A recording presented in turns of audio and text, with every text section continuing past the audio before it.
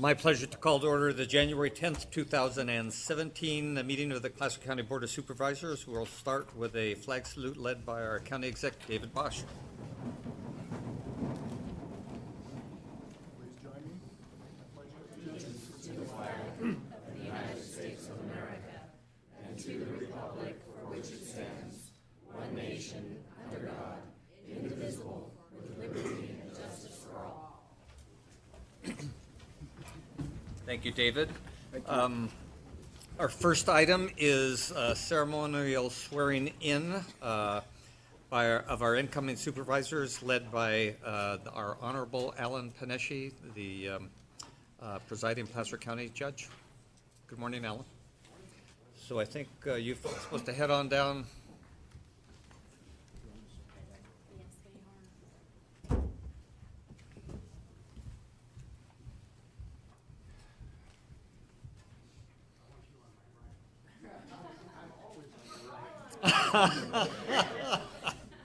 Supervisors Euler, Montgomery, and Holmesby, raise your right hand, please. Repeat after me. I state your name. I, Jennifer Montgomery. Do solemnly swear. That I will support and defend the Constitution of the United States. That I will support and defend the Constitution of the United States And the Constitution of the State of California. and the Constitution of the State of California Against all enemies, foreign and domestic. against all enemies, foreign and domestic. That I will bear true faith and allegiance. That I will bear true faith and allegiance To the Constitution of the United States and the Constitution of the State of California. to the Constitution of the United States and the Constitution of the State of California. That I take this obligation freely. That I take this obligation freely Without any mental reservation without any mental reservation or purpose of evasion. or purpose of evasion. And that I will well and faithfully And that I will well and faithfully discharge the duties upon which I am about to enter. discharge the duties upon which I am about to enter. Thank you. Congratulations.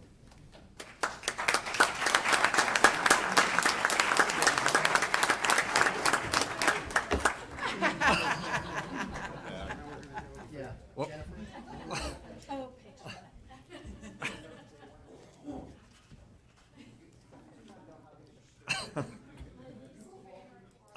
This job. All right, you guys in the middle. Picture taking. You're in the middle. I think we're that way. Yeah. We don't want to see your back.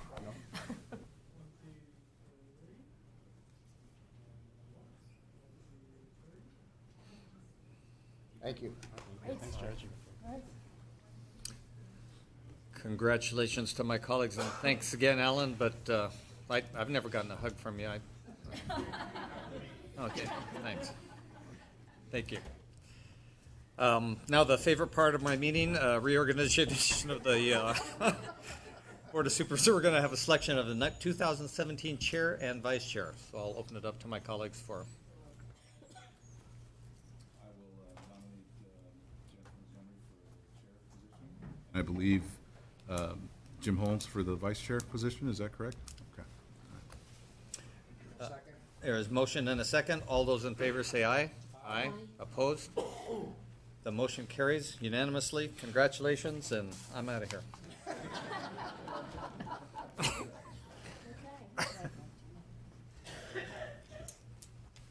Now we do the awkward moving around. So Yep. And I'll try to behave myself next to Kirk. But good luck with that.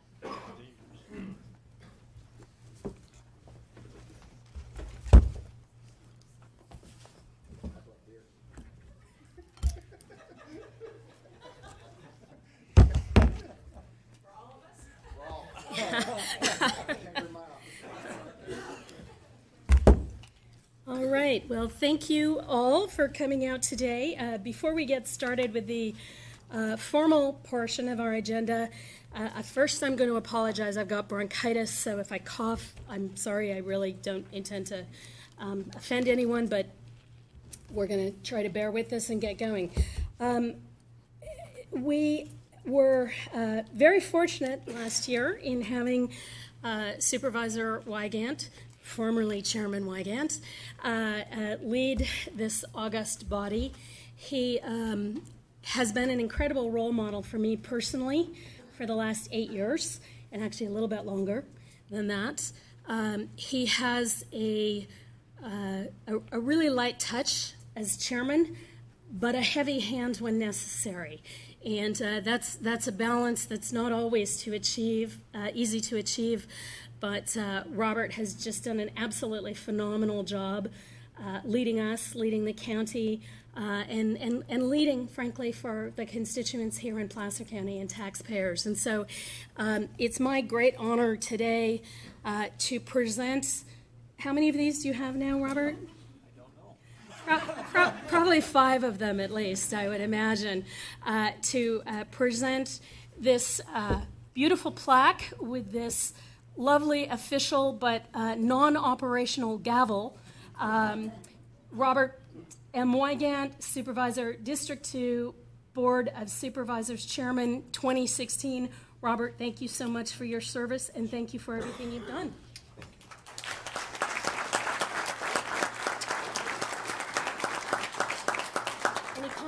Like to make? No.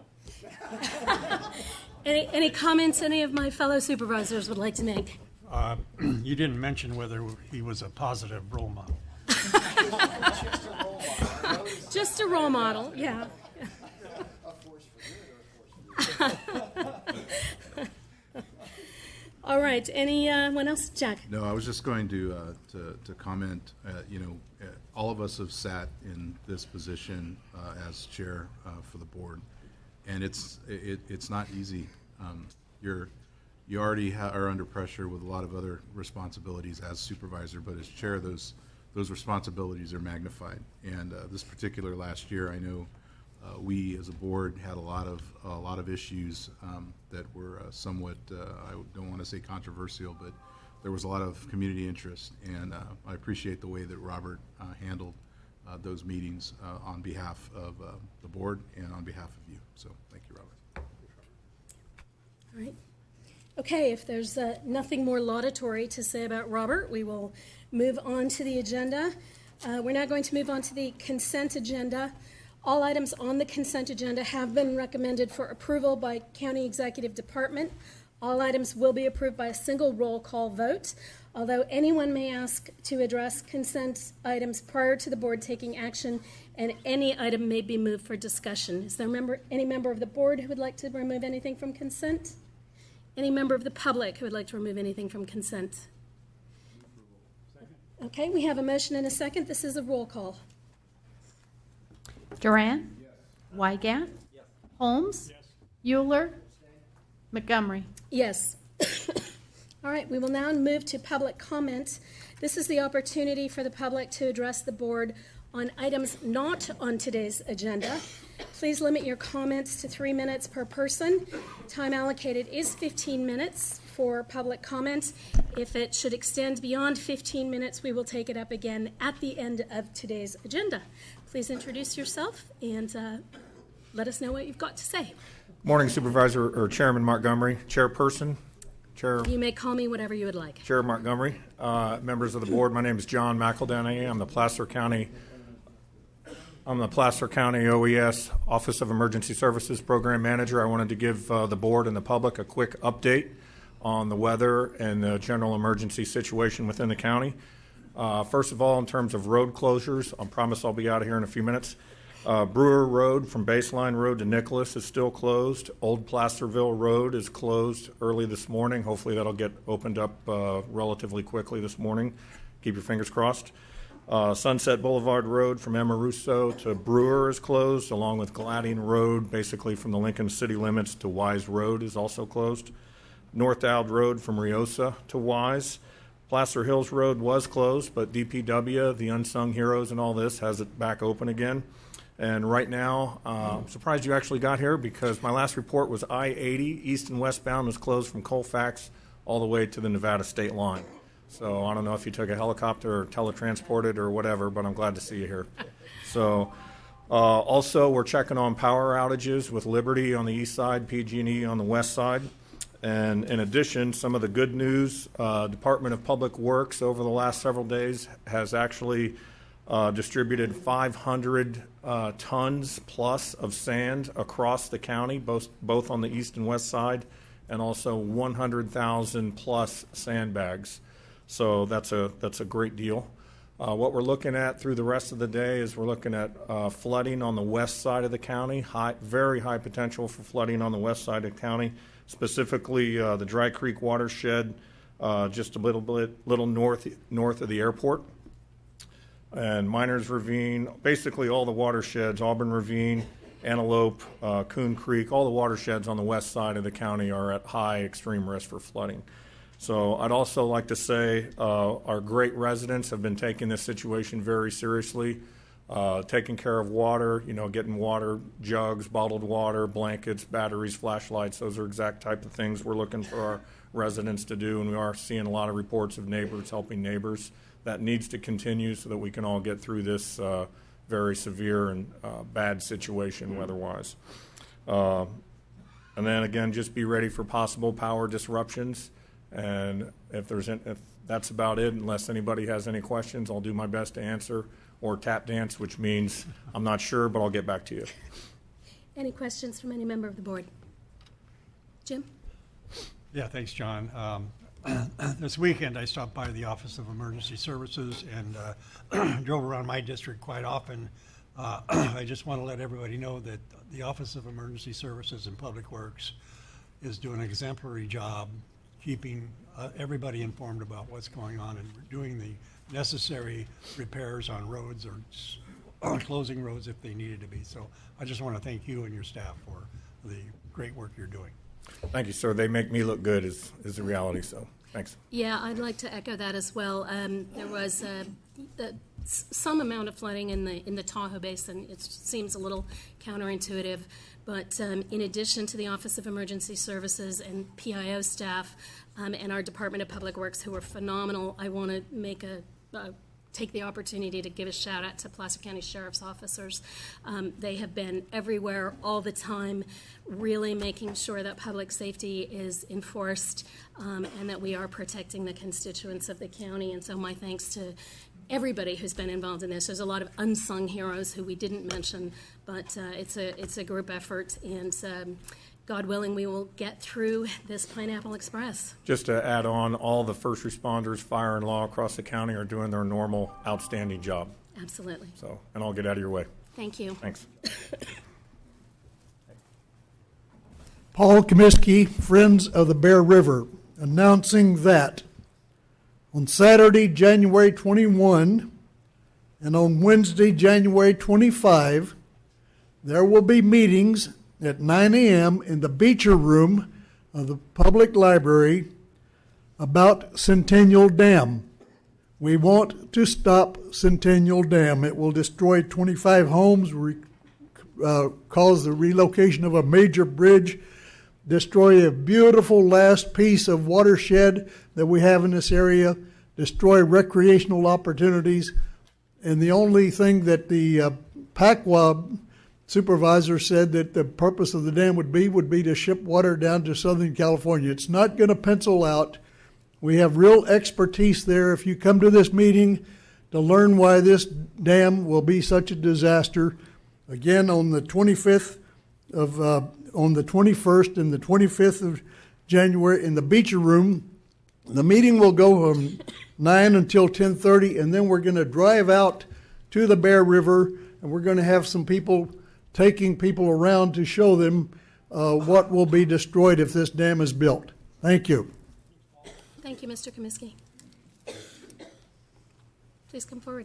Hi. With all due respect, I believe that the emergency services report should not be deducted from public comment time.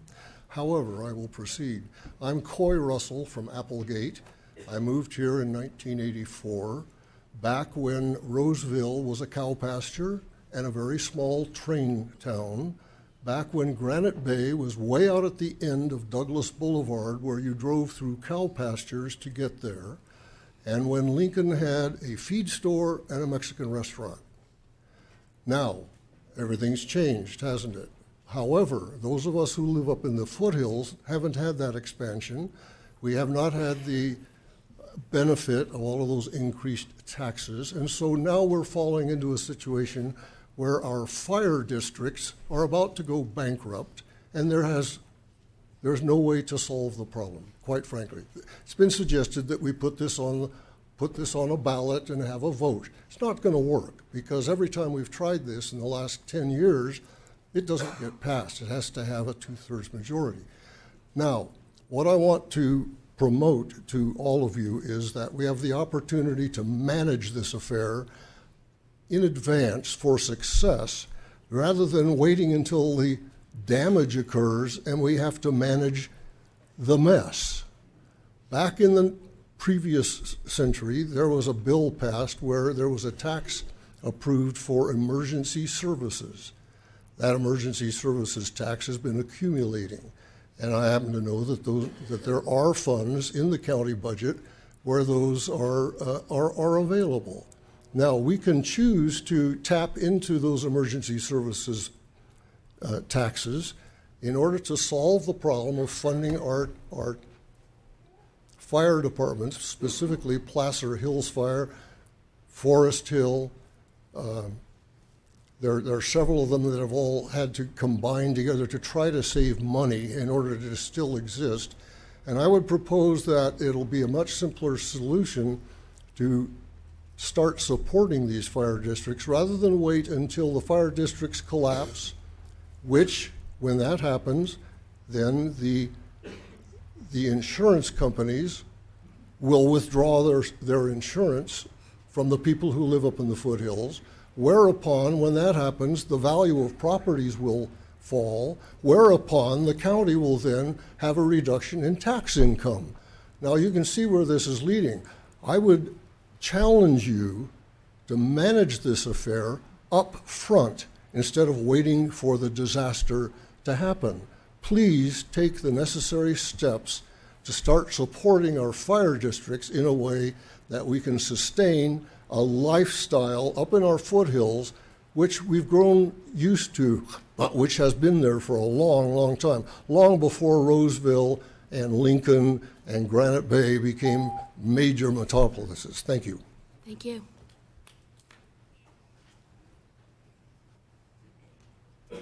Good Good morning. morning. My name is Karen Russell. I live in Applegate, and I'm speaking in regard to the library, possible closure of Applegate Library.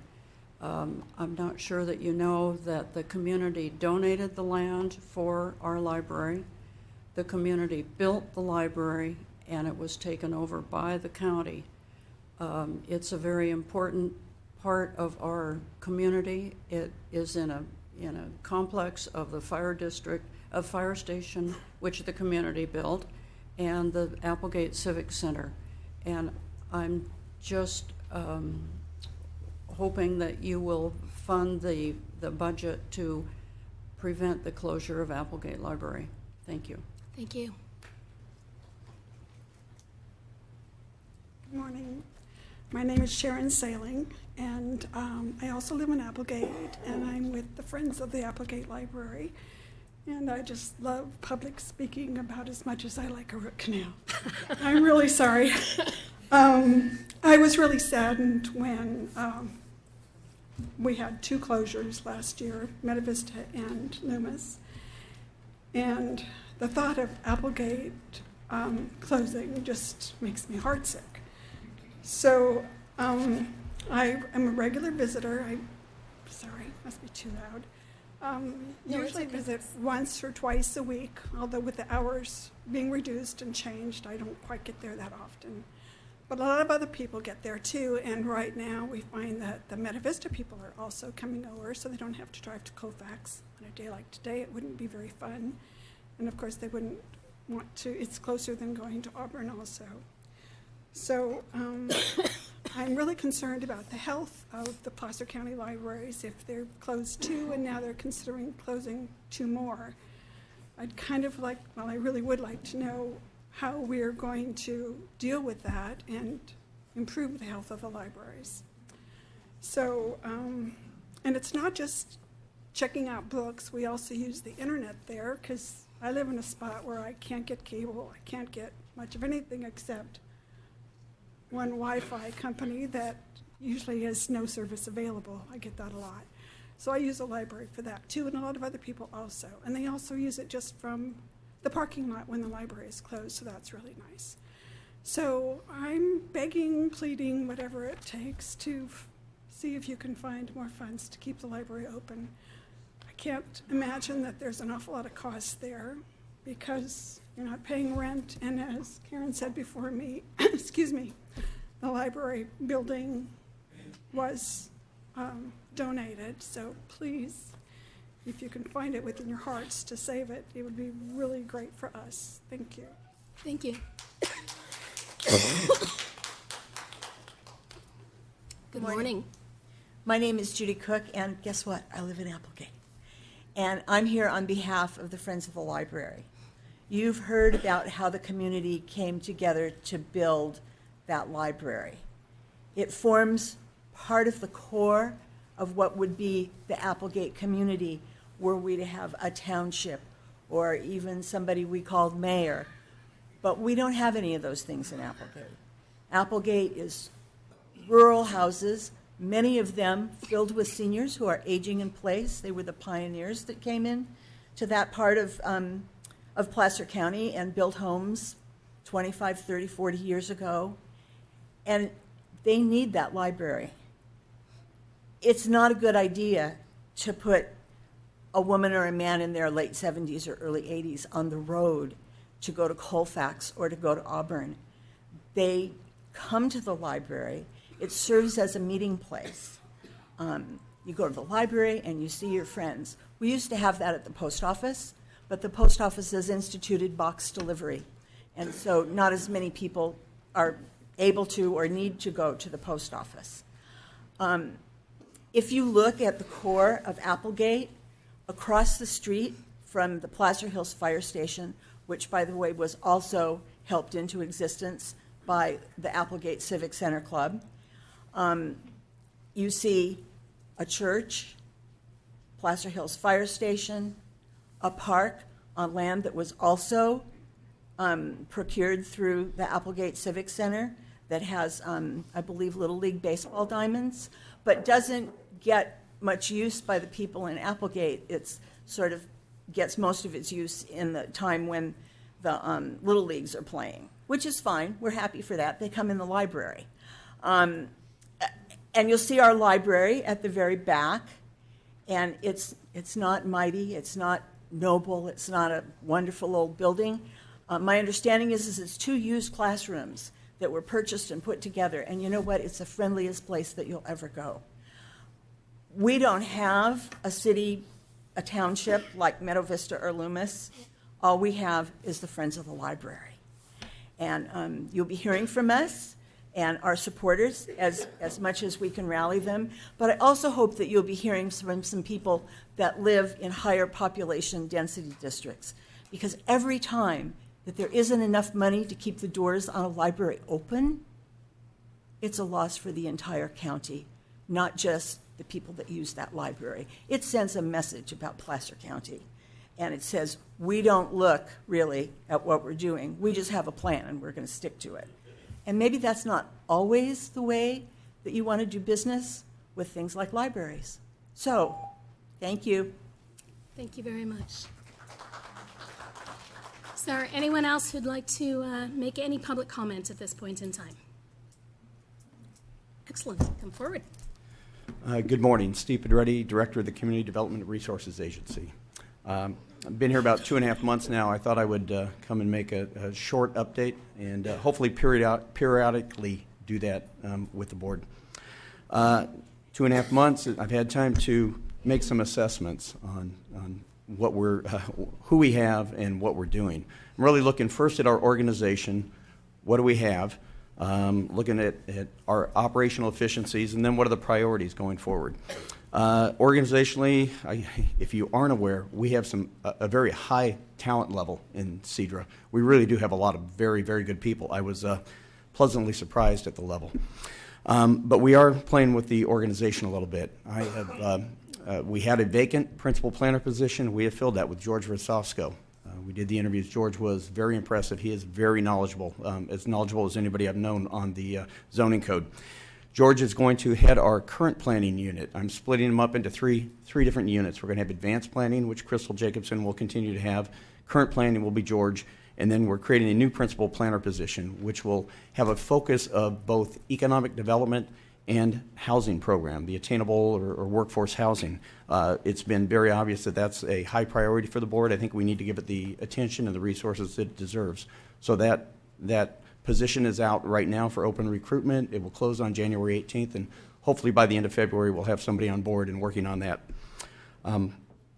And by splitting those up, there'll still be some work across the boundaries within those different sections, but I think it's important, given the increasing workload, that we have a separate current planning group where we can focus on processing maps, and we can also determine what the workload is and adjust as we need fairly quickly.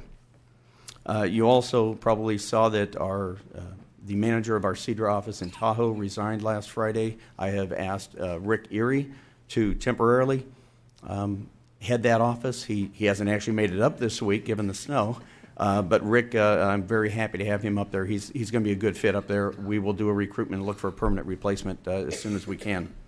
Also, we're creating an environmental coordinator position. We have not had that for a number of years once the downturn in the economy hit. It's time to get a permanent environmental coordinator. We have enough workload. I'd also like to create a mitigation monitoring and reporting program that will check on the mitigation that we do to make sure that 5 years later the oak trees are still growing and alive, that the wetlands are in place, et cetera. Efficiencies. We have a number of things that we want to look at before we add more staff. We want to make sure that we're doing things as efficiently as possible. Tomorrow afternoon, we're going to have our first development streamlining committee meeting. This is a meeting where we get together with our frequent customers, the developers, the engineers, and architects, and go over any process issues that we have or anything that they think we could be doing better. I've implemented this successfully in 2 other jurisdictions prior to this. It's a very good program. We can sit down informally and just talk through what are the things that we're doing that we could do better, and things that maybe on the development side they could do better. So I think that'll be very useful. Our partner agencies, Placer Water Agency, Department of Public Works, and others will be there as well. So I think it's a very good program. And we are pushing, by the way, working county-wide with all the other agencies. I don't know any way that Cedar can be successful unless we are working with all the other agencies, the CEO's office, Public Works, Environmental Health, and everyone. Efficiency-wise, we've got a few things that have long been planned. We're pushing them forward. Online building permits, we're testing that right now with solar permits, but we will, by the end of the month, we hope to roll out a number of the minor permits, the very simple ones, and allow our customers to submit those permits online, pay for them online. They won't have to come in. They won't have to stand in line. It's more efficient and better for everybody. We're also looking at implementing an electronic plan check system where local engineers and architects can submit their plans, improvement plans, their maps, electronically. It would be submitted to us. We could immediately distribute it to all our partner agencies for their review. We've taken the lead in working on getting a new software system. It's called Bluebeam. It costs about $220 to purchase. It's very inexpensive. We have to get bigger monitors, but for a relatively small price, we can get this set up and get it working. We're going to implement it slowly or simply. We're not going to go crazy trying to make sure that everything is fully integrated, but we will do it in a sane manner, in a way that really is efficient for everybody involved. And it saves the developers from having to print many copies, bring them in. We have to distribute, so there is some time savings and efficiencies. So we're very excited about that. Again, Placer Water Agency, fire districts, and others are doing this alongside us. We're taking the lead and pushing it forward, but they're all part of this. So very excited about that. Other than that, we have a few ordinances that will be, I want to prioritize, that will hopefully create some efficiencies. Setback ordinance is fairly simple. We have a lot of zoning administrator items that come forward. We had 20 a couple weeks ago. If we could adjust our ordinance, we think we can reduce the number of those, save everybody time and money. So there are a lot of those small things that we're going to try to do to promote efficiency. So just as a heads up, I want to give you that brief. Thank you. Thank you very much, Mr. Pedretti. I have a comment, Steve. Supervisor Duran? No, I just want to thank you for reaching out to all of us to discuss what you just discussed. I think, believe it or not, folks, when you sit at the top of the head of the table, sometimes you don't know what's going on at all. And I want to thank you for setting a good example. And I think there are some departments here that could do better in being transparent before they just come and tell us what they're going to do. That's very important, so thank you. Okay. You know, one thing I forgot to mention too is as we look at the priorities, since economic development has been such a priority, we do want to push that. We know that we have, you know, somewhat of a regulatory portion. We have to look at things, make sure they're safe, buildings are safe, development is safe. We also need to be part of the economic development of this community, since the board has made that clear that that is something we need to do. We intend to make that a focus, working with the Greater Sacramento Economic Council and with others. We really want to work with all the other departments in trying to promote that as well and make that a part of what we're doing. So Placer Ranch, Sunset areas, some of those, I think it's very important. So we're going to try to put a focus on that as well. Thank you. Thank you very much. Is there anyone else who would like to make a comment under public comment? Okay, seeing none, I'm going to close public comment. As a follow-up to Mr. Pedretti's report, I think I'll try to sit down with the CEO office and create an opportunity on future agendas for similar updates like this that aren't necessarily agenda items, but just updates so that we can be kept in the loop on these and similar issues. Okay, we're now going to move to board member reports. We'll start down here on the left. Supervisor Euler, anything? Supervisor Wygant? Supervisor Holmes? Mr. Duran? Okay. Seeing no board member reports, and it being 9:32, we are going to move to our 9:30 timed item. This is a Health and Human Services item, the Placer County Older Adult Advisory Commission Annual Report and 5-Year Plan. I believe Cynthia Bigby is going to be reporting. And the always charming Eldon Luce. So you better be charming.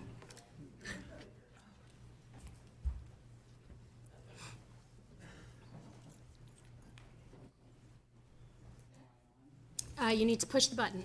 There. Oh, now you're on. There we go. Thank you very much. Well, yes, the ever returning. It's nice to be back before you again.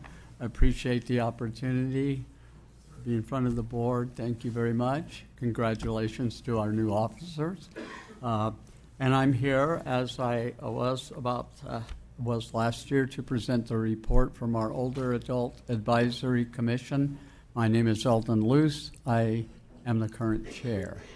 And you've received our report. I don't want to go into a whole lot of detail. You have the slides here.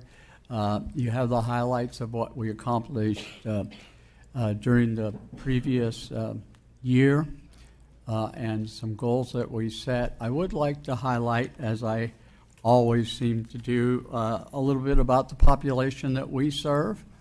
As you see in the report, currently over 90,000 people in our county. 1/3 of our adult population is now 60 years or older, increasing by 260 a month. Quite dramatic. We all knew what was coming.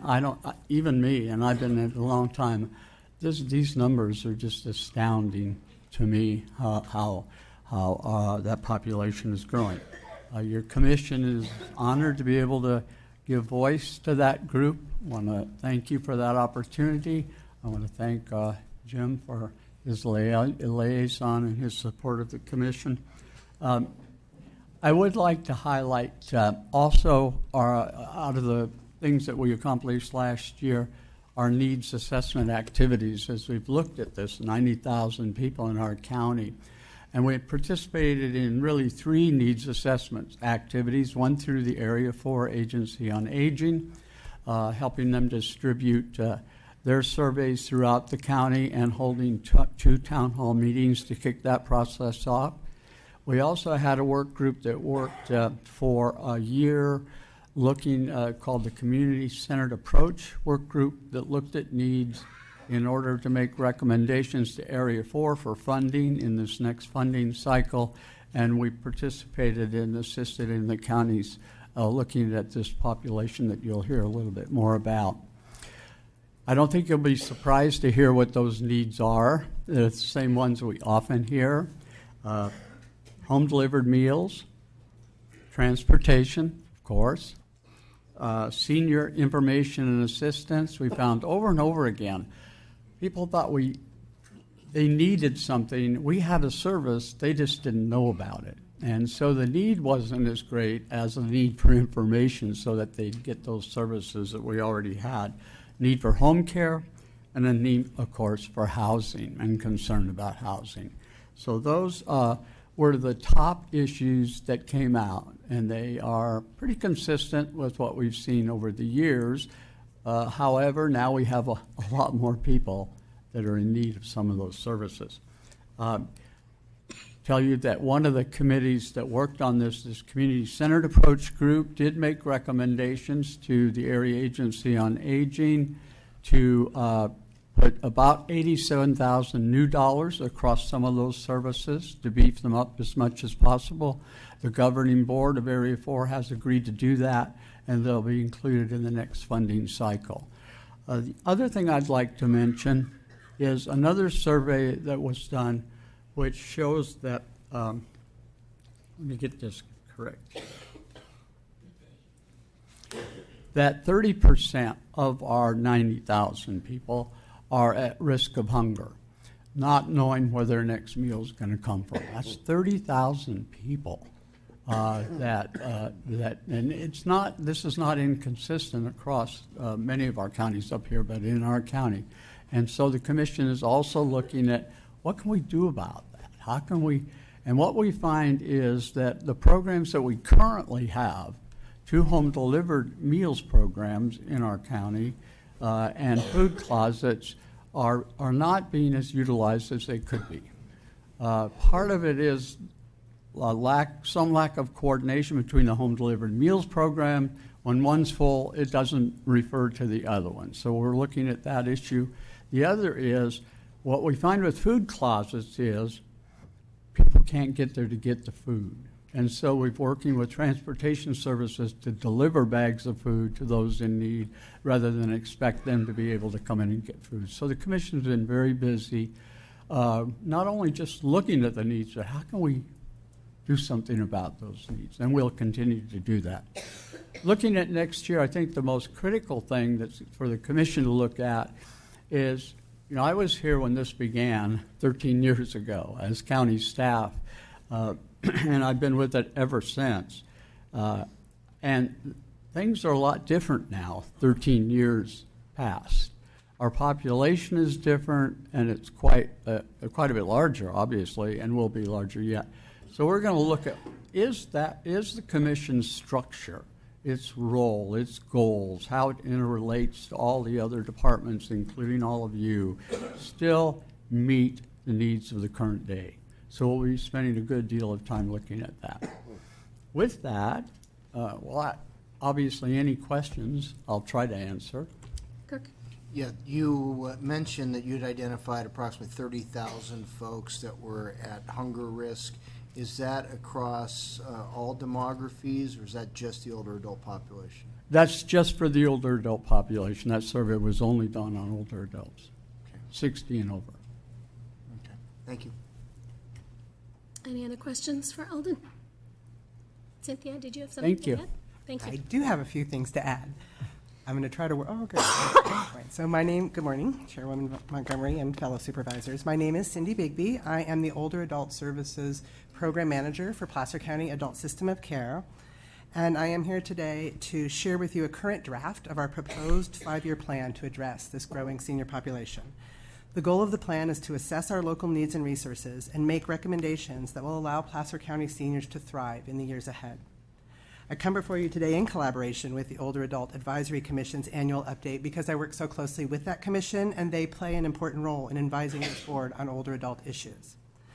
The plan is a living document, and while I have met with many stakeholders and community members to gather input, the plan is not final, and that process is still ongoing. I am scheduled to meet with the municipal advisory councils in Western Placer, Horseshoe Bar, and Lincoln in the next few weeks, and I'm having some dedicated conversations with the Tahoe area service deliverers as well, service providers. And I, of course, welcome and appreciate any input from this board after hearing this presentation. As Eldon has mentioned, the older adult population continues to grow in percentage across the nation, state, and globe, and here in Placer County, it's growing at a higher rate than across the state or national averages. I am going to move, just on a side note, I'm going to move rather quickly through the PowerPoint, and I don't read off of it, so I know you all have it, just for time security as well. So, in 2006, the World Health Organization outlined strategies for age-friendly communities. The city of Roseville became a designated age-friendly city in 2011. In order to support an age-friendly county, the 8 domains developed by the World Health Organization were used as the framework for this plan. The domains will be addressed in the upcoming slides.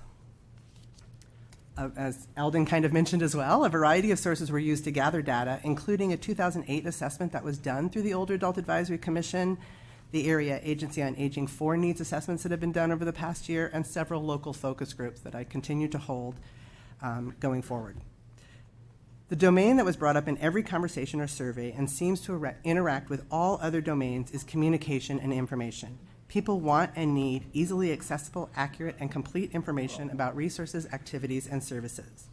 That information needs to be available through single points of entry and in a variety of methods, written, verbal, and online. I think we all know the importance of transportation, particularly in the geographically diverse and rural areas of our county. What stood out in the conversations is that while there are still gaps in transportation, there's also a widespread lack of knowledge of the existing resources, which leads back to the need for better information dissemination. We're all very aware of the concerns and lack of housing in our county. For older adults, the solution may lie in innovative strategies, such as multi-generational housing that uses college students to provide social interaction and basic needs in exchange for free rent. Increasing programs for home modification and home repair to allow individuals to age in place is another recommendation. And again, the need for easily accessible, accurate, and clear information about housing options was raised as an issue. Community and health services is the 4th domain. Identified needs include a lack of affordable and trained in-home care providers and access to care, which ties back again to transportation. Available information was again identified as a challenge. People aren't clear what services are available or how to access them.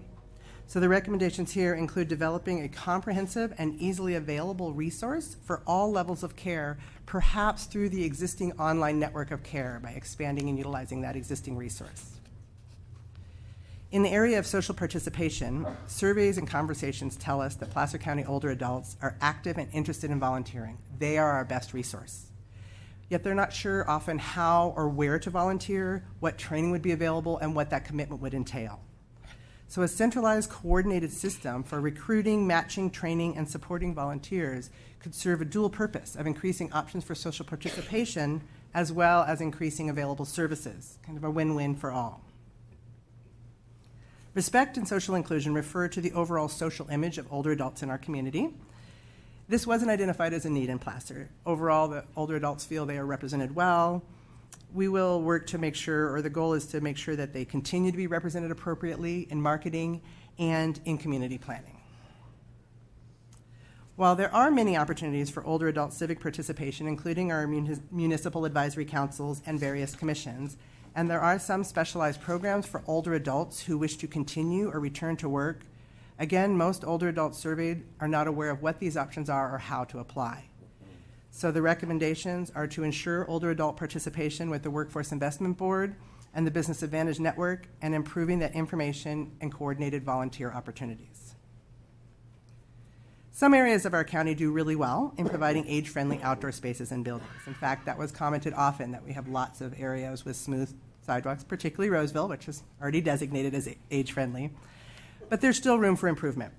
Ensuring that the older adult voice is heard and their needs are considered when reviewing new construction and developments, and reviewing existing codes to see where small changes may create options for improved access and support, such as the recent code change around granny units, are ways that we can move forward. So the role of Health and Human Services over the next year includes researching some of these innovative housing solutions and volunteer systems, continuing to engage in conversations to assess the needs and resources, educating other county departments, such as CDRA, on older adult issues, and providing this board with regular updates.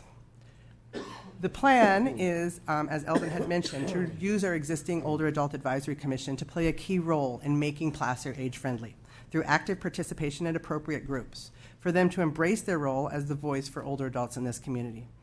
to have each commissioner choose a domain that they're passionate about, and to have the commission's district representatives meet regularly with each of you, and to have them go to the municipal advisory councils on a regular basis, which has not been part of what they've done in the past. That's my short presentation. So thank you for your time, and I welcome any comments and suggestions or questions from the board at this time. Any questions from any member of the board? Supervisor Holmes. Thank you, Eldon and Cindy. Eldon, your leadership in this effort is just phenomenal. And I appreciate you reaching out to me and letting me know what's going on with Area 4. And it's my understanding you're the new chair of Area 4 agency. Take my seat. You this do month. a strong voice for us older adults, and I appreciate that and look forward to working with you throughout the rest of the year. So thank you, and you too, Cindy. Thank you very much. And just let me add that this probably is my last annual report to you from the commission, because I term out in June. And so we'll have a new chair. I will still be on the commission, but so it's really been a pleasure. I mean that sincerely. Thank you. Thank you. I do have just a couple of quick comments, if I may. One of the things that I hear consistently, and it actually came up today in some of the comments around the Applegate Library, is the lack of access that everyone has, but seniors particularly, to good internet connectivity. And it certainly appears from some of your comments that we have resources, and people aren't able to access the information around those resources. So one of the things that I really think we need to focus on as a county, not just in the 5th district, but in the more rural parts of all the 5 districts, is better internet connectivity. My mom is 82 years old. Sorry, Mom. And, she's online all the time. She is very fortunate in that she does live someplace where she has great internet connectivity. She has a world of information at her fingertips. But if she were not that fortunate to be able to have that access, she would have a much more challenging existence getting the information that she needs. So I would really encourage all of us as a board and as members of the community to keep working to try to get better internet service provided, try to make it more affordable, lifeline service for seniors. And to me, that's going to be a huge step to addressing some of these shortfalls in service when we actually do offer the service, but people just may not be aware that it's out there. So that's kind of my input on this.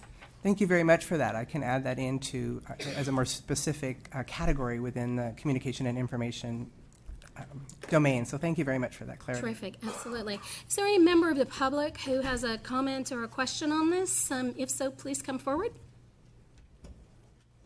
Okay, seeing none, thank you very much for the report. Eldon, thank you for your service, and congratulations on your chairmanship this year. Okay. It being, 9:48, we are going to move to our 9:45 timed item. This is also a Health and Human Services item, Placer County Health and Human Services Achievement and Merit Awards. Jeff Brown. Good morning, Chair Montgomery, members of the board. Jeff Brown, your Health and Human Services Director. This morning I'm pleased to be here with some good news that our county has been awarded 5 NACO awards, National Association of Counties, and Achievement Awards, and one of these programs actually also received a CSAC award, the California State Association of Counties Merit Award. So the 5 programs acknowledged include our Children's System of Care Dependency Court Parent Orientation Program. This program prepares parents so that they can better participate in dependency court, they can better utilize local resources, and hopefully ultimately reunify with their children. Second program is our Youth-Directed Placement Services. This is a partnership with Whole Person Learning as CSAC partner. And this engages youth in the child welfare system and allows them to provide input into their placement. And research has shown when youth can actually have a voice at the table and provide that input, they actually are much more successful in their placement in the long term. Our Adult System of Care Full Service Partnership Outreach and Housing programs were also honored. These are programs which engage homeless adults with chronic and severe mental illness, really try to address the barriers that keep them homeless and ultimately get them housed. Our fourth program is Animal Services Homeless Pet Program. It's a program that's relatively new, but we really work to aid homeless individuals by providing care and shelter for their animals so that they don't necessarily have to make that hard decision about going into shelter and leaving their animals behind. And then finally, the Clean Slate Program. This is a partnership between our Human Services Division, Business Advantage Network, and Legal Services of Northern California. Assists job seekers with minimizing the impact of their criminal records to really help them move forward and ultimately get employed. So all of these programs received NACO awards. The Clean Slate program actually received a CSAC Merit Award in addition. So these awards really highlight your investment and commitment to some of our most critical programs in our department, and particularly the innovation and exceptional hard work of our staff. And so if I can just take a moment, I'd like to acknowledge our staff, our CSAC staff. CSAC. Anyone in the audience? Would you like to stand? Okay. Great. And then our adult system of care staff.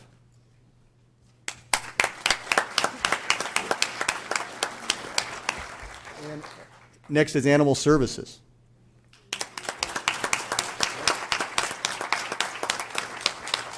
And then finally our Human Services staff and our Business Advantage Network staff. So thank you for the opportunity to share some good news, and I think we have some awards. We do. We have some awards right there. And do you have individuals who you've designated to come up? I'm going to ask for our division directors to come forward. Okay, terrific. I'll come down to the podium then and read these off. And just come forward, please. Guess I need my glasses. Speaking of older adults. Okay.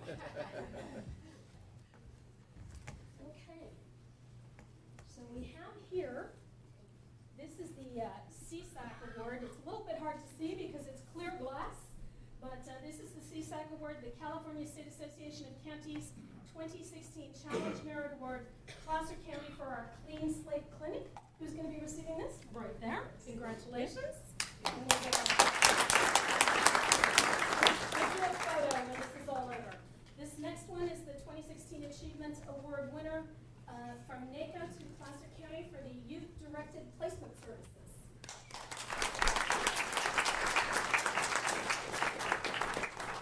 Again, a 2016 Achievement Award from NACO for Dependency Court Parent Orientation.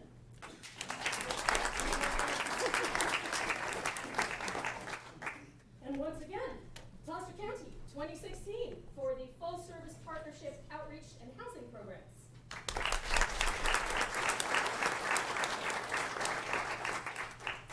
What a surprise! Placer County 2016 NACO Animal Services Program to aid the homeless.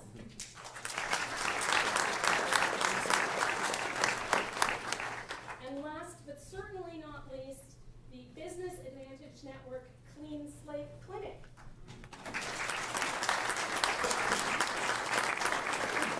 All kind of gather around here. Short people in the front, tall people at the back, please. Not sure how many of us are actually tall, but we'll try.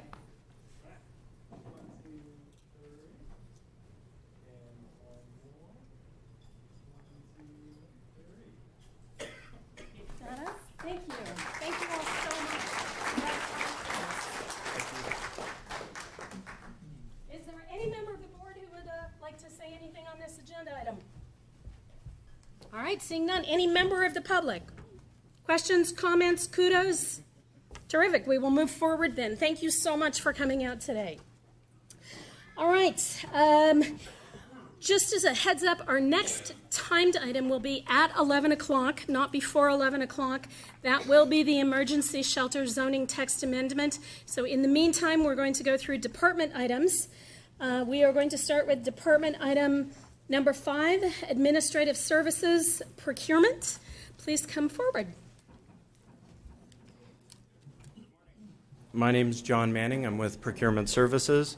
I'm here today requesting your board's approval to award competitive invitation for bids number 10584 to Future Ford Lincoln of Roseville, California, Albany Ford Subaru of Albany, California, and Winter Chevrolet of Elk Grove, California, for the purchase of various types of fleet vehicles in the maximum aggregate amount of $1,156,431. I'm also requesting your board's approval to award purchase orders for additional vehicle requests of the same type as listed in invitation for bid number 10584 within fiscal year 2016-17, so long as the requests are appropriately budgeted and included in the fiscal year 2016-17 master fixed asset list. The Department of Public Works and Facilities submitted requests to purchase 43 vehicles, including 2- and 4-wheel drive pickup trucks, mini and full-size cargo vans, sport utility vehicles, mid-size, and hybrid sedans as well. Procurement Services developed and distributed invitation for bid number 10584 using the public purchase system, and the bid was also advertised on the county's website. Local vendor preference and prompt payment discounts were considered in the bid evaluation.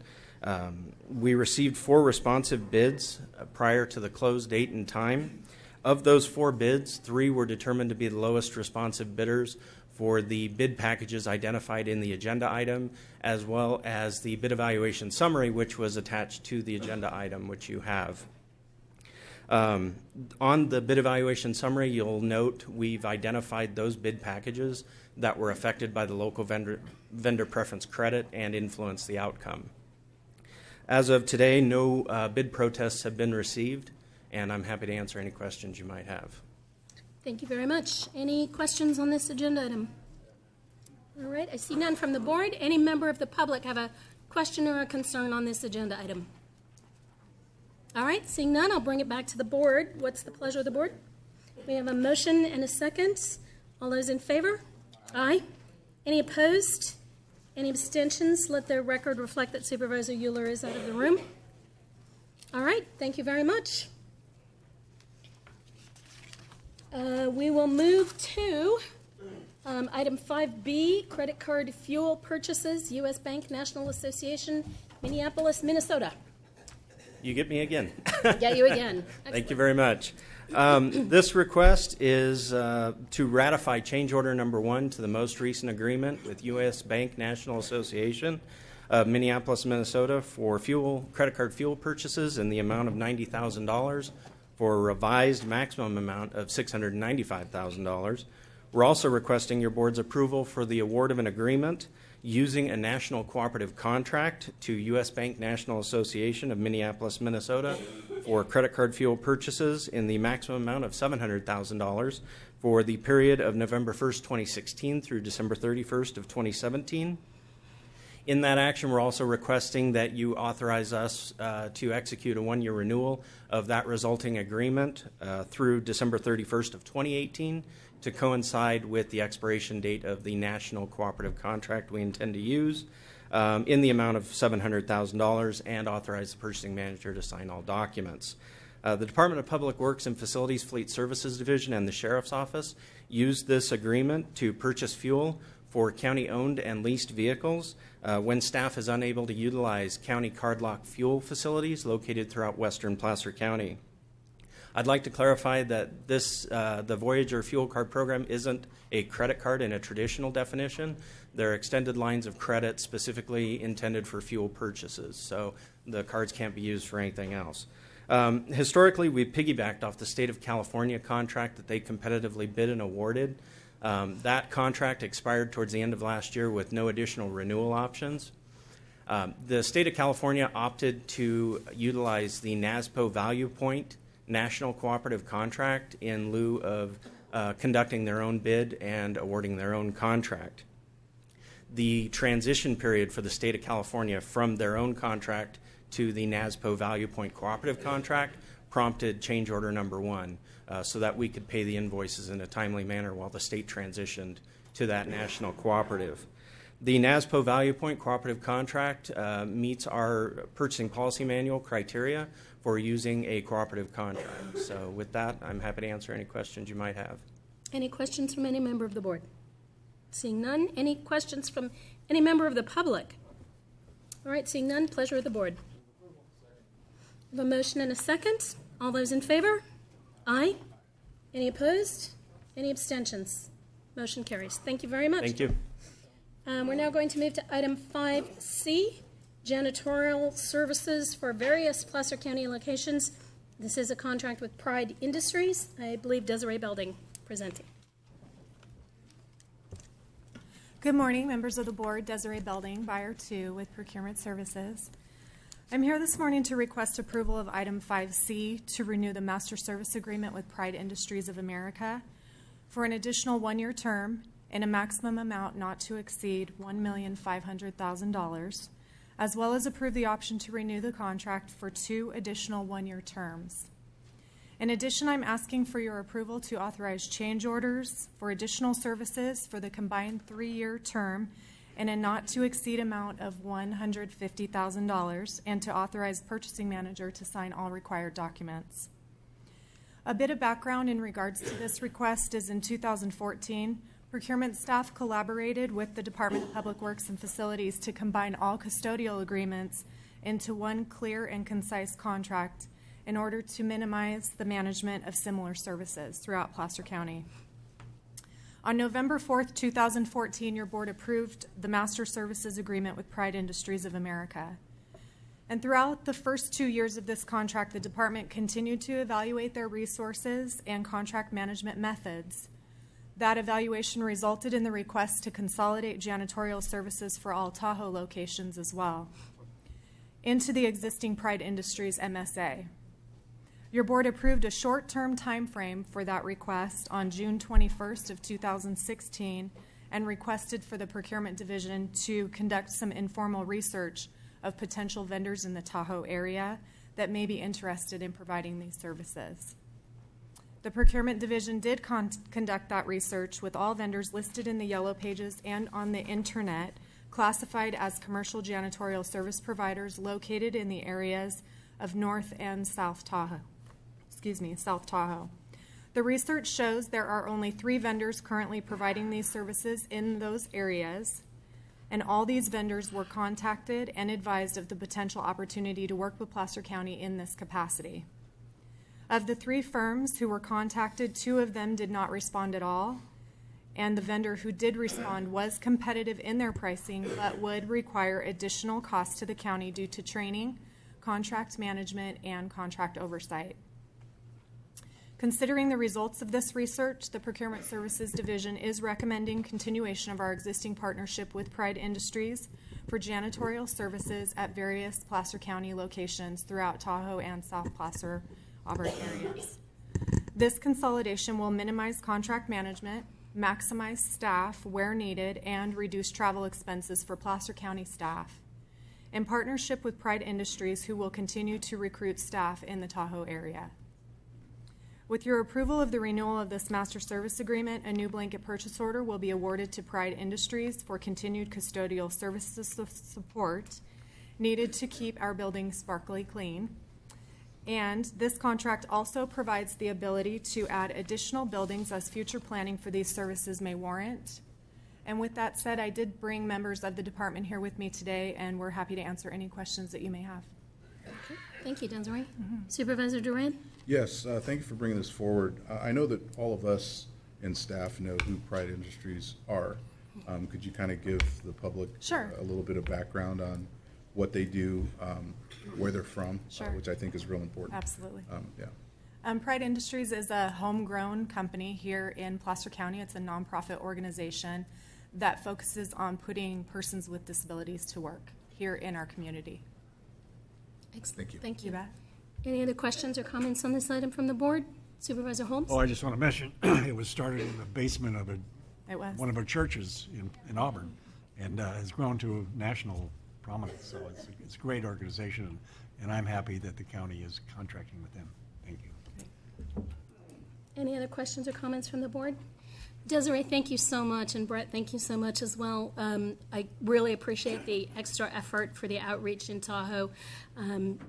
Pride Industries is a local Placer County group, but we're always looking as a board to try to make sure local vendors are aware of opportunities within Placer County to provide services. And so I really do want to thank you for going above and beyond on all of that and making the effort. Obviously the upshot is it's going to be Pride, which is great, and we're all going to be proud of that because they are a local group. But just really wanted to say thank you for going above and beyond. You bet. Any member of the audience have any question or comment on this item? Please come forward. Hi, Eric Hill. I've had children and relatives both working at Pride, and just thank you for their support, or for your support of them. They do have difficulty getting contracts a lot of time and keeping everybody busy, so this is a great opportunity. Thank you, Eric. Appreciate that. Any other questions or comments from anyone in the audience? All right, bring it back to the board. We have a motion and a second. The terrible twosome at the far end there. All in favor? Aye. Any opposed? Any abstentions? Motion carries. Thank you very much. We are now going to move to item 5D, food and culinary items, various blanket purchase orders. Desiree, I believe you're presenting again. That is me again, Desiree Belding with Procurement Services. For this item, I am seeking your approval of item 5D for a short-term renewal of 6 months beginning January 11th, 2017 through June 30th of 2017 with various suppliers for food and culinary items. And to clarify food, I'm referencing whole foods and raw foods. This item is not to exceed $600,000 and also request for the purchasing manager to execute change orders in a not to exceed amount of 10% or $60,000. Regarding this item of request, food service policies and procedures require that all inmates to be provided 3 nutritionally adequate meals per day in compliance with Title 15 and purchased at a reasonable cost.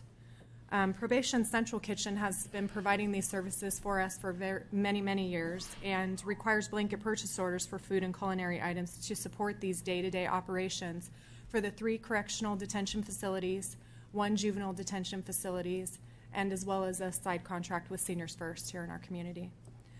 Recent consideration for alternative food service methods have been undergoing evaluation, and prior to us making a recommendation for future food services, the probation department must maintain the current food service program.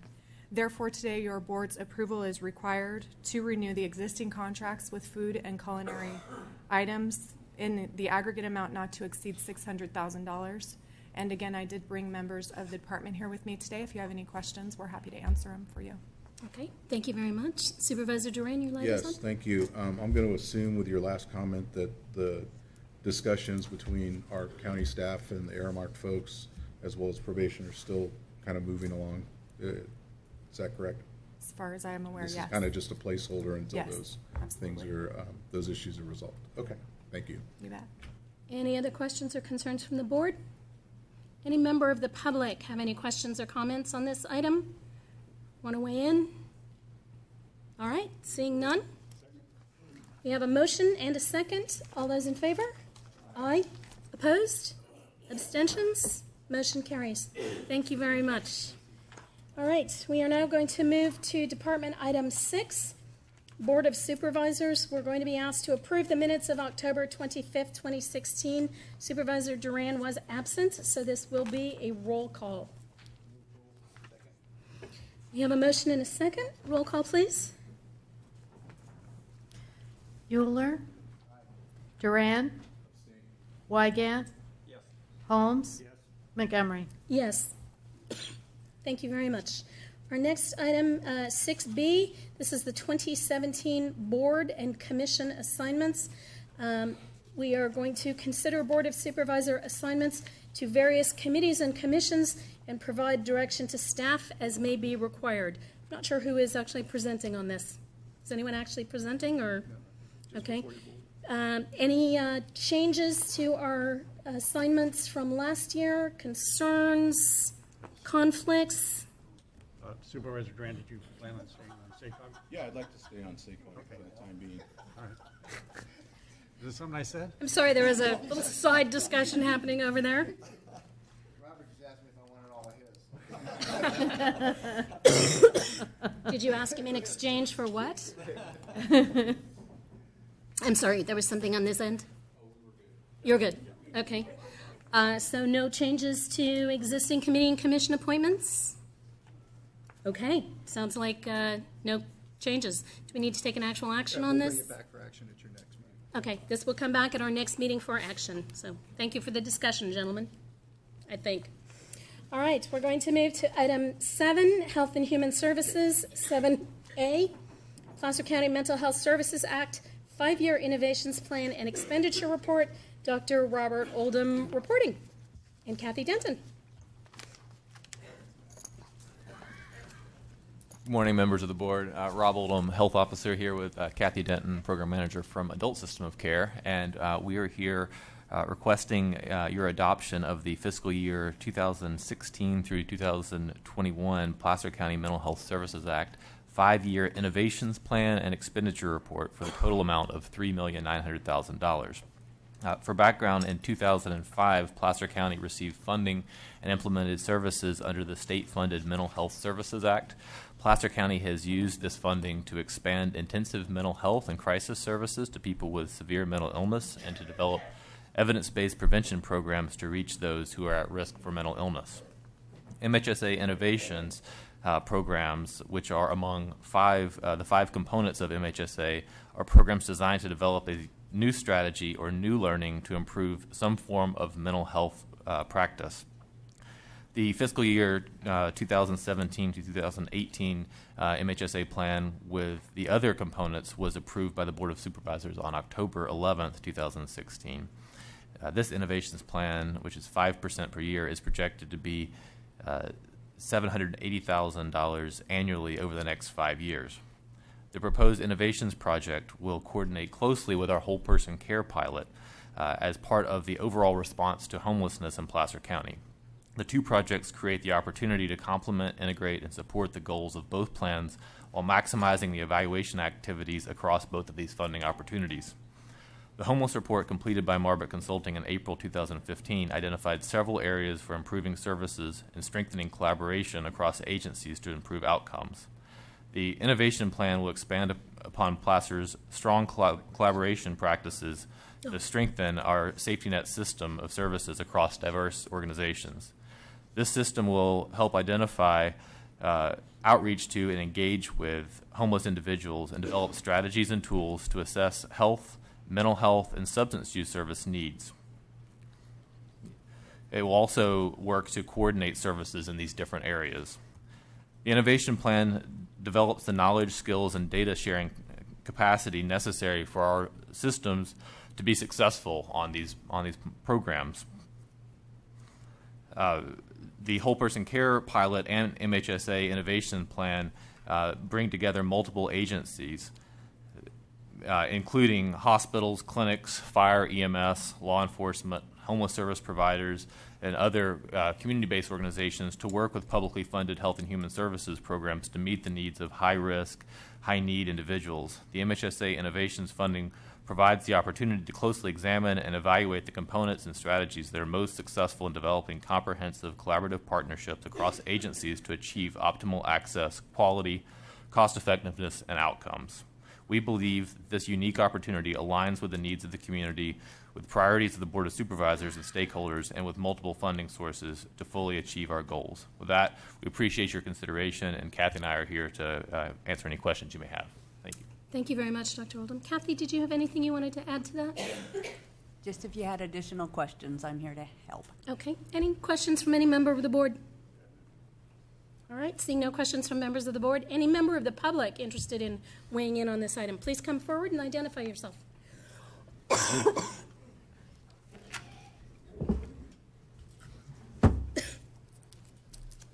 Good morning.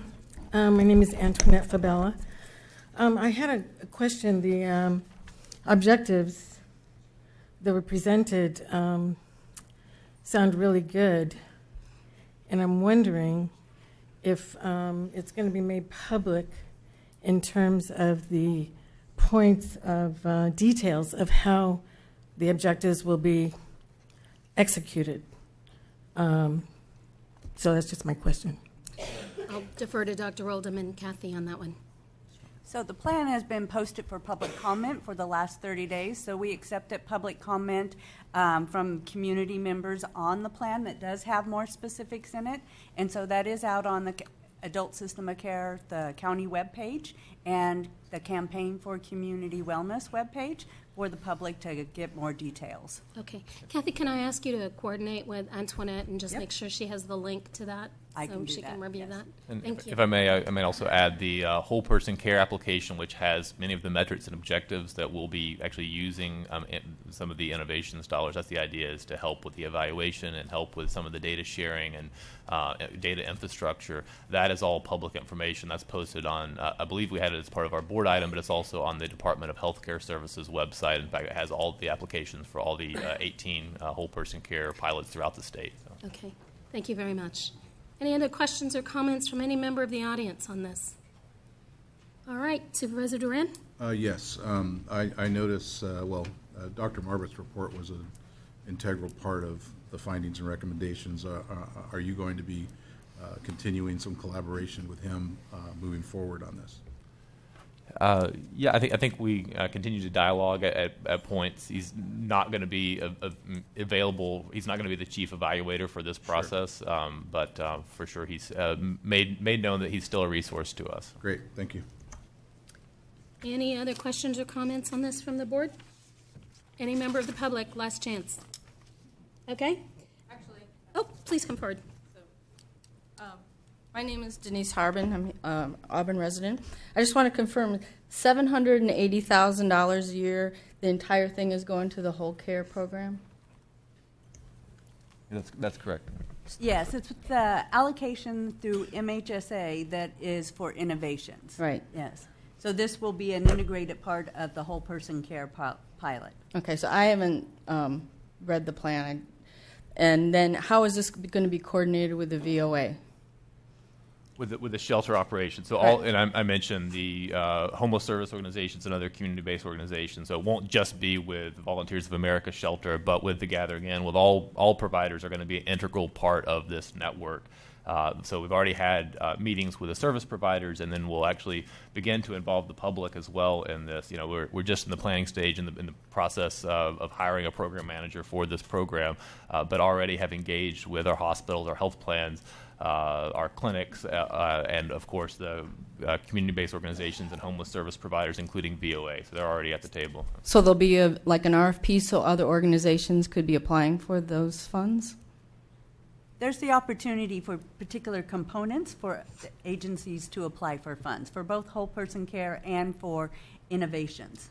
Okay. And is part of this going to be a crisis unit? That's part of whole person. Yeah, so a crisis stabilization unit is not something that's eligible to be funded under whole person care. Okay. Or under MHSA innovations in this case, right? No, we're not looking to that as one of our items. And I would suggest, if you wouldn't mind, maybe circle back with Kathy and Dr. Oldham, and if you have additional questions, I'm sure they can get them answered for you. We'd be happy to take care of that. Okay, thank you. All right, seeing no other questions or comments on this, we are being asked to adopt the fiscal year 2016-21 MHSA Services Act 5-Year Innovations Plan. All right, we have a motion and a second. All those in favor? Aye. Any opposed? Any abstentions? All right, seeing none, that passes. Thank you. We are going to move on to the update of Placer County Children's Emergency Shelter Closure Agreement with Children's Receiving Home of Sacramento. Twyla Abramson presenting. Good morning, Chairwoman Montgomery, board members, Mr. Bosch and Mr. Cardin. Twyla Abrahamson with the Children's System of Care. To be here today to giving you an update on the Children's Emergency Shelter transition and also a request action on a related item. So the Children's Emergency Shelter transitioned the last 2 children on Tuesday, December 13th to community-based emergency shelter care. This was completed before the January 1st, 2017 deadline to be in accordance with recommendations from the California Department of Social Services in response to legislative action AB 403, sponsored by Stone, which is known as Continuum of Care Reform, or CCR.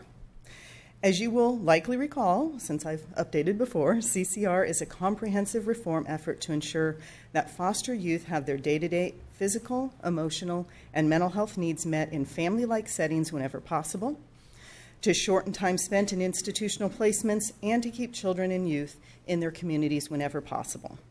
Your board has received periodic updates about this reform effort and has taken a number of actions to prepare for elements of CCR over the past year, one of which was request for proposals number 10453, in which Koinonia Family Homes was competitively selected to recruit, train, and manage a network of emergency, respite, and traditional foster care homes for this purpose. It was brought to this board's attention that as the recruitment efforts occurred this past year, it became clear that there was limited families willing to become certified foster homes for older teenagers and for those with behavioral and mental health challenges. Your board took action on July 12, 2016, to amend the Koinonia Foster's Home contract to provide an additional 6 dedicated beds in a family-like setting for these more difficult-to-place youth who require emergency foster care. This family-like setting needed to become licensed by the California Department of Social Services Community Care Licensing Division, a tricky concept when they had a moratorium on this. However, it has become licensed and it has become operational as planned in December, which allowed us to move our last 2 children. The beds in this home are only used when an emergency treatment or traditional foster home is unavailable. However, due to the county's obligations to have sufficient emergency shelter beds at all times, another step in this development was to diversify our ability to identify and have available backup beds. An exploration of buying beds to be held was conducted, but this was cost prohibitive. The plan before you today was deemed to meet the goal of having additional beds available for us to be able to place children into on an emergency basis only as necessary, but without a financial obligation to do so. Thus, we are requesting to contract with the Children's Receiving Home of Sacramento to have another option to place children and youth in for emergency shelter beds if all of the Koinonia foster family and dedicated beds are full. The Children's Receiving Home of Sacramento has been a privately operated emergency shelter program for Sacramento County for decades and also runs Placer County's trauma-based therapeutic preschool program. So we're requesting that the board take the following action. Approve an agreement with the Children's Receiving Home of Sacramento for emergency shelter beds in the event that other resources are at capacity for the period of December 15th, 2016 through December 14th, 2019, in amount not to exceed $107,220 per year. This amendment is fully funded through state and federal sources with no county general funds required and is included in the department's fiscal year 2016-17 proposed budget. We're also requesting that your board authorize the Director of Health and Human Services to sign amendments not to exceed 10% of the total contract amount. So I'm happy to answer any questions about this item or about the children's emergency shelter transition. And I thank you in advance for your consideration. Twyla, thank you very much. Any questions from any member of the board? Okay, I see none. Any questions, concerns from any member of the public? Please come forward.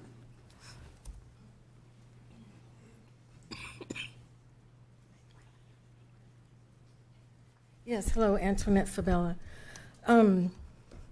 I've been involved with the Indian Child Welfare Act work group for the Continuum of Care reform. So my question is if there's been any recruitment in Placer County for Native American shelter homes.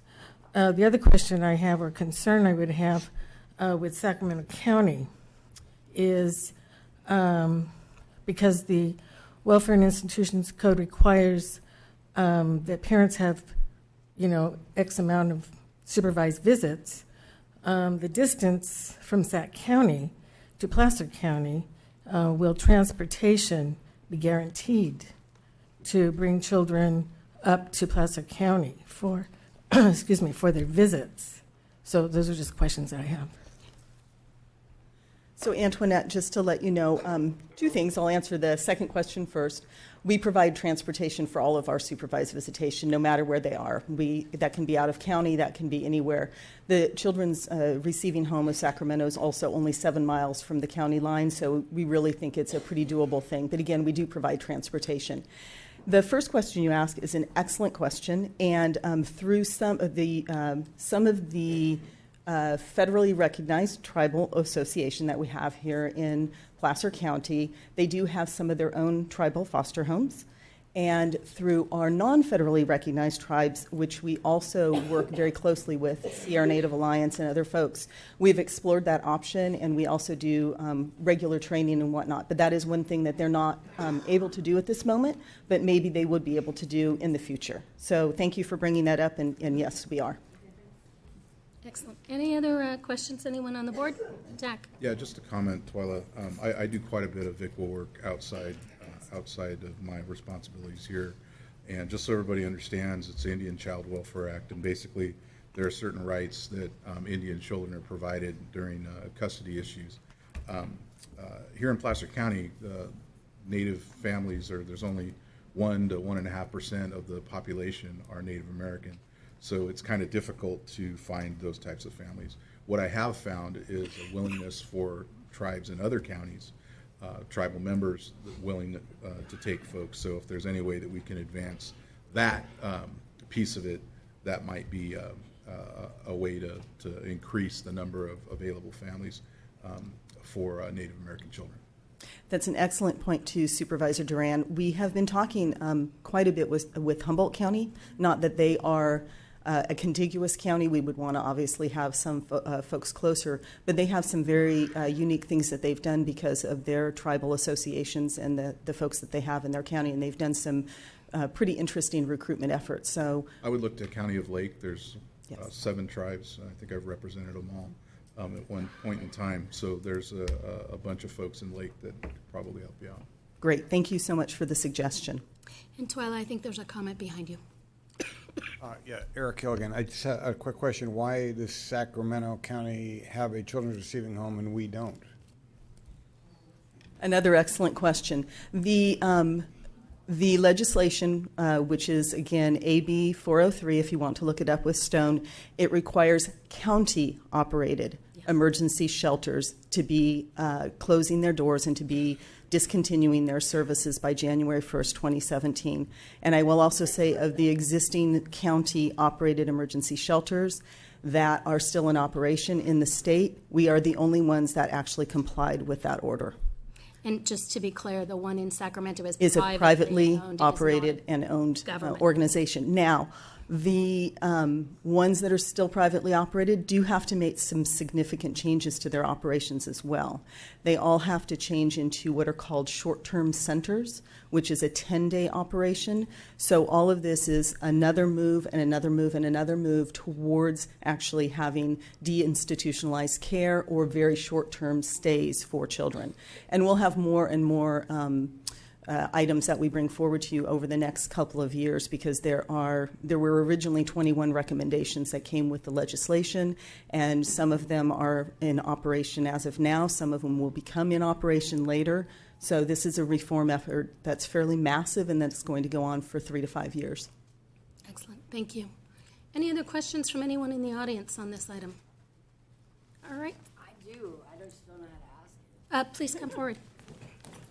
I'd like to know why this has to be segregated. Why does the Indian tribal get to keep their children away from the places that we have to put our children? I am not a tribal lawyer, so I'm not even going to attempt to respond to that. I'll just comment on that. That's federal law. That's so because we couldn't teach them right, or no. It's to try. The Indian Child Welfare Act was basically a law that was put in place to bring Indian children and keep them in the tribe. Right. In tribal customs. So that, I'm not going to go into a huge lot of detail, but it provides them the opportunity to remain connected to their culture. All right.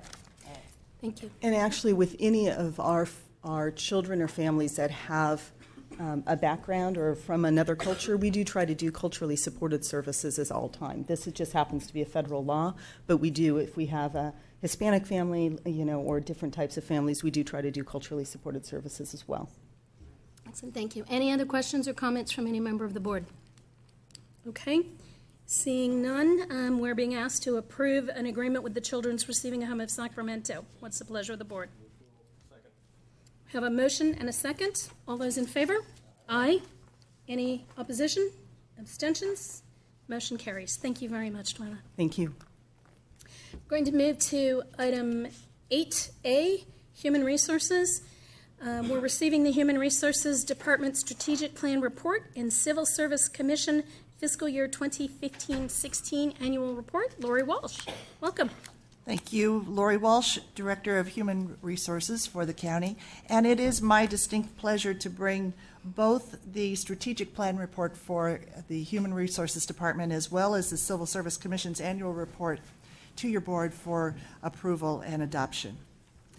As you'll recall, in September of 2015, your board formally created the HR department, but preceding that was nearly 2 years of study and evaluation, working both with the Civil Service Commission, with the Personnel Department, with the CEO's office, with consultants, to consider and study the process of combining all the various programs and activities into one centralized HR department.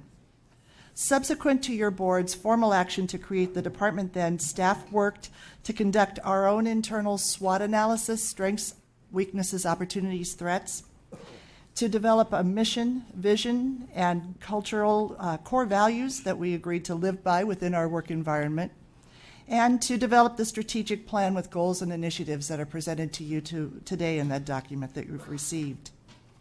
In addition to our own internal review, we also reached out to our external stakeholders and asked for their input, their expectations in terms of service level provision by a combined HR department. Today's report provides for you the culmination of all those efforts. The strategic plan report represents the goals and initiatives that the department will endeavor to embark upon and to attain in each of the various initiatives and specific steps, I would say within 3 to 5 years. So this is not a long-reaching strategic plan. It was developed to recognize and acknowledge that we're coming together to address some more immediate needs. In addition to the strategic plan report, the Civil Service Commission annually adopts a report, and it has also been provided for your board's review and approval. That report is developed with the approved local merit system and lapse agency rules and provisions in mind.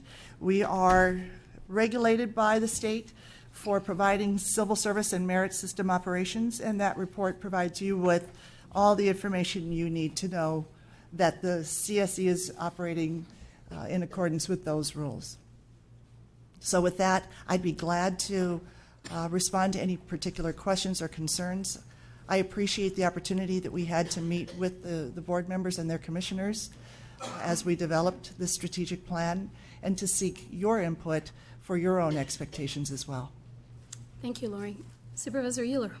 Yeah, I just wanted to say this, when our board initiated this, it was probably one of the more substantive institutional changes that we've done in quite some time.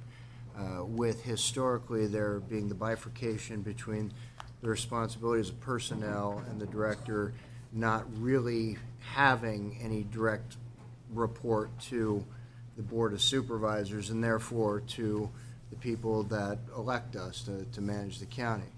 And I just want to say I appreciate the spirit with which you and your staff engage this transition, understanding that simply not done in any way to slap anybody's hands, but simply a step forward in making sure that all of us remain accountable to the people that put us here. And so I appreciate the work that's gone into this, that your department has done in bringing this back, and I look forward to very exciting things to come out of our newly invigorated Human Resources Department. So thank you. Thank you. Supervisor Duran? Yeah, I appreciate the fact that you, again, as our CEDRA director came and talked to the Board of Supervisors. I think it's very important that communication continue. Most importantly, I think that I appreciate the fact that we've been observant to allow the Civil Service Commission, which was implemented in 1960s, by the people of Placer County to take a look at employment issues, to maintain its autonomy while at the same time providing that flexibility to the CEO's office to do and bifurcate some of those issues that really belong in the realm of the executive officer as opposed to the Civil Service Commission. So thank you. Thank you. And Lori, I'd like to echo the comments of my fellow supervisors. I know it was not always the most smooth path forward, but I think it's a path that really everybody got to agreement on, and we all recognize the value in making the changes, as difficult as they sometimes are. But I really particularly wanted to express my thanks for your outreach to me as an individual supervisor, keeping me updated on the process, and my opportunity as well to engage with some of the civil service commissioners to make sure that their concerns were being addressed as well. And so just really thank you. At this point, I'll open it up to the public. If there's anyone, any member of the public who has any comment, question, concern on this item, now is your opportunity to weigh in. Okay, seeing none, I will bring this, excuse me, back to the Board of Supervisors. We were just being asked to receive the strategic plan. I believe we have done so and that we don't actually need to take any formal action. Report received. Thank you very much. All right, we are going to move to Department Item 9A, Eastern Regional Landfill Truck Scale Project Plans and Specifications. I believe Kevin Bell is going to, there he is, going to be presenting this.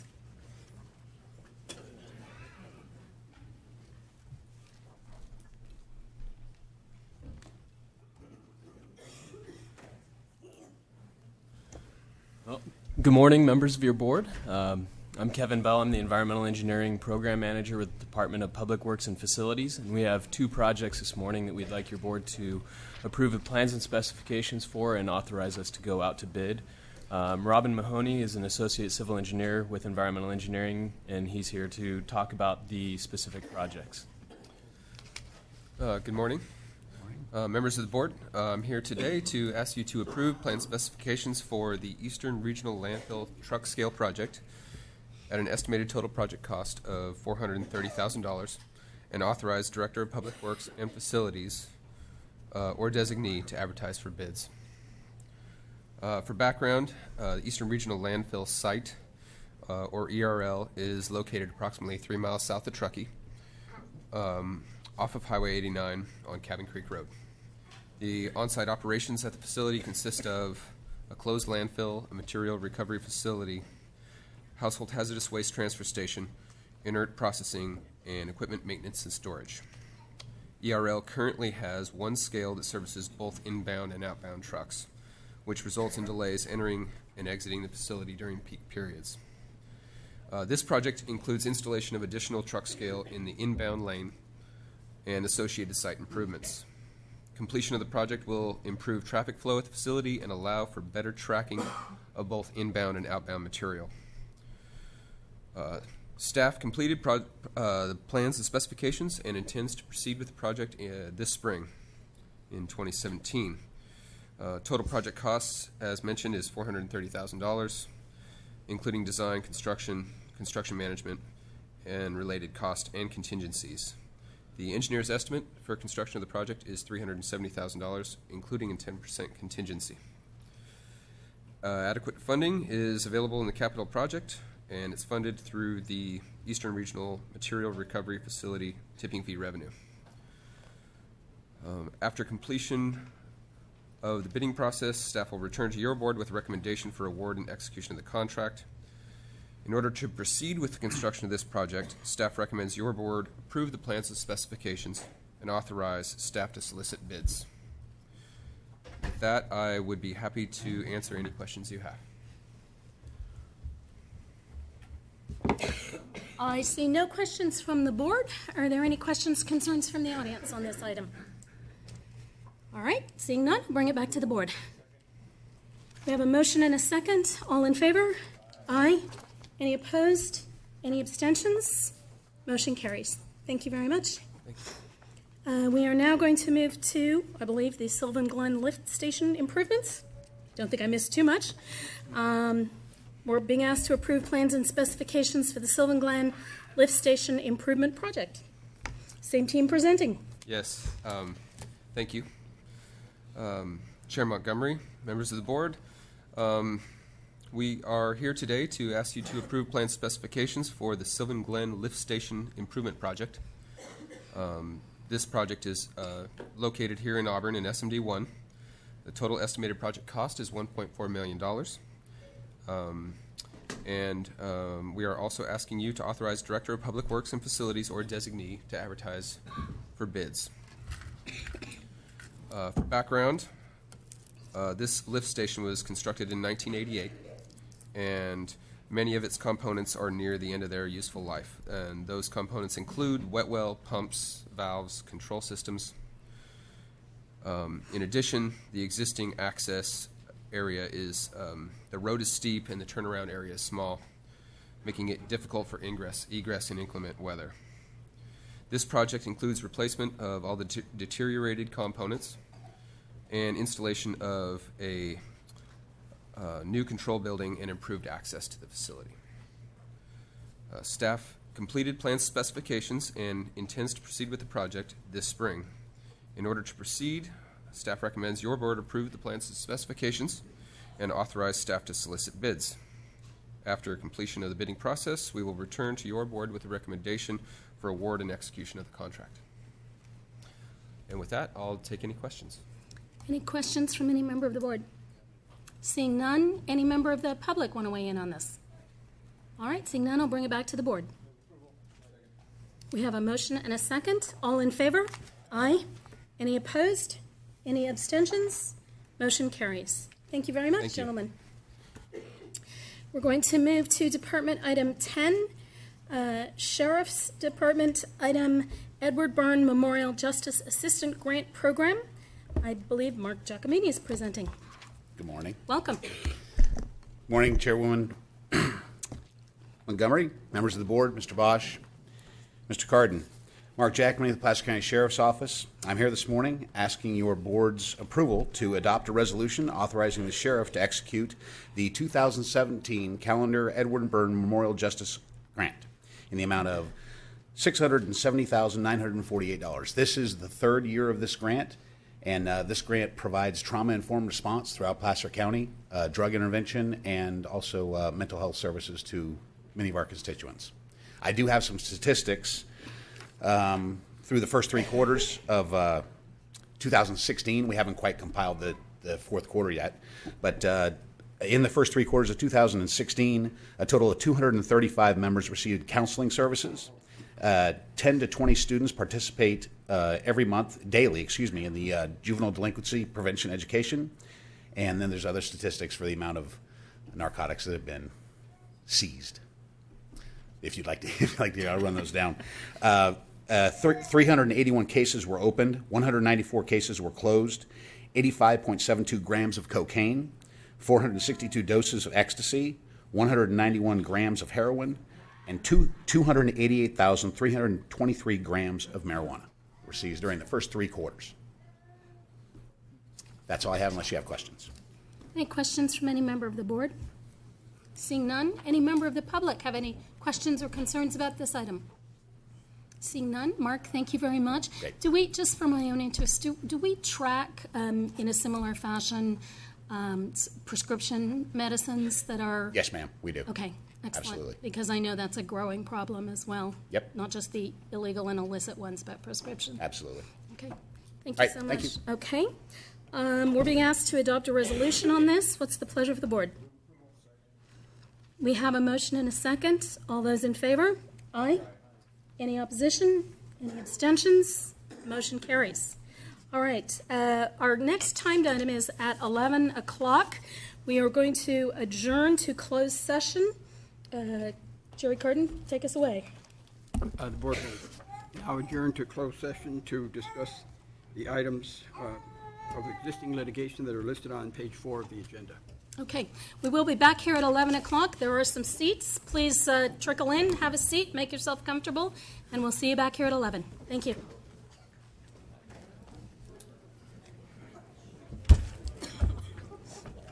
There's only 2 to sign, right?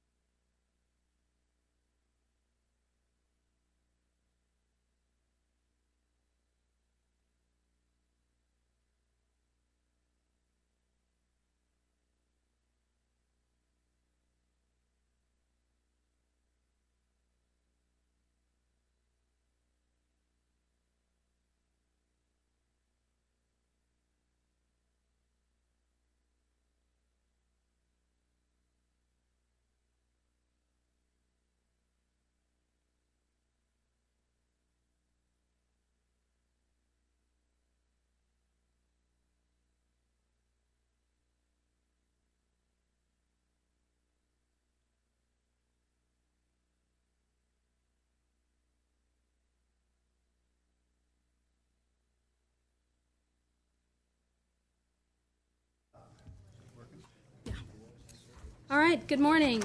We are back from closed session. We'll ask for a report out from County Counsel Jerry Carden. The board has returned from closed session where they heard a report from counsel on 5 items of existing litigation, 3 new cases, Sierra Watch, California Clean Energy, and Novation, 1 successful result in the Court of Appeal, Meta Vista Protection, and the board only took action on one of the matters, Carpenter versus County of Placer. The board in that case authorized the county to provide a defense and indemnity to the former employee who served in that case. The board also waived the conflict to allow the county counsel's office to represent that employee and the county. That concludes the closed session report. Thank you. All right, at this point, we are going to move to our 11 o'clock timed item. Just a couple of comments preliminarily. Obviously, not enough seating in here for everyone. We do have Conference Room A, which is a large conference room just out the door and to the right. There are seats, and this will be broadcast into that room if you want to go have a seat. Hopefully, the fire marshal will not shut us down for having too many people standing in here, but that is available for anyone who would like it. I'll right with you. And then the other thing is, if at 1 o'clock we have not finished with this item, the board is going to break for lunch, and we will come back after lunch. Just wanted to let you know that in advance. If you brought it, yes. Okay. Yes? We'll ask you to come back in here and present at the podium here, but yes, there will be opportunities for everyone to speak, whether they're in this room or the other room. Thank you. Good question. All right, let's move to our 11 o'clock item. We're being asked to conduct a public hearing to consider a recommendation from the Placer County Planning Commission for approval of the following: adoption of the negative declaration prepared pursuant to the California Environmental Quality Act guidelines, and adoption of an ordinance to amend Placer County Code, Chapter 17, Article 17.06, Section 17.06050, to add emergency shelters as an allowable use in 2 additional zone districts with an approval of a conditional use permit, industrial and industrial park, and to amend Article 17.56, Section 17.56295, to add additional development standards for emergency shelters. It looks as if we have Paul Thompson. Oh, Actually, I'm sorry, over here. Good morning, Steve Pedretti, Looking at the wrong table, I apologize. Steve Pedretti, Director of the Community Development Resources Agency. Just a couple of brief comments before we begin. We're here in response to board direction to evaluate alternative zone districts for compatibility with emergency shelters. Staff investigated, determined that there were 3 additional zones that were appropriate, potentially for whose characteristics were appropriate in general: industrial, industrial park, and heavy commercial.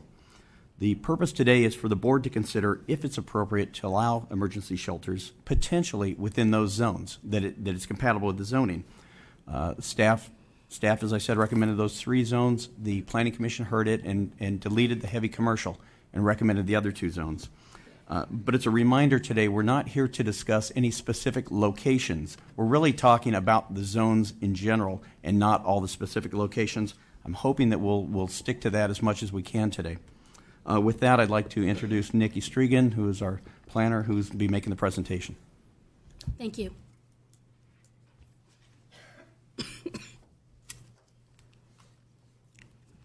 And I'm going to formally open the public hearing, which I have not done. Nikki, go right ahead.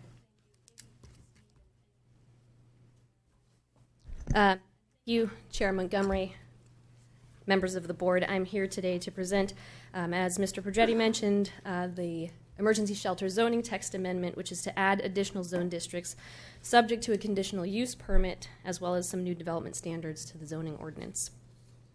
So I'd like to first begin by talking a little bit about the purpose of staff's exercise here, which Mr. Pedretti captured, but it was first and foremost to evaluate additional zone districts that could be compatible with the emergency shelter land use, and then secondly, to evaluate the existing ordinance to reflect any modifications that could be made to aid in land use compatibility.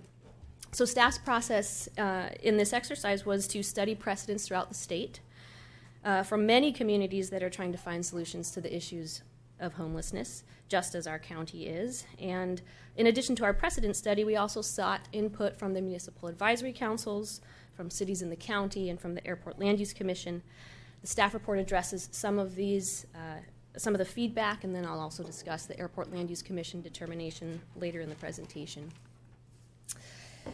By way of background here, the zoning ordinance today reads that emergency shelters are allowed in the zone districts that are listed before you. And this determination was made by your board in 2011 when the code was brought into compliance with some state housing law. At that time, the board introduced the definition of an emergency shelter along with some other special needs housing, and they also determined appropriate zone districts and the associated use permits that would be required for locating a shelter.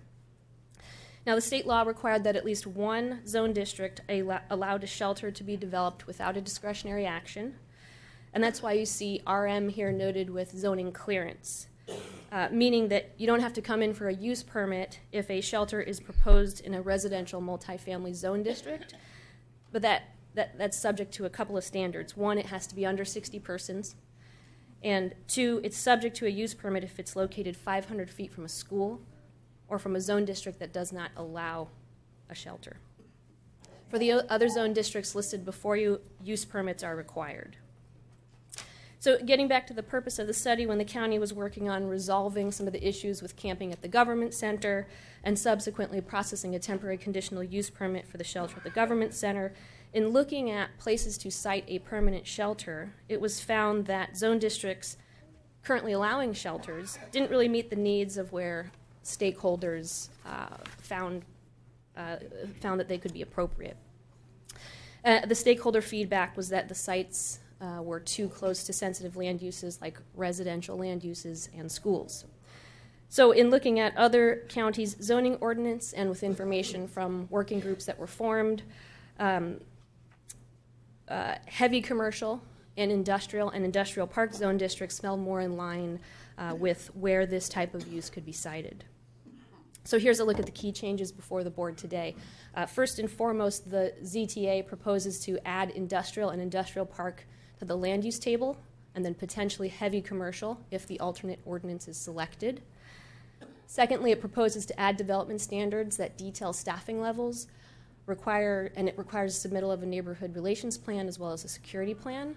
And then thirdly, it encourages proximity to key services like case management, job service programs, et cetera, between the facility and these types of services. Or provide transportation between the facility and these types of services. Here is a look at how the land use table might read. So you see that we distinguish two emergency shelter types. One essentially small, 60 persons or fewer, and then the other larger, 61 or more. And you can see under the RM zone district, residential multifamily zone district, the C stands for zoning clearance. So again, I had mentioned that it's 60 persons or fewer, and subject to those location standards, it is allowed by right. That C stands for zoning clearance or by right clearance. The other designations shown in the black text are how the land use table reads today, so you can see the use permit requirements across the board. And then what's being proposed is shown in red, a conditional use permit required in industrial park, and heavy commercial. In the last few days, I've kind of gone through the land use table to find some other use types that are allowed in these zone districts. Oh, and I should first note, I instead of putting the table up on a slide, I just noted here where shelters are not allowed.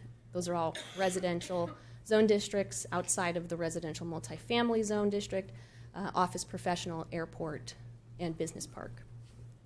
But I was going through the land use table, and I was looking at some other land uses that are allowed, and didn't come up with a comprehensive list because there's many, many land uses that are allowed in industrial park, and heavy commercial. But I wanted to give the board and the audience an idea for the types of other uses subject to a use permit. And those include things like mining, manufacturing, houses of worship, believe it or not, are allowed in some of these zone districts, correctional institutions, storage yards and sales lots, and things like warehousing. So the point I'd like to make is that the cases where a use permit is required allows the county to consider the use, which may be essential or desirable, but which may not be allowed as a matter of right, and therefore are heard through the public hearing process. Again, I think for the purpose of more for the audience here, a conditional use permit is designed to provide flexibility in our zoning ordinance. It also allows the county to control certain uses that may have a detrimental effect on the community, and therefore permitting that particular use, subject to conditions of approval, may help make it more compatible with the surrounding neighborhood. That's sort of a basic understanding of conditional use permits. So in this proposal, there are a few provisions to minimize land use conflicts. First and foremost, the zone districts that have been selected aim to minimize land use conflicts. They're generally separated from residential neighborhoods by low-intensity uses like light commercial, storage, retail, and office space. In originally analyzing heavy commercial and industrial park, staff made this recommendation based on 3 reasons. The one I listed above here, which says that they're separated. 2, they're consistent with our research of other counties and cities. And 3, even though site-specific analysis wasn't part of this scope of work, parcels researched by the working group were identified as suitable and in some of these zone districts. Additional provisions are being added, and those include a minimum staffing requirement. And you can see how the text reads here in italics: a minimum of 2 on-site staff and 1 on-site manager or supervisor, and additional trained staff and volunteers shall be required for all shelters. On-site and on-call management shall be provided during all hours of operation. And then a neighborhood relations plan and a security plan are also required with any application submittal. Those would detail shelter operations, communication with surrounding property owners, and any element to promote safety. So I won't get into how the text actually reads in the ordinance, but you can see it up here in italics.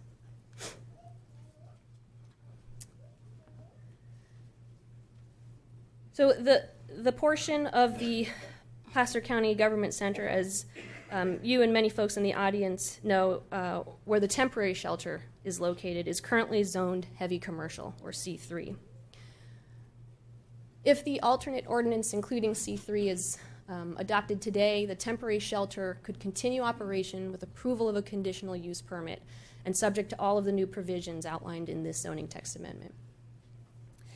If the Planning Commission recommendation omitting C3 is approved, the temporary shelter would not be allowed to continue operation after its temporary conditional use permit expires at the end of March of this year.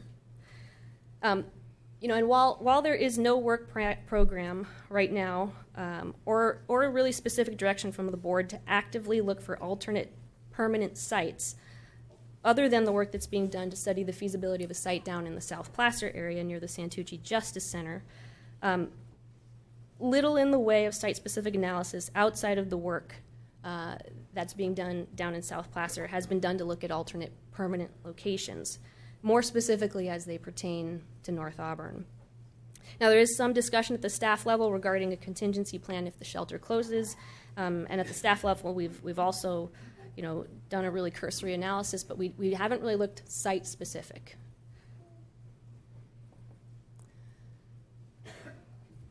Looking at, I want to, let me just back up for 1 second here. I want to be clear that the zoning text amendment does 2 things. It is a vehicle for addressing the temporary shelter because 1, it provides the option to process a use permit if an application is made and C3 is included in the ordinance adopted today. But secondly, it creates more options to relocate the shelter. So moving on, looking at the Airport Land Use Commission determination on December 7th of last year, The Airport Land Use Commission met to evaluate the zoning text amendment for a consistency determination with their airport land use compatibility plan. And they found a couple of things. One, that the ZTA is consistent with the currently adopted airport land use compatibility plan, subject to changes 1756-295G in the proposed ordinance. And essentially that reads that their review is required if a project proposal is made in the airport overflight zone.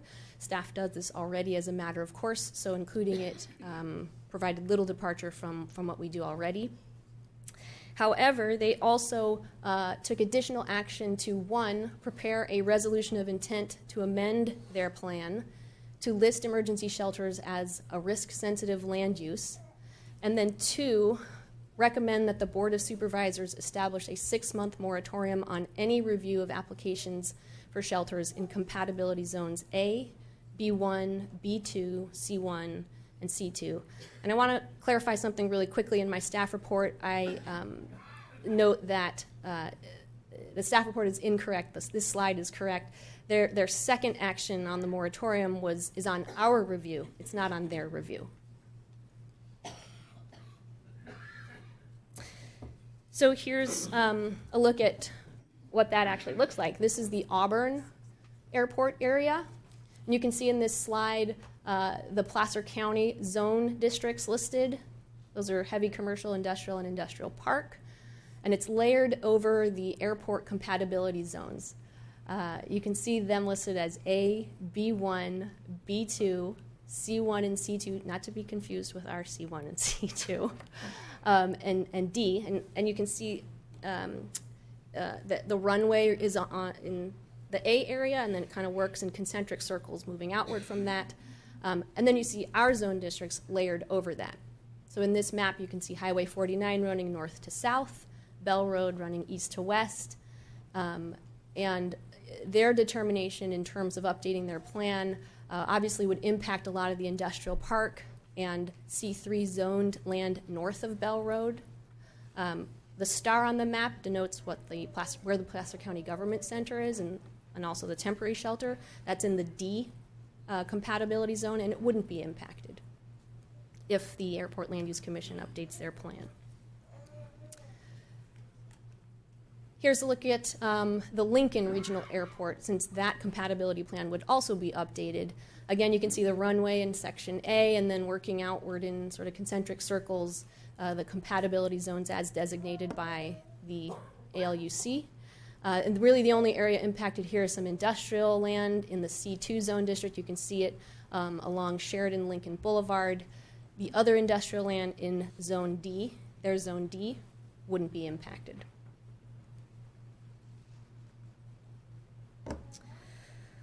On October 13th of last year, the Planning Commission voted 5-2 on this item to recommend that the Board of Supervisors adopt the negative declaration that was prepared for this text amendment and adopt an ordinance as presented in Attachment 1. Supervisor Duran. Yeah, can I ask a clarifying question? Because this can get really confusing both for us and for the public. And I want to direct this question to Jerry. With regards to what the Airport Use Authority did, do we have to do anything with that today? No, because the Airport Land Use Commission found it was compatible with the current plan. Right. So we can just put that aside and focus on the ZTA 100%. Yes, and many of these issues that were brought up regarding the airport land use are issues that would be brought up during the conditional use permit process rather than the ZTA process. Okay, great. Those issues would come before the Airport Land Use Commission. Right, and before the Planning Commission and the board too, because they're discretionary permits. Right. So I just wanted to make sure that everybody understood that even though this was included in the presentation, that's not on the table right at this second. Okay, so there are two options presented to the board today. Option one is to adopt the Planning Commission recommendation, which is to revise Section 1706050 of the zoning ordinance to add emergency shelters as an allowable land use in 2 zone districts with approval of a conditional use permit. Those are industrial and industrial park. And then on option 2 is the staff recommendation to the Planning Commission, which is to revise Section 1706.050 of the zoning ordinance to add shelters to an allowable land use in 3 additional zone districts with approval of a conditional use permit, and those are heavy commercial, industrial, and industrial park. For both ordinance options, the board will also consider some revisions to include additional development standards to emergency shelters. And then continuing this recommendation slide, for either option, the board shall adopt the negative declaration and the ordinance approving amendments to the Placer County zoning ordinance as set forth in Attachment 1 or Attachment 2, subject to the findings contained in staff's report. This concludes my presentation, and I would be happy to answer any questions if you have them. Supervisor Euler? Yeah, slide 7 was your minimum staffing requirements. A couple questions on that. The minimum staffing requirements, regardless of the number of folks seeking to be housed in any given shelter? They are, right. So on a previous iteration of the PowerPoint, it said that they were tied to the size of the number of occupants in the shelter, but actually it is across the board. They're required for either 60 persons and under or 61 and over. Okay. And we don't regulate below 6, is that, does memory serve, that that's entirely exempt from local review? A shelter for 6 or less can be established in residential neighborhoods? Yeah, if it's 6, it falls under the 60 persons and fewer regulation. If it is defined as an emergency shelter. But as far as the county's actual review of a shelter, my understanding is we have no regulatory authority over anything 6 adults or less, and it's over that 6 threshold that we kick in, and we have the ability to begin reviewing. Is that correct? Those are residential care homes. Right. 6 and less are considered to be single-family residences for purposes of land use. But as far as the staffing is concerned, this is a minimum staffing requirement, so if a shelter has 7 on up, are we then going to be providing additional recommendations in terms of staffing based on numbers? I'm just trying to get an understanding what we think an appropriate staffing ratio is to folks cared for, number 1.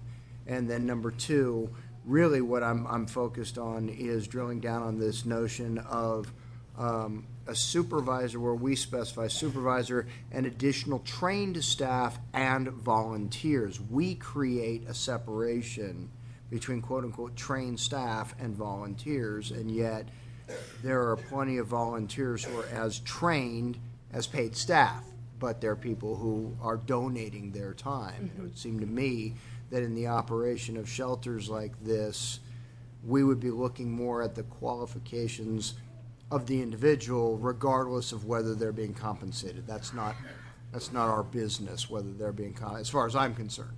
And it's just what are the skill sets, or I don't know if there's certifications that go along with this, as opposed to necessarily they're compensated. Yet we actually create that distinction by this definition.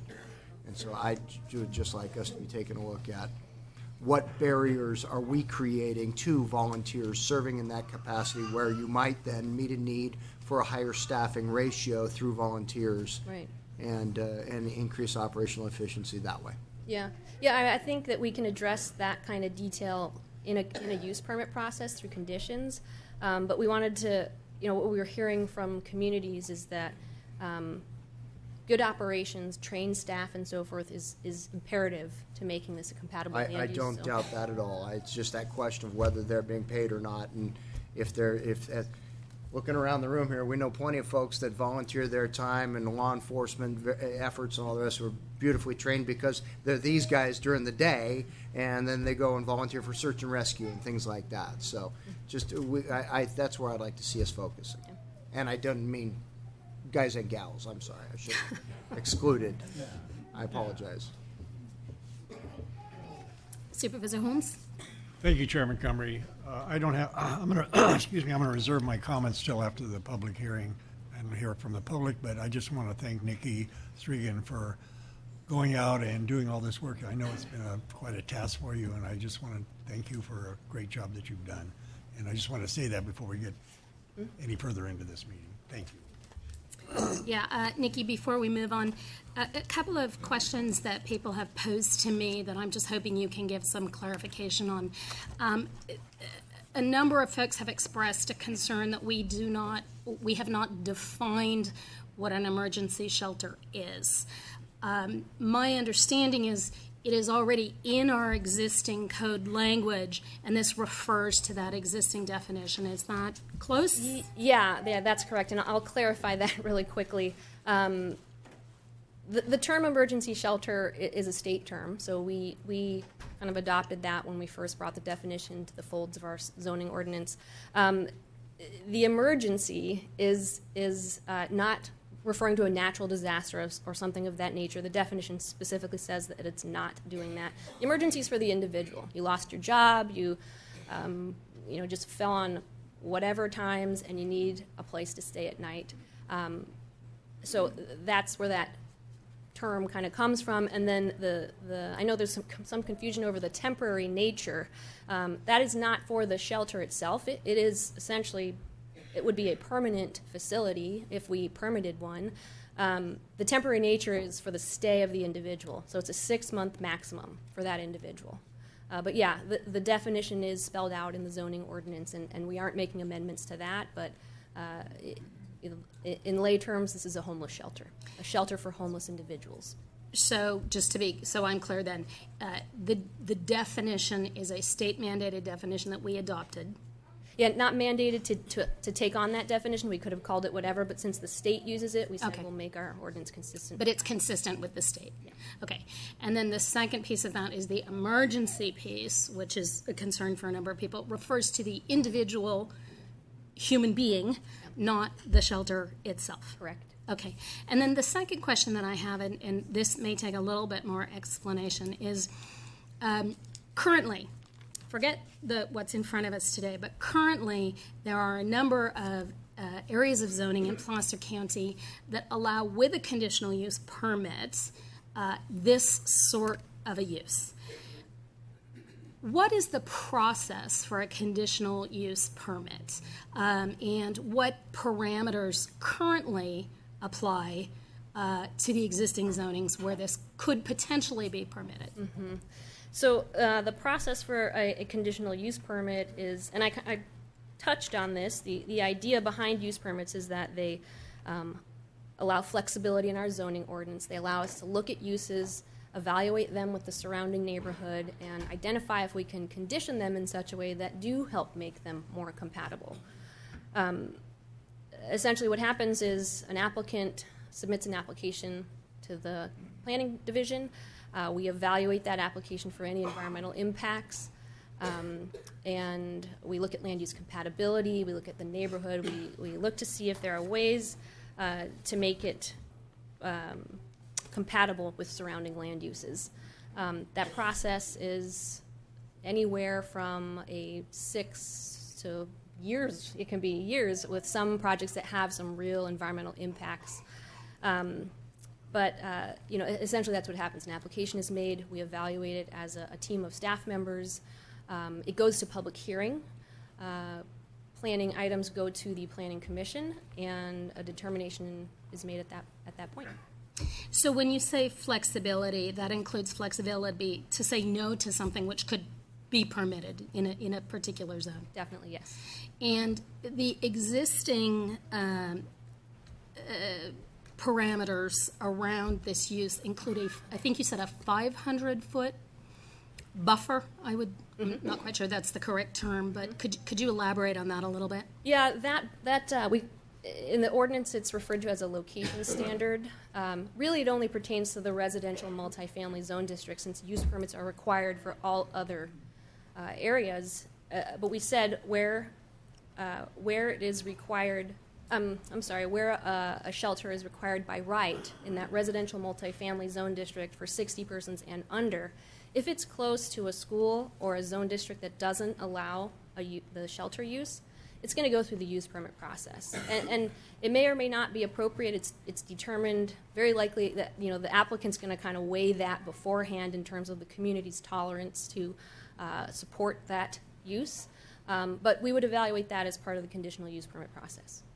So just again, so I'm clear, right now, say in the multifamily, someone proposes a 55-person shelter, but that proposal is within 500 feet of a school.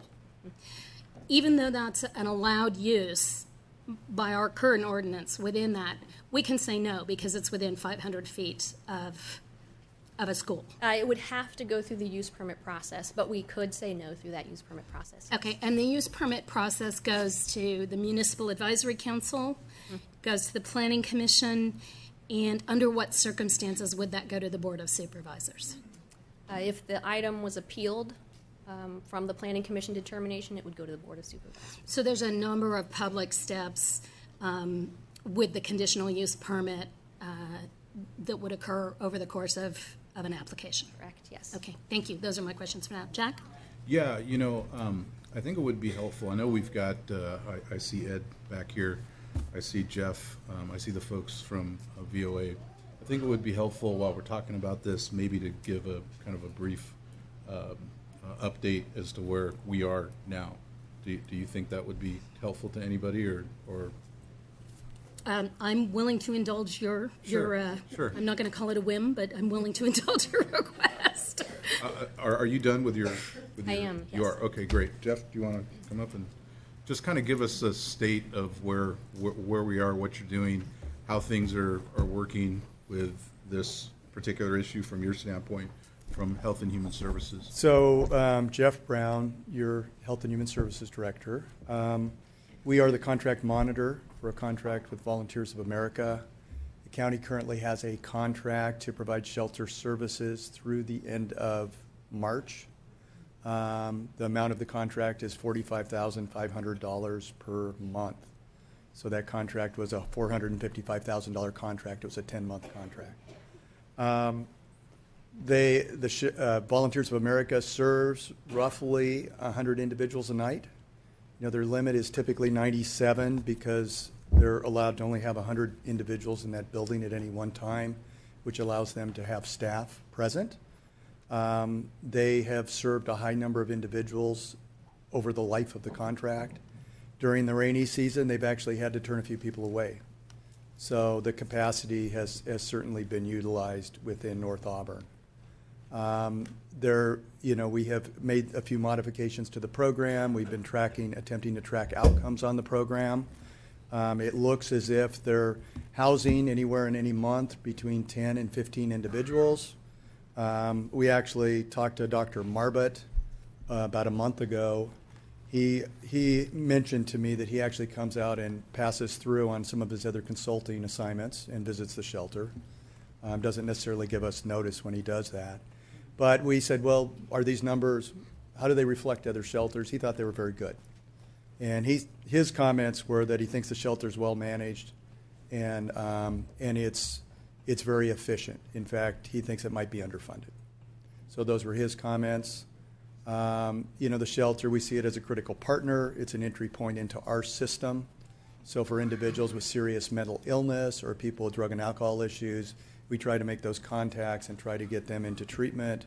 We also try to make connections to get people connected with public assistance benefits, particularly Medi-Cal, if they have yet to apply for those benefits. Now, a while back, we implemented the POP program, the public or the policing program. We added 4 folks from the sheriff's office. What have you been coordinating with them, with folks from? We have the practitioners that we added to that program have only been in operation for about a little less than 2 months, but the initial news back from that program is the team works very, very well together. They really appreciate having the expertise of the various disciplines on the team. And people believe they're making progress in really being able to identify people, trying to reduce a lot of the nuisance issues, and the ability to try to get people into recovery programs. Okay, great. Well, thank you. Any questions? Did you had mentioned Yeah, I Sheriff was going to Bonner, say, did you? Ed, why don't you tell us a little bit about how things are going with the POP? Ed Bonner, Plush County Sheriff, and things are going pretty well, considering this board's commitment to the deputy sheriffs, the probation officers, and the practitioners. I'm very excited about what we've been able to accomplish in a short period of time. I really think that they are making a difference in the lives of people. They are helping people that need help get the help. And they're also there to respond for the people who don't want the help but want to create problems. We'll deal with that also. But they've had some significant successes, I think. And for me, after all the years, the always encouraged collaboration and working together, and this has brought it to an incredibly new level. The opportunities we have to work with HHS and the people that they have on the team now are just phenomenal. Our relationship with the probation department, I think, is vastly improved, and not just within this area, but across the board. The working relationships have profited by the efforts that we're all putting together on this. I think there's still room for a lot of growth. I think there's some opportunities. What I would really like to see, and I've talked to a couple of the supervisors, is would like to see the medical community, perhaps Sutter Health, that has an emergency room in the area, add a member to the team or become more of a player. And one of the things that they have talked about doing in other places is a nurse navigator, someone that could actually be in the field with the team or on their own, but actually providing some medical care and medical necessities for people that are in the field. And I think to their benefit, one of the things that we would all benefit from is if the emergency rooms could be kept. The people that need that have to go, but if we can help prevent, it's all about prevention, it's all about treatment, and it's all about opportunity. And I think that the blessing that I have is the 4 deputy sheriffs that signed up for this job are perfect for this job. They are committed to it, and I couldn't be prouder of them and the effort that they're making to know the people, to understand their problems, to know their struggles, and to go out and see if they can make a difference. Somewhere Jeff Swearingen this year has more of the nuts and bolts about what we're actually doing, numbers and those sort of things. But from the level I look at, the direction we got from the board, I think that we're doing the very best we can. There's still opportunity again for, I think, enhancing the team. And I told you before, it was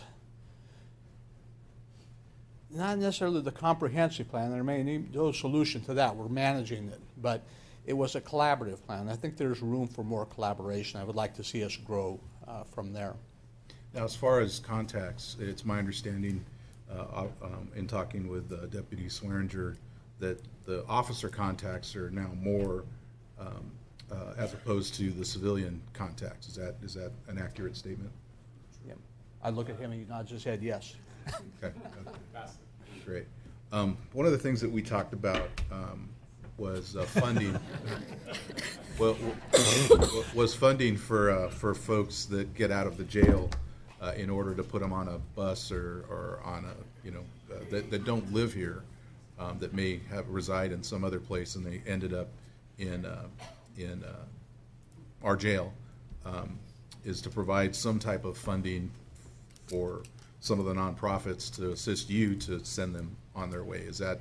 I'll let him address it, but from that global perspective, this was long before the shelter was built. Sure. And people who lived in the community would know that people released from jail wandered through the neighborhoods, and they were far from home. They were arrested. 30% of our inmates are from Sacramento County. So people up, and when they get out of jail, they not necessarily have, that opportunity to go home. So we try to deal with that, and the new set that we're dealing with creates an additional problem. But I know there may be some opportunities. I'll let Lieutenant Swearingen talk about that. Yeah, so we have spoken with Right Hand Auburn, and they are more than willing to help out with some of that. But we do track in the jail management system, their records system, where they're coming from, if they're homeless or not. Once they're released from the jail, we're kind of hands off at that point. But I do know that if they do make it to the shelter, when they arrive through their HMIS database, they do find out if they did come from the jail or not. So that data is out there and available. We haven't accessed it, but it is there. Okay. But getting back to my question about funding to move people on, is that a good thing? Beneficial to us, I believe, and beneficial to the person that gets out of jail that has a desire to return back to their original community. And again, and I raise this question because, as we've discussed, and I think this is the information that we get from guess it's the federal government, that it's about 40,000 on the community as a whole per person that's homeless. And that services for, at our hotel down in South Placer, as well as engagements with probation, engagements with the medical community. So the cost of a plane ticket even, or a bus ticket, pales in comparison to what we spend annually, I think, as a government. So any other recommendations that you see? Well, I would think that opportunity, if someone wants to return, we help them do that. We need to continue the efforts with the people that we have in place, but also, I think the opportunity presents to expand that, to get some other people involved. And I think the key component here, and one thing that there have been ups and downs, but I think we're probably working up, is the shelter administration has got to be the most engaged partner with this effort. Now, how is that relationship? I know a couple of months ago things weren't as great as they could be. How are things now? It is vastly improved. We're in that shelter at least probably twice a day. My staff is, along with probation and HHS, and we're making regular contacts with some of the folks that are on some of the caseloads through probation. But we're getting a lot of cooperation from them. It's very open now, and it's very comprehensive. So we're really, really happy with the way it's going, and I see it just continuing to improve. Okay, great. Supervisor Holmes? Yeah, thank you, Ed and Lieutenant Sheriff Swearinger.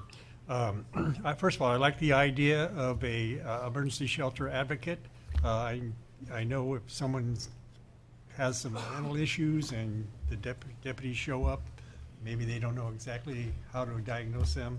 And when those people get into the emergency room, then they're diagnosed 5150, then a social worker has to come in, and then they got to find a bed for this person. So it just ties up the emergency. So I think it would be in the best interest of the emergency rooms to do just what you suggest. And secondly, I really want to thank you. Living in North Auburn, I see your deputies out there going above and beyond the call of duty. You've really done a great job making sure that our community is safe. And I see it time and time again. And every time I see them out there, I go up and thank them. So I don't buy them dinner, but I do thank them. They appreciate the support, Jim. I had another question. I'm not sure you're aware, we're going through our criminal justice master plan update and finding out, what things that should be a priority in the upcoming couple of years. And one of the things that has kind of been languishing has been the homeless court. Because I know that one of the big struggles that we have is that there are folks that want to change their ways and have different opportunities, but there are other folks that are frequent flyers. Is that something that we should be looking at to getting online quicker than we are? Yeah. Thank you for that prompt. It's absolutely something I think that would be beneficial to us. And we do it, we've done drug courts before. There's been a lot of specific situations where, and I don't know that would be a full-time thing, but what we find is that the people with severe mental health problems, severe addiction problems, we just can't say, just stop, right? Just stop doing that. We know that the addiction is stronger than anything we could do.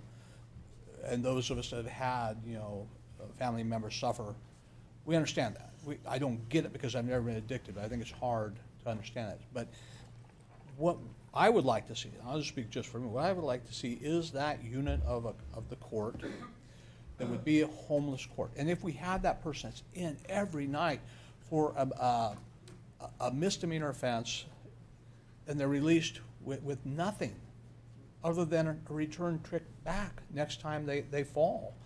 I don't think we're doing anybody any good. We're constantly spending the resources of the county, we're running a risk for the officers and the staff involved.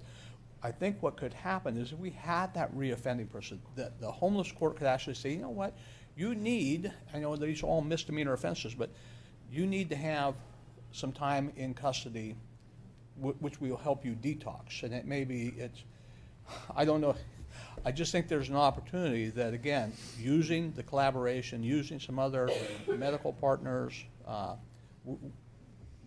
corrections now is about, rehabilitation. It's about return. Everybody gets out. Everybody goes back to the community. So how can we help some of these people? Some of these people will only be helped with, Ed Bonner talking, with some time in custody, some time to sober up, some time to then have qualified people work with them. Is that a guarantee? Absolutely not. I think this board knows that I lost a nephew to methamphetamine poisoning. He had a loving home. He had all the support he could use, but the drug beat him, beat all of us. So I don't think that this is the panacea to it, but I do think that if we had some court intervention, some dedicated resources to say, you have a real problem that's impacting all of us. It's impacting our quality of life in our communities, and it may be a component that we could leverage. Before you go, I do have a question. So what we're talking about today is a zoning text amendment, which could, potentially allow some additional locations for shelters throughout Placer County. Which leads me to the question, and I think it's addressed really to you, Lieutenant Swearingen. It's like, woo, awesome. Do you see a distinction between the two populations, which is the population that uses the shelter and the population that doesn't use the shelter? And do we need to take different approaches to those different populations? I would say since it's gone dry, we definitely see a bigger distinction. Since it's gone dry, some of those folks that we're using and then entering the facility, number one, we weren't really running into them at night to begin with, but now we're seeing that they're not there, so they're out in the community. And again, having this team being able to proactively contact those folks to reduce the citizen call-ins. And when I say citizens, I don't mean just residents, employees, people traveling to the area. So we definitely see some folks that are continually reoffending. As the sheriff was speaking to, we did do some research on a adjoining county that has a chronic nuisance offender program. They had a dedicated prosecutor, beds that were saved in the jail, and it really did make an impact for them as far as some of that population that's high risk that continues to reoffend, to try to get them off the street, detoxed, and then some help while they're in custody. And if I am understanding what you're saying, it sounds like those are the people who are out in the community at night, not in the shelter, who are more of the problem. I'm not going to say either population is saints or sinners, but more of a problem with people who are on the streets at night rather than in the facility. Correct. That would be correct. Okay. And then last, while you're up there, want to take the opportunity to report that I've heard that you did have the opportunity to make some contacts with some other law enforcement folks throughout California and presented what we are doing in Placer County, and that the feedback was that Placer County, as often is the case, is really kind of on the cutting edge of making some strides towards addressing a really, really critically important problem to all of us that we recognize exists and is going to exist whether we put resources to it or not.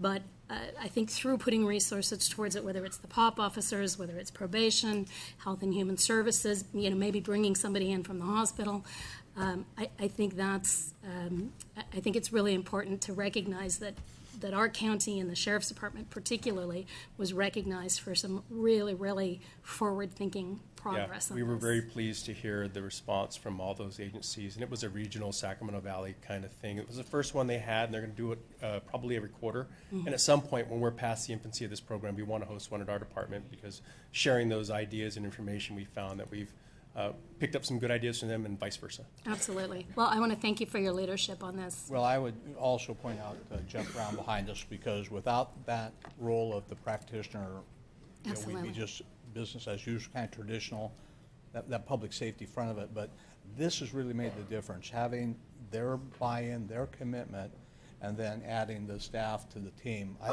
think it's been huge, and I think that is the thing that turns heads regionally. They go, really, you have a working relationship with your HHS?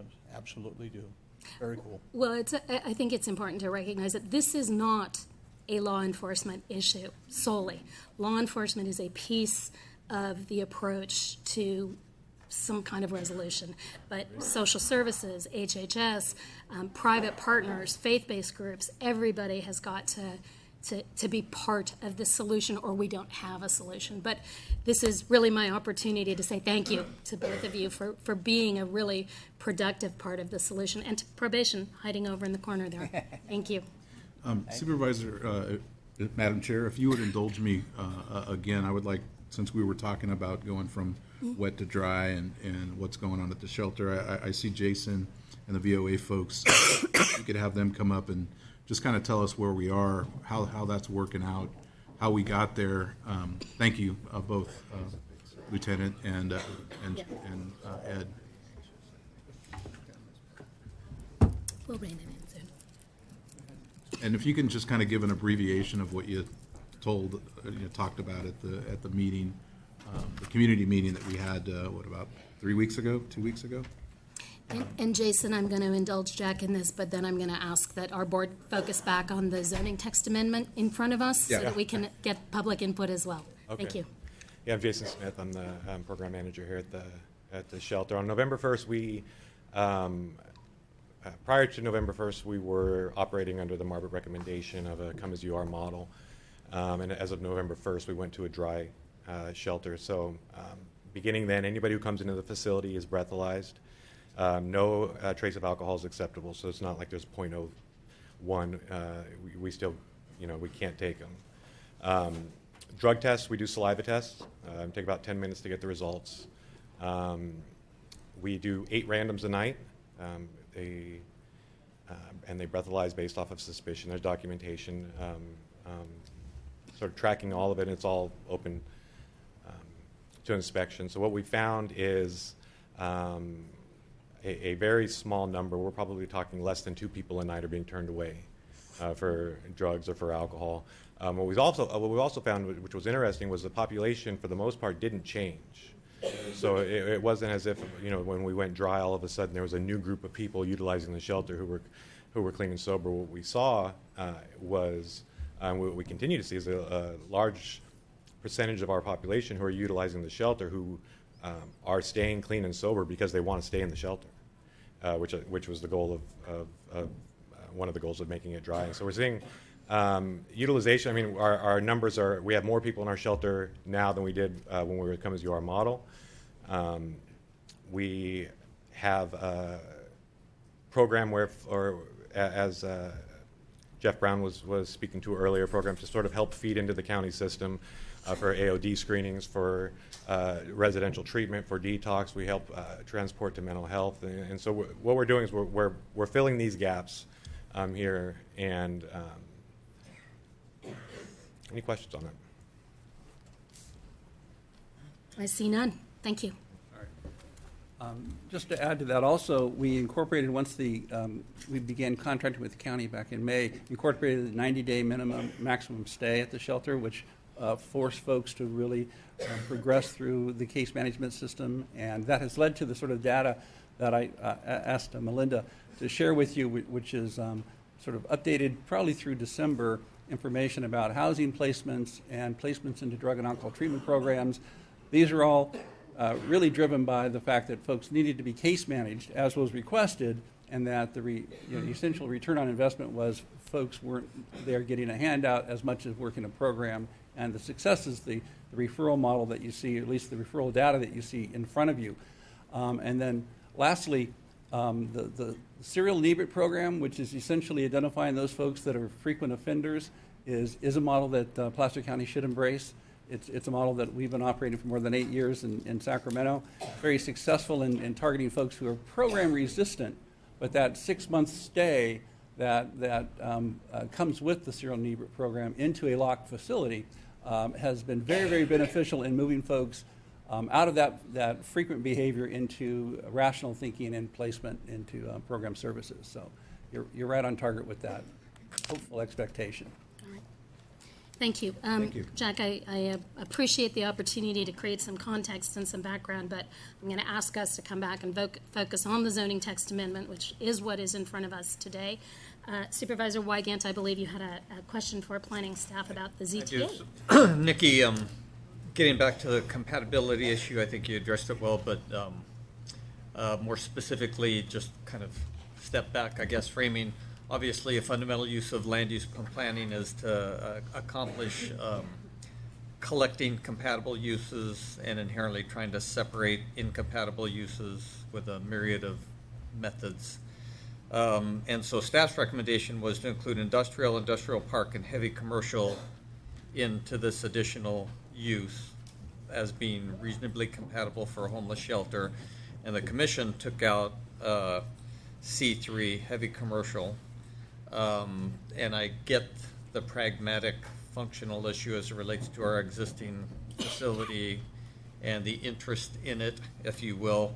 But was staff's driven by the fact that inherently you thought those uses were compatible and compatible with the particular use, and leaving C3 out strategically doesn't make as much sense? Or do you have any comment on that or observation about? I didn't sit through the planning commission, obviously, and I didn't listen to the tapes, but I'd just like some further comment on that compatibility question as it relates to those three types of zonings and this particular consideration.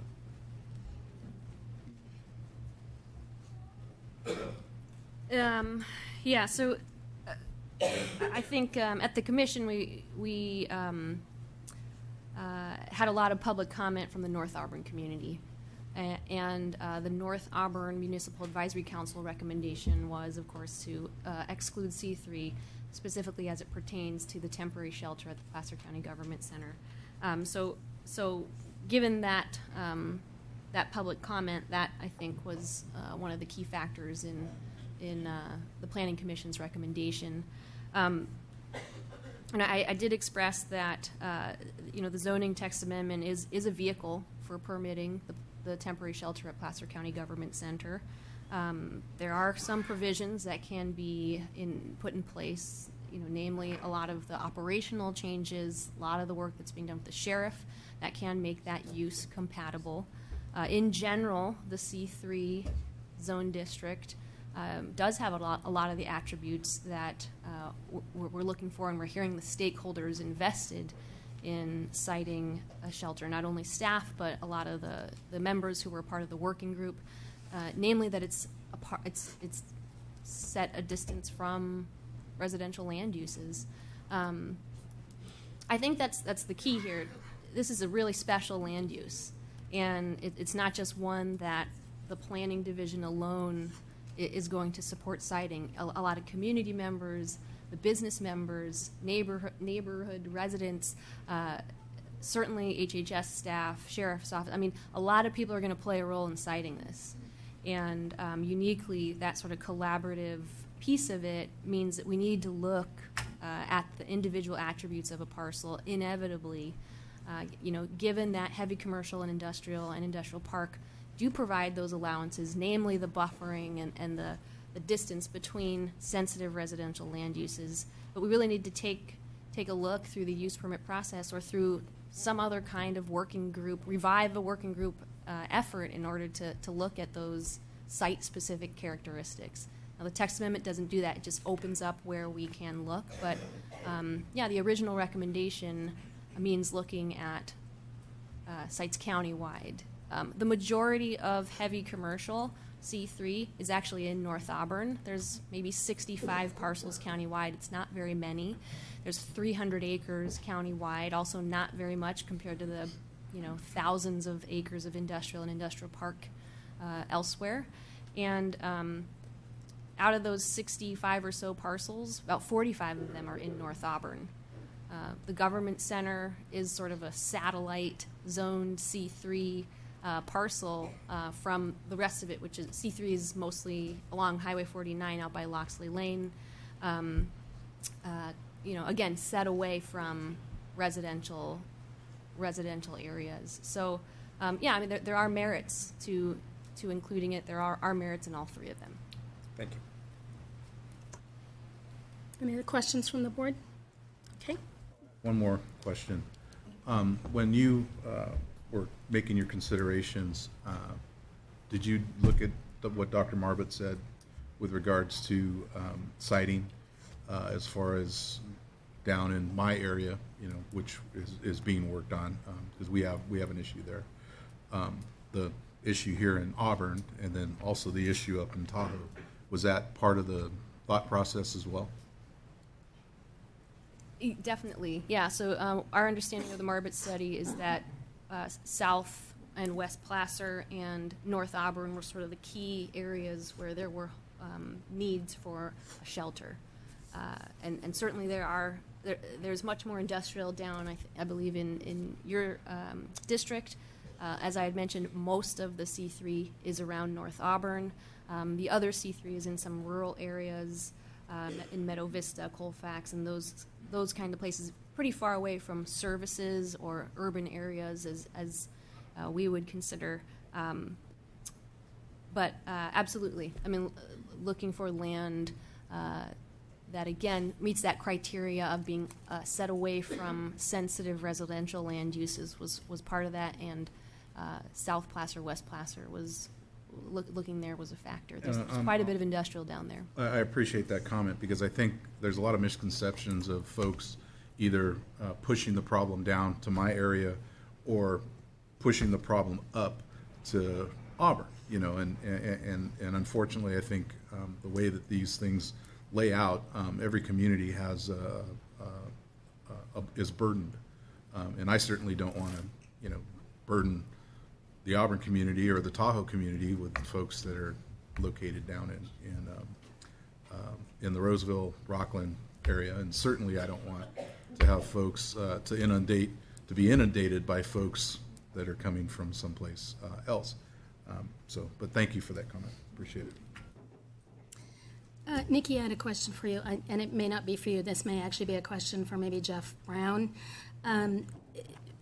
One of the suggestions that people have made around these new zonings is that they aren't really necessary because we want people to be close to services.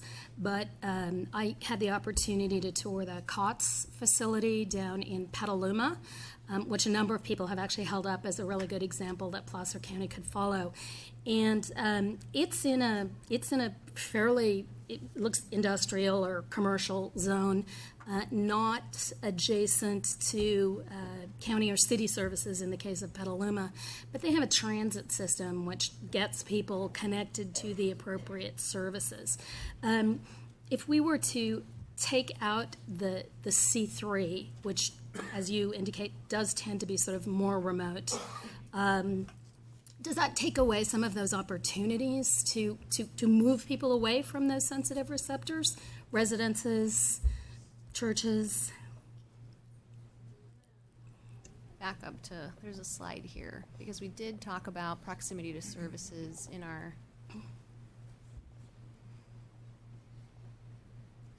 so there is a provision in the proposed ordinance that talks about proximity to services or transportation between the facility and such services.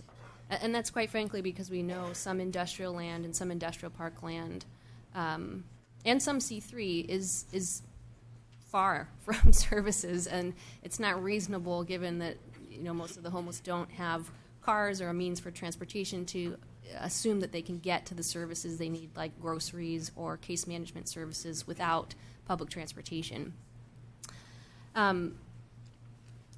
So that provision is in there to, you know, select a site that might be a little more remote.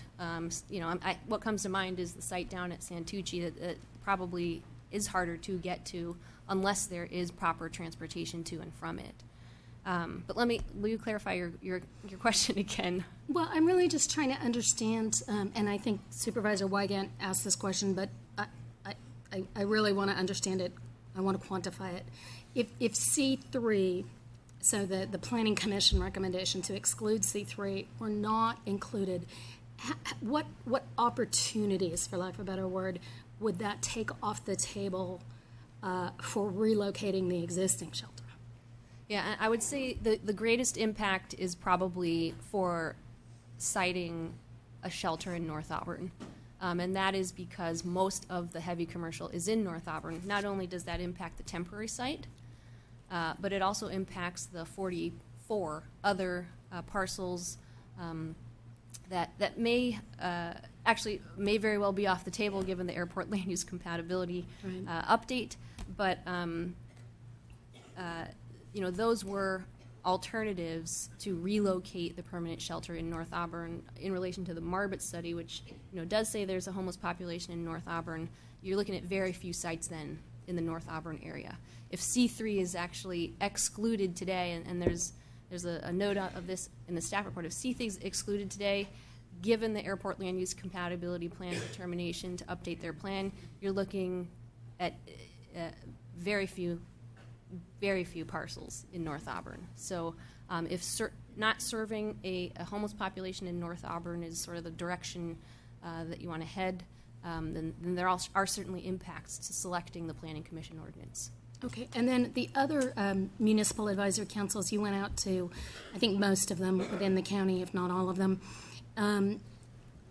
Did they also have a recommendation, the other municipal advisory councils, to exclude C3, or was that really the North Auburn Municipal Advisory Council? I'm going to just quickly. I'm sorry, I just don't recall.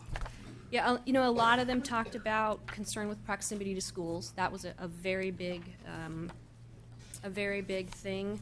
So it was distance that concerned the MACs rather than a specific zoning? Yep, and I would say that was the sentiment that I heard resonate more consistently among the MACs. Mm-hmm. There was a MAC who said, "Oh, there's enough zone districts already. Let's not include any of those." But yeah, North Auburn was the distinct municipal advisory council that omitted one zone district. Okay, but the main concern was distance to sensitive sites. Okay, thank you. Jack? Go ahead. Supervisor Holmes? Yeah, thank you. I've been to the COTS. It's the Committee on the Shelterless in Petaluma, and I've observed it. And we're going down on Thursday to take another look, taking another group down. But the interesting thing about COTS is that it's right next to an abandoned water treatment plant, and there's a railroad spur that comes right through it. So it's in the right location, which as you'll probably guess, the one in North Auburn is not in the right location. So I just want to make that point, and we'll be going back and gathering more information on Thursday down to Petaluma. Yeah, just a couple of comments, and I agree with Supervisor Holmes, and since the beginning that this issue started up, my big concern here is the perception if we do add C3 to the mix here, of the perception by the community that it makes it permanent, right? I think that's what it may not be reality. It may not be reality, but perception is sometimes people's reality. That's the one concern that I have. I'm not opposed to adding C3, but I want to reemphasize that my commitment to this community here was to find a solution to manage this problem better, not to find a solution for homelessness, because that's not what we're here for. It's a solution to manage it better. But I as we move and have these discussions, I don't want to prime the pump here, but I am concerned about that. I'm concerned that you believe, or some people believe, that we've made a decision to make this permanent where it's at, and that's never been my goal.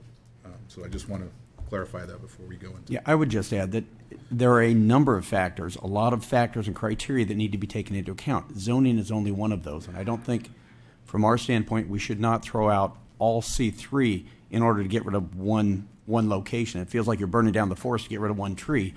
We need to look at all the factors, and it will have to go through whatever location is decided upon. We'll have to go through a rigorous review, have to go through the conditional use permit, CEQA. So it's not going to be a short or an easy thing, and it will have to look at all the factors. It's very easy for us to look at any single site and come up with objectionable reasons for every site. We're going to have to look at all of them in their totality and all the different factors and come up with what is the best reasonable solution. And I think that's what we're really going to focus on. But you're correct, the perception is there. Thank you, Supervisor Duran. And I just want to really sort of echo what you had to say, which is all 5 members of this board have said publicly and repeatedly that that is not the site that the shelter should end up at permanently. And I just think it's really important to reiterate that and amplify what you're saying about there are more issues than just what is the zoning and what is a particular site that play into this larger conversation. Supervisor Holmes. Thank you. Thank you. I just want to reiterate what Supervisor Duran said. First of all, I want to help prevent homelessness. And second of all, we're not going to solve homelessness, but we need to find a way to manage it. And I think that's what we're trying to do, to manage the homeless population. Thank you. Nikki, did you have more for us? Mr. Pedretti? Anything from this table? All right, any other additional questions or concerns from the board before I open it up to the public? Okay, I see none. This is a public hearing. Please come forward to the podium if you wouldn't mind lining up so that we can keep people. All right, look at that. Fantastic. So the process here for anyone who has not been to a public hearing before is you'll come forward to the podium. Please introduce yourself. You'll be given the opportunity to speak for 3 minutes, and then we will ask you to take your seat. And if people could try to be a little bit quiet while other folks are speaking, that would be fantastic. Let's get going. Welcome. Thank you. My name's Larry Yanni. I'm a resident of North Auburn. I want to thank you and the supervisors and the chair for the opportunity to voice my opinion for excluding the C3 zone text amendment and the current location of the emergency shelter. You may remember me voicing my opinion at the very beginning of the location of the shelter. I turned to Father Mike and apologized to him for opposing, and if he were in this room, county, or this country, I would change that today. I have very strong feelings about this today. I mentioned to you that if you give a man a fish, you feed him for a day. If you teach him to fish, you feed him for a lifetime. And with the blending and braiding of the sheriff's efforts and the HHS, it looks like you guys are really taking to that to point. And I appreciate that. The location of the shelter is near 3 elementary schools, as you know. My son attended one of them. And there's a senior care and other areas. Since I've spoken to you guys, my son was assaulted with the apprehension of battery back in 2015 while volunteering at St. Joseph's preschool. And he was working the basketball game, and a transient came up to him and assaulted. Luckily, a sheriff, or not a sheriff, but a highway patrolman was there to de-escalate the situation. I've also spoken of the transients masturbating in front of the kindergartners at the school and using the bathrooms in the after-school daycare program. These were not reported for fear of retribution from Father Mike Carroll. I have no substantiation of that, but that is what happened. Regarding the assault and apprehension of my son, Joe Offer removed the individual from the church minutes before. So the lack of him calling the sheriff on this individual precipitated the situation down at while my son was volunteering. Very upset about it. I have witnessed and reported to the sheriff church parishioners dropping off transients with supplies in the field across from the after-school day program off Kemper Road. There's been 3 or 4 assault and batteries in our community with older people and some of the county employees. The location's not right. I am a former president of the Stonebrook Homeowners Association, and we have 32 homes and approximately 64 voters. I'm glad to have Supervisors Euler and Holmes against the current location. However, failure to influence your fellow supervisors of the board is a failure to us, your constituents. So Most of my fellow local citizens are at work and unable to voice their opinion in person. We will have to reevaluate the district representatives if they have little to no influence on their peers. I do have one question for Nikki. If the airport expansion goes into place, does that change their zones?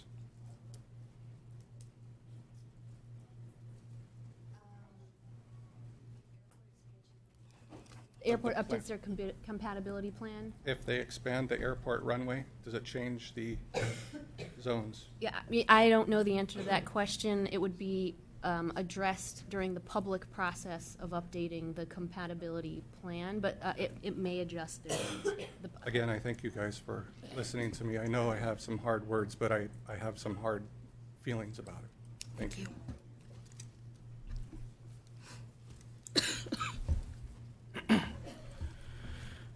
Hello, Board of Supervisors. My name is Aaron Bromberg. I'm a resident homeowner in North Auburn. Again, I appreciate you having this public forum. I'd like to remind you that the beginning of this session was not at all about the zoning text amendment.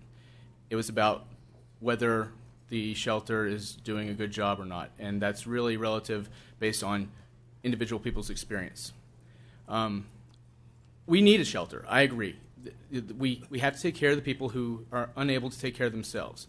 However, the whole purpose of zoning in this country, in the county, in the state, is to prevent land from being used for something that it shouldn't be used for because it's inappropriate in that location. Nikki mentioned that most of the C3 is in North Auburn. North Auburn is a small community, and we are not the appropriate place for putting a shelter that services homeless from all over the county. There are much more appropriate places, so eliminate C3, do what zoning is all about. Your Planning Commission, who I assume are experts in this, have recommended against including C3. The North Auburn MAC has recommended against it. The people that seem to be for including C3 are people who live in other parts of the county. I mean, that's just a fact. I've been getting up and speaking for about 2 years now, and I'm sure there are exceptions to the rule, but I've yet to hear one person from North Auburn say, this is the right place. Never once. So I'm sure that there's somebody here that's going to contradict me, and I'm sure there's somebody that's an exception. But North Auburn, C3, is not the place for a homeless shelter. So thank you for your consideration when you're voting. Appreciate it.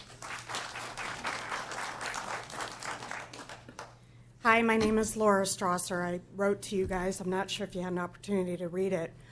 My home is the one across from the shelter that was broken into by a homeless person, came through our bedroom door and came into our house while we were there. Since then, a couple weeks ago, at my office, my law firm down in Old Town Auburn, I found a homeless encampment right under my feet where they had gone in through a utility door and lit fires for their heroin and other uses right under my office, along with stolen mail, stolen checks, and other things. So it's clearly a problem. I don't want to just complain. I want to be a part of the solution.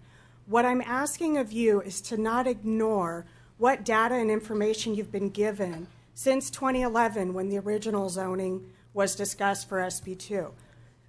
One of the biggest issues that I can hear for today is the distance, okay? So you're not mandated, as far as I understand, to accept the zoning amendment as it is.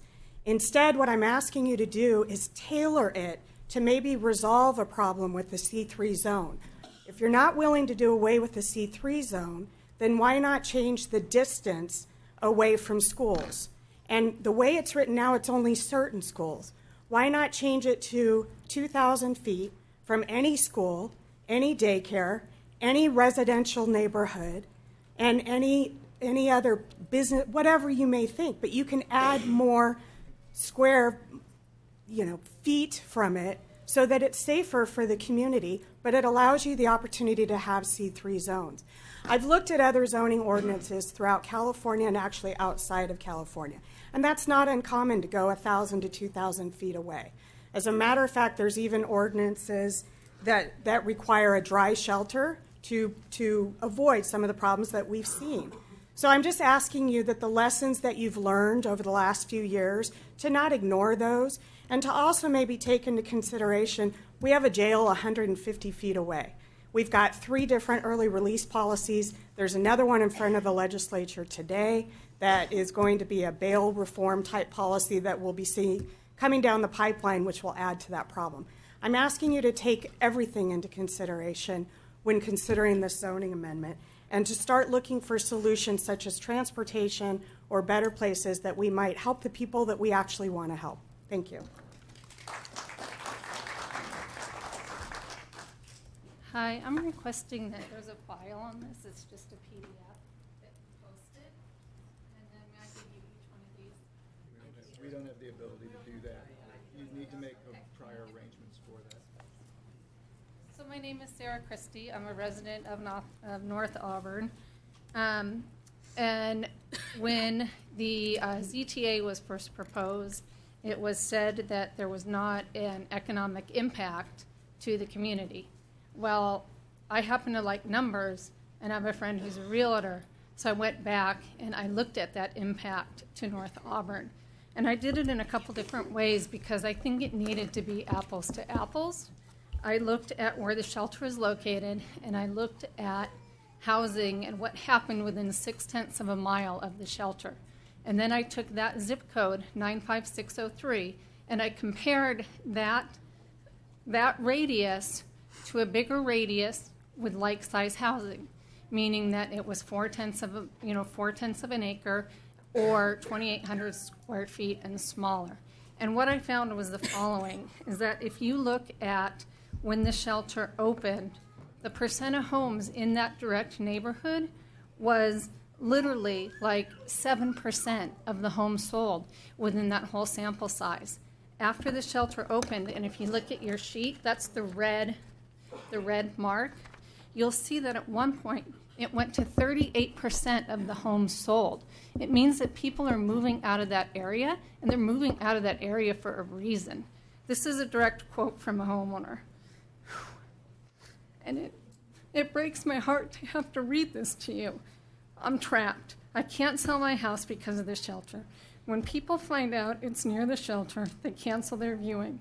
I can't let my kids play outside. It's so wrong.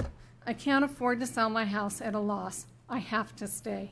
After 4+ months of trying to sell my home, I finally took it off the market.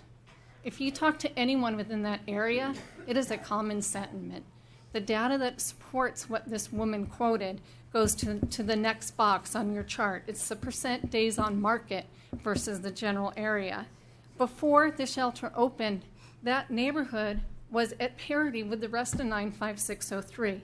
Today, and at its high point, 38% longer to sell those homes, right? That's crazy. That is crazy. Again, people are moving out and putting their housing on the market because they don't want to stay there, and it's taking them 40% longer in order to do that. The third component of that is what happens when it comes to a price per square foot, right? So what's the financial impact for those people that want to get out for whatever reason to do so? And what I found is that after the shelter opened, that market dropped almost 20%. 20% if you look at it on a price per square foot basis. Today, with what's currently on the market, those homes are listed at 5%, listed, right? I mean, you never know what your selling price is, right? But listed at 5% lower than the rest of the market. If you look at the homes that sold, that equates to $20,000 a house. That's a lot of money. That's what people initially left on the table for the ones that had to get out. The ones that can't get out, that have kids they have to put through college, that's a year of tuition, right? That's 4 years of a $5 Starbucks a day. I mean, really, if you look at what that money means, it is significant. This shelter is in the wrong spot. It needs to move.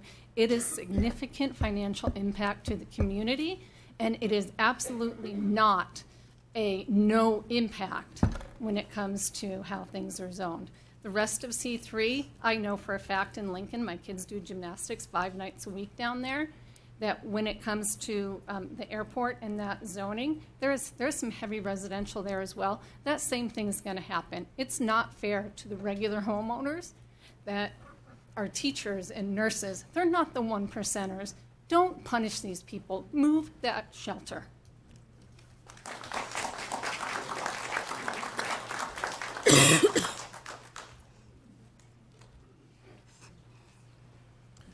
Good afternoon. My name's Rich Strasser. I'm a resident also of North Auburn. And obviously there's a lot of emotion in the room today, and I would like to address the zoning text amendment as it is, as opposed to the pros and cons, if you will, of the particular shelter where it is. But I would like to address a few things that have been said. First, Nikki, I had a question for you. And I've met Nikki before. She's great. She's really good at sharing information.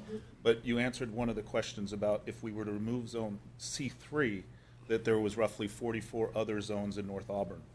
The follow-up question that I didn't hear asked is currently we have pending as well C1, C2, and 2 industrial zones. How many parcels exist within those in North Auburn so that we're not removing all options from the North Auburn table? So I'll just keep this map up here, and it shows, actually, let's look at this one. Here's a look at all of the C3 industrial and industrial park in North Auburn. So the red shows the C3. Those are roughly 45 parcels. The other C3 is located in 3 other communities throughout the county. What was the second part of your question? You said so roughly 44, 45 parcels in North Auburn are in C3. That's correct. How many parcels then remain in the other 3 proposed areas or new areas? You've got C1, C2, and the industrial. Countywide or in North Auburn? North Auburn. I should stand corrected. C1 and C2 are currently approved. They're one of the 6 approved that they already exist. But we have industrial now, that the other 2 industrial you're adding. Because it was inferred or insinuated that by removing C3, we've taken North Auburn options off the table, and I don't know that that's an accurate statement. It seems to me there's other parcels that do exist between C1, C2, and the industrial parcels, if passed. Okay, so out of the 64 parcels zoned C3 countywide, 45 are in North Auburn.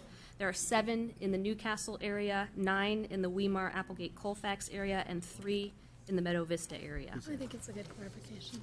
So outside of that, then industrial park countywide, or I'm sorry, North Auburn. North Auburn. I think what Rich is, I think what Rich is asking is if the C3 were excluded, and I think the simplest thing is actually just to point to the map. If the C3 were excluded, Rich, it would just be those red parcels. So everything else that's up there that is colored in any color other than white would be potentially a site that a shelter could go in. Okay, so those are the proposed industrial options. Do those also include C1 and C2 that are That's already a approved? blend, yeah, that's Okay. C1, C2, and the proposed industrial So options. the point is there are multiple options that still remain if C3 was removed. Is that correct? Absolutely, Is that fair to yes. say? Okay. One other thing, thank you, appreciate it. One other thing I'd like to just point out, and it is a comment on the language in the zoning text amendment. I've said this before publicly and privately with some of you guys. I don't think that the language goes far enough. I think it's too generic. I don't think that it addresses the issues. It's mandated by a government code 65583 A4, and that spells out. And I thought the most interesting part about that section was it requires that every jurisdiction must identify a zone or zones where emergency shelters are allowed as a permitted use without a conditional use permit or other discretionary permit. Well, we have that. Nikki pointed that out. We already have 1. So, and then prior to that, now we've got a total of 5. So we've got our 6, 5 other approved zones. Now we're talking about adding 3 more, all of which would require conditional use permit. The section goes on to allow that provision that we can have that language with a conditional use permit. But it specifically states the development standards that we are as a government are allowed to impose when you address these are the maximum number of beds, off-street parking based on the need, size and location of on-site waiting and intake areas, provision of on-site management, proximity to other shelters, length of stay, lighting, security during the hours when the shelter is open. Some of those items are addressed in the amendment that they proposed, but not all of them. I don't know why we're leaving some of them off the table, because this is the place it's supposed to be included per the government code. So just a point, I think we should take a look at it. The other one is, I think, the universal concern. And if you could wrap up quickly, please. Okay. Thank you. I will go very quickly. Regarding the location or the distance from schools, I also feel that that's something that needs to be addressed. Just a different angle. Jessica's law prohibits sex offenders from living 2,000 feet from a school. Our shelter prohibits, the current shelter through the VOA, prohibits sex offenders from residing there. So if we're truly looking for a solution for everyone, even registered sex offenders, I don't think it's fair to discriminate against that class or that group of people to say you're not allowed to have shelter. Why don't we just change it to 2,000 feet and make it a mandatory distance, and now everybody's universally accepted? So, that's all. Hello, my name is Jennifer Gomes. I am the detox coordinator at the Right Hand Auburn Shelter. And not to divert from the primary purpose of this hearing, but I believe what I have to say is incredibly relevant, and I appreciate the topic being brought up several times in regards to treating these individuals and the imperative need for collaboration in this community to be able to serve these individuals effectively. And so I have been hired out of a grant from Project Go, a small $30,000 grant, and we have just began to develop this detox program. And what it has done is connected us with the community. And we have developed, and this is only in the last couple of months, mind you, but we've developed relationships with the screeners at Placer County to be able to target what these individuals need in order to be successful. We've got a team that we've got Beth Valentine, who has been with the VOA for 33 years, recently hired. She's a housing coordinator. The case manager currently is Barbara. The three of us and me on the AOD side team up every Tuesday. We compare notes and see what we can do. And we've had tremendous success in what we've been able to do as far as really identifying what these individuals need in order to overcome what is causing all of this. And it, like I said, we have always been open to relocating. If we do relocate, we are all open to that. And I just maybe want to, in the interim, alleviate some of the concerns, hopefully, with the public, that we are doing all that we can with the resources that we have in regards to helping these individuals in this community. And you know, as far as location, we will continue to do that work, and I believe it's a direct, you know, collaboration, and which we have reached out and done. So I just wanted to make sure that you know that we are open to a new location, and we are committed to working with law enforcement. I've just developed, you know, relationships with Officer Beggs. We compare notes on these individuals.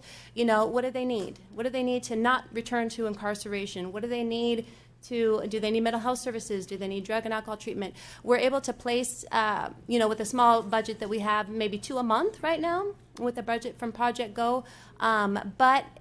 But having said that, it's opened the door for communications with Health and Human Services and AOD to directly place these individuals, get them screened, and get beds for them in treatment facilities. So it's been working, and it's only been a couple of months, but it is working, and we are doing the best we can. So thank you.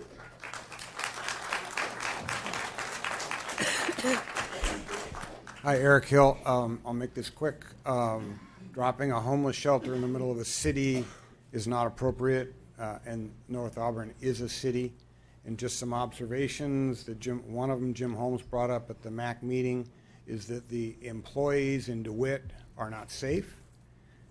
Second thing is, I don't know if you've noticed that the stores in Auburn and North Auburn have now locked their restrooms, and they're hiring security guards. So there is an impact directly and indirectly to the community. Thank you. My name's Tracy, and I'm a resident of the shelter. I got a cold. I really didn't want to touch anything. But I'd like to thank the Placer County Police Department. You know, I had a bad problem with alcohol, and I couldn't stop drinking. And I just got out of jail for numerous public drunk. And I'm laying in the park, and I need a drink, but I'm too sick to drink. And an officer walks up to me, and he says, "Tracy, do you want some help?" And I said, "I do."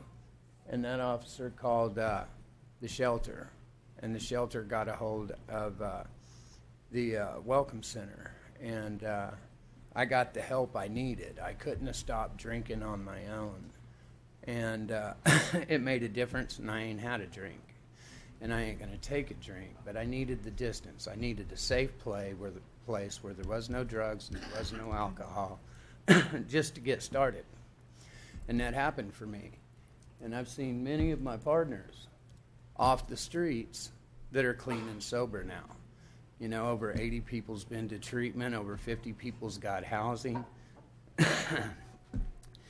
I've watched a lady, Mindy, lost track of her name for a minute. There was a guy that fell through the cracks. He was in a wheelchair, and he couldn't take care of himself. And I watched her clean feces off this guy while she was complimenting him because she could see the embarrassment in him. I mean, that's the kind of heart they have down there. It's not all bad, and it's not all perverts. And as far as people cooking dope in people's basements and under the house, that's going to happen. Drug addiction's getting worse. You know, we've dropped felony charges for heroin, methamphetamine, and cocaine to misdemeanors. We've made it easier for people to take chances that they were scared to before. And, man, we need warriors like we got at the Auburn shelter. People that'll get down in the mess and the muck to pull people out of it.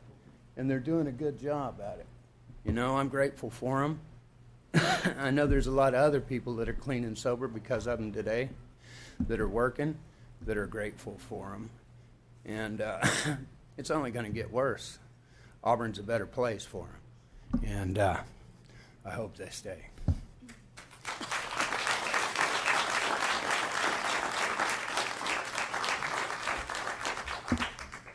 Good morning. My name is Denise Harbin, and I'm an Auburn resident for over 30 years.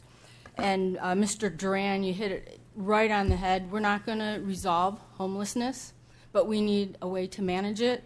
And Placer County needs a strategic plan. We don't have a plan. It's a shotgun approach. Oh, the wet shelter isn't working. Let's make it dry.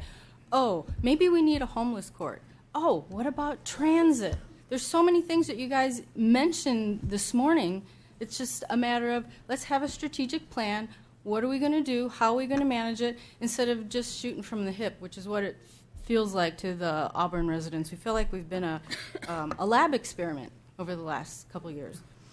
So if we start over, have a strategic plan, and as Rich said, to me, even whether you take option 1 or 2 with the C3, a minimum of 2,000 feet from the schools, a minimum. I would like to see it more like 5,000. That's one of the really, really big issues is our schools. If you were to consolidate all the pockets of fundings that have been mentioned, we have the POP units, we have the VOA contract, we have the MHSA, the $780,000 for the innovation. You take that $3 million, you could go buy units like studio apartment units, and you could put 500 people in there for a year, and then work on getting them employment and getting them clean and sober. Versus this, okay, let's put $500,000 here, another $1 million there.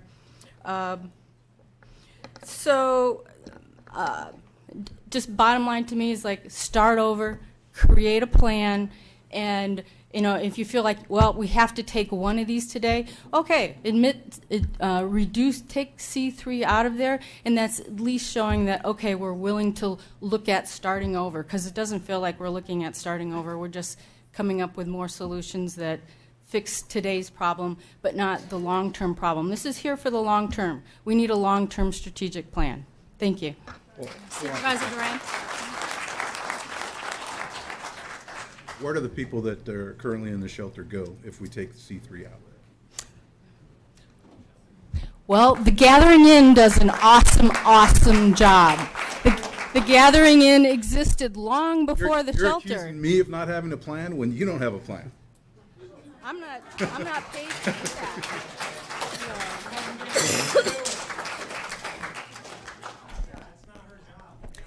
that. My name is Dr. Laura Van Acker. I have been a healthcare provider in this county for 35 years as a nurse practitioner. 30 years ago, I was on a housing and homeless committee as a part of a county employee for the public health department. Was on that for 2 years. Mr. Euler was on the board then.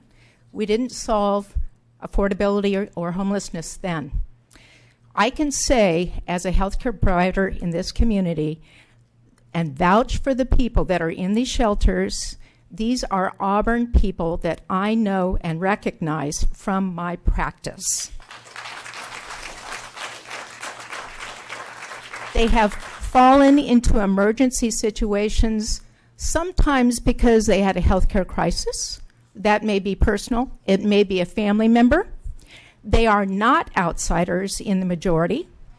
I have volunteered for a Gathering Inn, for the Welcome Center, and for the current homeless shelter as a part of my faith-based organization. It takes them all. There's not one. Everyone has been a solution, but I can vouch for the fact that as a healthcare provider, it is critical to have this shelter be where there are access to services.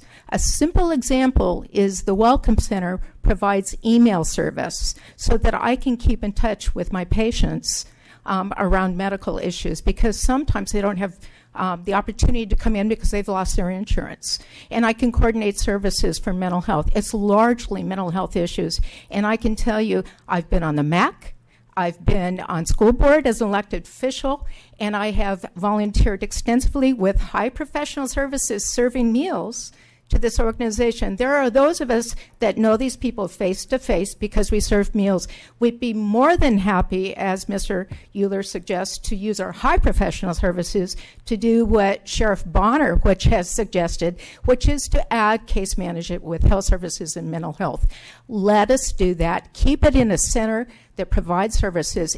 This is the best Band-Aid we've ever provided. It is painful for some people in the neighborhood, but I remember when lots of those houses weren't there and there was a low security jail there and a lockup mental health unit, and nobody was complaining about that. Thank you.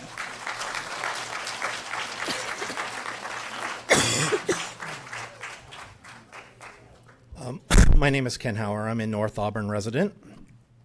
First of all, we are public citizens. It is not our responsibility to develop planning and figure out how you're going to solve a solution. Your job is to figure out a solution or give us options, which you have some options today, and for us to comment on those. That's our responsibility as public citizens. I am a software consultant, and what I do for my customers is I give them options and I let them decide on what the best solution is after I tell them what it is. So please don't tell us that we have to provide a solution for you. It's the other way around. The fact that the shelter came in 2 years ago was a great idea. I don't think there's too many people that were there at the time that thought that it was a bad idea. We learned a lot. We have learned that Auburn is far too small of a community. Everything is so condensed because it is a small community. It is not spread out. It is not spaced out. I was at the Planning Commission meeting, and the Planning Commission was very specific in their words. So if you had listened to it, well, I'm not deriding you for not listening to it, but just saying if you had, you would have heard that property values had plummeted in that area. They had acknowledged that fact, and the other fact is that the C3 zone that is in question here is far too close to schools and private residences, which I think you've probably figured out that there's a lot of people that are aware of that. First of all, Placer County Sheriff's Office I'm so grateful that I live in a community with them there. They are a wonderful enforcement. but the fact that they have to do as much as they do is kind of sad. So if you look at the average call, and this is all data provided by the sheriff's office, their average monthly calls prior to the shelter opening was 980, and there were 92 transient calls a month. Now, granted, there's a hypersensitivity to it, and they probably do a little bit better data than they had in the past, but we now have nearly 1,400 on average calls per month as opposed to 980. So we've had nearly a 400 call increase per month on average since the shelter has opened. That's a 300 that's a, I have the number. That is a 38% increase in the total call volume. Our transient call volume has gone from 92, as I said, to 432 on average. And the last numbers provided by the sheriff at the last shelter meeting was 585. So in the last most recent month, it's over 150 higher than the monthly average. The numbers aren't going down, they're going higher. That's a 370% increase in transient calls since the shelter has opened. Things have changed in Auburn, and it's not for the better. It's too small. The zoning needs to be an option 1 and leave C3 out of it, at least for Auburn. Thank you.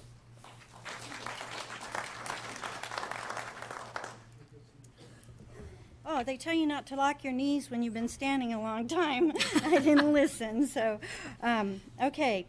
My name is Susan Fox, and I did email some feedback and commentation several times on the emergency shelter zoning text amendment, and I'll try to summarize that real quick. I am in support of moving forward with the recommendation as amended by planning because it does immediately open up some options for us throughout the county to start looking. I am not in support of the amendment, the alternative amendment to include C3, and I'm going to tell you why. My first concern was our clear understanding of emergency. Ms. Montgomery brought that up earlier. You can say it refers out of this document to some other reference somewhere, but the fact that our supervisors have to ask clarifies that nobody really understands. Bottom line is we're talking about temporary housing here, and we've heard so many things today that are in the works. We've heard Sheriff Bonner talk about court. We've heard about the detox program. We've heard about all these solutions to help our homeless, our transients, our criminals get out of here if that's what their choice is. Those things are not in place right now, and there should be no community in our county in a C3 in this type of a situation co-located with all these high-risk activities having to deal with that, and that's why I oppose it.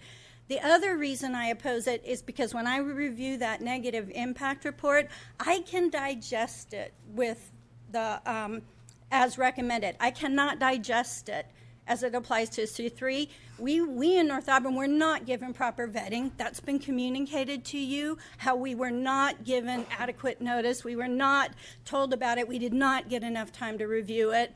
Putting that aside, I'll accept it for that initial recommendation, but not for the rest of it. Couple more things I wanted to point out. We were told that since the shelter went dry, that there hasn't been any change in the folks that have been using it. We also heard the caps on the use. The numbers don't add up. In the last 4 months, we've had 125 new intakes, unduplicated, into the shelter. 48 folks, thank God, have been placed in housing. That's our goal. That's our mission. We know affordable housing is a problem, though. What I'm trying to point out to you is you have a huge gap here. That leaves 67 unplaced folks. This is 4 months. Where did those folks come from? Are they from probation? Are they from jail release? Are they local Auburns? You know, we can all anecdotally stand up here and say we know the answer to that, but we don't know it because I've asked for that cross-check data, and I've been told it's not available, and we're making decisions without it. So I strongly suggest that we do that before we start making any decisions about C3. I'm in full support. I'm in full support of trying to help find a better location. Every one of you know that. I'll do what I can. I have ideas, and I'll share them with you. Thank you. Good morning, Madam Chair, members of the Board of Supervisors. I'm Kevin Hanley, CEO of the Auburn Chamber of Commerce. And on December 21st, the Chamber Board of Directors voted to oppose any zoning text amendment that includes heavy commercial, industrial, and industrial park, and instead favor a much more focused effort on selecting a property in Auburn and Roseville, and with the right model of homeless shelter that will assist people who want to make that commitment to change their lives. So there is a good solution. The use of a zoning text amendment for a county-wide zoning change is more appropriate when you want to guide development. It's not appropriate when you want to change public policy. A much more focused approach is more appropriate when you want to improve public policy. We received complaints from residents about the current shelter, but I ask you not to forget about the various business owners who would be impacted if the shelter is changed to any one of the 100 properties that would be affected in North Auburn. The Chamber of Commerce did a survey in 2015 and found a sudden spike in complaints in the Atwood, Bell Road areas, the Bel Air Shopping Center, from business owners, from shoppers. Also, a couple weeks ago, you had a parade of owners at the Airport Business Park Association that complained about thefts, a marked increased theft. So I would ask that you treat all the residents and the business owners equally, because when your store is broken into or when your house is broken into, that is a sensitive event to you. The better solution is, and others have suggested it, that the county write a strategic plan on what constitutes success, and that you make it, like Dr. Mabit suggested, a multi-jurisdictional agreement with the cities, all the law enforcement, and the nonprofits.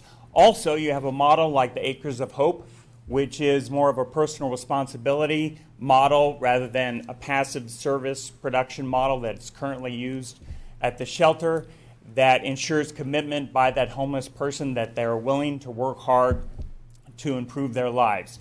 So you include that multi-jurisdictional agreement, select a couple spots if you have a good model and you have a good strategic plan, and also have a multi-jurisdictional agreement with the county and the cities on enforcing the anti-panhandling laws, the anti-camping laws, have a shelter, but also say no to those who want to take advantage of the generosity of Auburn residents and others to make money and not necessarily change their lives. So there is a good solution. I ask that you, rather than take a broad-based approach on zoning, change direction, focus on a good model, and select a couple spots that will work for everybody. Thank you very much. Good morning. My name is Kimberly Lockwood, and I am a resident of the shelter here in Auburn. The shelter is working in a lot of people's lives, and it's also wronging a lot of people, evidently. There's a large demographic in the shelter. There's homeless people, there's transients, there's the indigent homeless, there's the disabled homeless. So it's not just one type of homeless person in that shelter. Regardless of who they are, they're Americans too. And they deserve whatever help they can get. Jason Smith, our director, he has been punching a hole in the problem as best he can. And I have seen him at work. As far as moving the shelter 2,000 feet so that the bad people can come stay with us, like the pedophiles and the sex offenders. That's not a good idea, you know? I pray that you guys have a plan B if you decide to move the shelter. To keep the safety of everybody in mind. If the shelter is moved, make sure that you have a place to move the homeless instead of just closing the shelter down. Because in that, you know, they'll be back in the bushes with the tent city, and that's not good either. Thank you.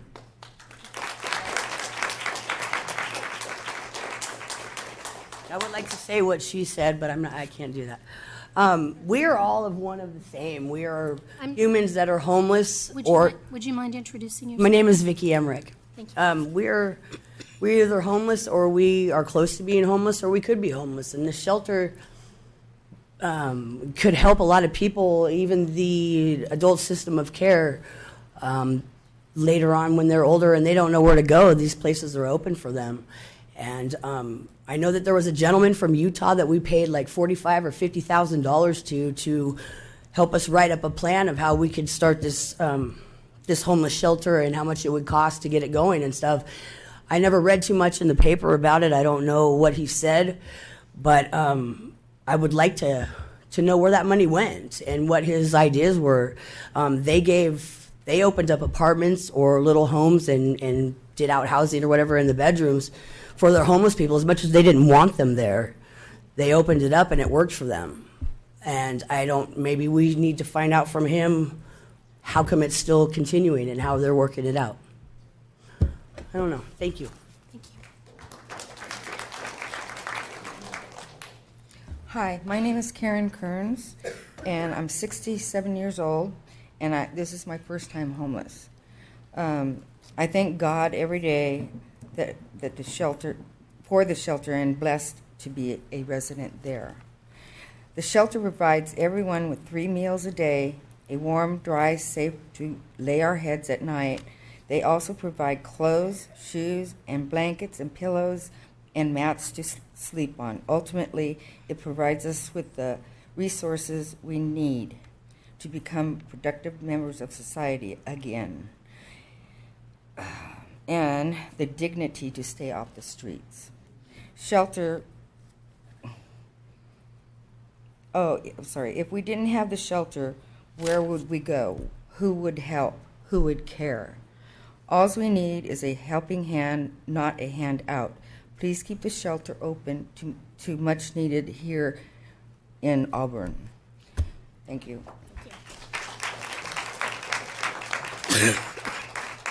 I'm going to take 2 more commenters right now, and then as I mentioned earlier, we're going to take a quick break for lunch, maybe half an hour, then we'll come back. So we'll have 2 commenters, and then we'll take more comments after a half-hour lunch break. Thank you. My name is Lori. I come to you as a mom, as a business owner, and as a resident of North Auburn. I've owned a business in North Auburn, and I understand that the C3, C2, whatever, you guys have retail. Is that correct? Retail fits into that? It could potentially be near retail. Is that what I read up on the screen? It already is, yes. As a business owner, that is my home. I am very intentional about not being there alone because I've already had issues with transients coming up to my front door with my children and myself.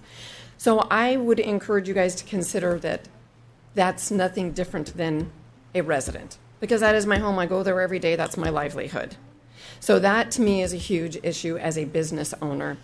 I couldn't see the screen from back there, but the whole airport situation, maybe we can bring that up again and show me that if C2 does not go through, there are still some spaces near the airport. Is that correct? That are potential possibilities? C2, just to be clear, is Yes. already zoned for this use with a conditional permit. Okay. We're talking about C3? C3, sorry. So my concern near the airport, yes, we take away some churches and we take away some schools, but we have Pride Industries there. Pride Industries is a place for special needs. Those special needs adults are like children. I have one. She's 25. She would not be able to fend for herself if she walked out and had, and I'm not talking about your chronic or down on your luck homeless, but the transients that are attracted to these locations. She would not be able to fend for herself. And that's a concern. I think we need to look a layer deeper beyond churches and schools. Pride Industries should be in there. Are you familiar with Pride Industries? They're like children. They really are. I have one. She lives with me. I don't live far from there. I live a mile from there. So I think that needs to be into consideration. I think that some of the information that has been given to us has been skewed, and I'd like to read that to you. I have a post here from Jason Smith to the Auburn Group, September 29th. He says, stats for the Right Hand Auburn Shelter are in for the month of August. For the 4th consecutive month, the numbers of housed, who have earned treatment has increased. To put these numbers into perspective, more people found housing and entered treatment last month than last year combined. Thank you to hardworking staff and residents who made this happen. And then he says that there were 17 people for the month of, this was posted September 29th, for the month of August, 17 people went into drug and alcohol treatment. Then I have an email that he sent somebody in this room that states that from June 15th to March 16th, we put 11 people into drug programs. That is very contradictory. You can't have a year-to-date number be smaller than the month prior. It doesn't make sense. I would love to see some follow-up on that. Did they stay in those housing? And is that number correct? It just doesn't make sense. Year-to-date cannot be smaller than last month's numbers. We all know that. It's just simple math. I'm not against a shelter. I believe we need one. I think it needs to be in a location where we've got qualified people helping people that are mentally disabled, people who are addicted, and people who really want to get up on their feet and do something different and make a change. It can't just be all across the board. Everybody in one room and just a fix-all Band-Aid. Thank you very much. We'll take one more comment, then we're going to break for a half an hour for lunch. You will still all be able to comment. Don't worry. Good afternoon, members of the board. My name is Bridget Barnes. I'm the president of Right Hand Auburn. I am a North Auburn resident and a business owner down in Loomis, as everybody knows.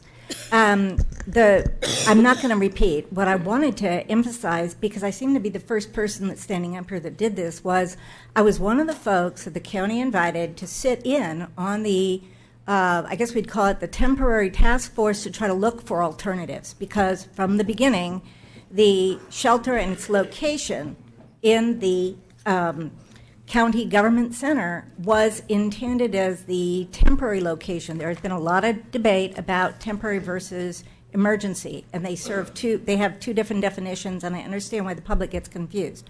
The emergency shelter is for people that have lost homes, need immediate housing.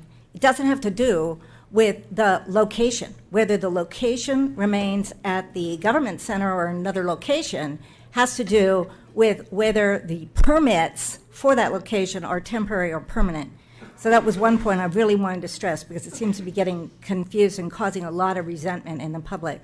The second thing is that what happened was the old zoning that you guys have right now in front of you, that the board has right now, prior zoning, allowed of right the multifamily residential. So when we started looking, all of us started identifying all the sites in North Auburn that we could move a location, a permanent location for an emergency shelter place to be, and we discovered that although they were zoned of right, they were immediately surrounded by intense residential uses, and that would now, of its own necessity, mean that many of the folks that come to the shelter when they come out of the boat, whether it's directly out of being incarcerated or they're coming out of the tents or wherever they're coming from in the area, would have to be excluded because of drawing the concentric circle to protect, because of the issue with Jessica's Law and et cetera. So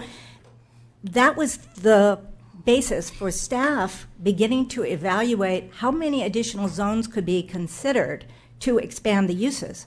There are many sites that are C3 north of 49, as shown on the airport map, that because Pride is in there, because you have various other residential uses in there, could also be excellent locations for a permanent location for an emergency shelter in North Auburn. As I understand it, the county will be moving towards at least a bi-location system, which would be that you would have one down towards Santucci, as has been suggested at multiple hearings before, and one in the North Auburn area that would serve not just North Auburn, but also the areas up to Tahoe. I realize that we have the 3 minutes and we're going to run out here. I just wanted to stress that the goal for Right Hand Auburn today is to urge the board to accept option 2, to allow for the existing shelter to remain in place with conditions temporarily until the board approves a location where a permanent location for emergency shelter can be allowed in North Auburn. Thank you. Thank you. And if I could, just for sort of scheduling purposes for the afternoon, if I could have a show of hands of people who are going to want to comment on this after we come back from lunch. Okay, and there were probably a couple who wandered out already. Okay, thank you. That's helpful. We will see you back here at 1:35.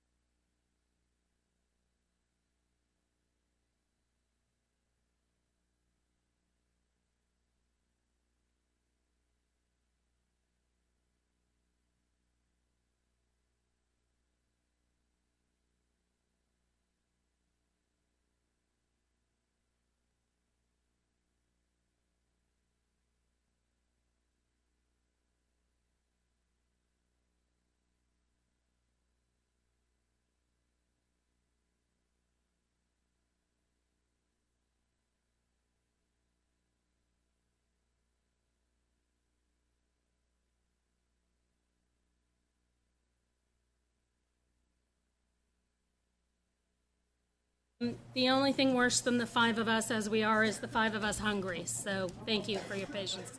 I appreciate it. Please come forward. We'll continue public comment. Thank you.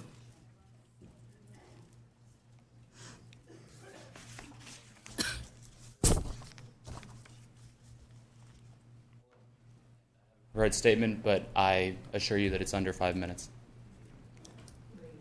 3, please. I'll speak quickly. I assure you it's very important. Okay.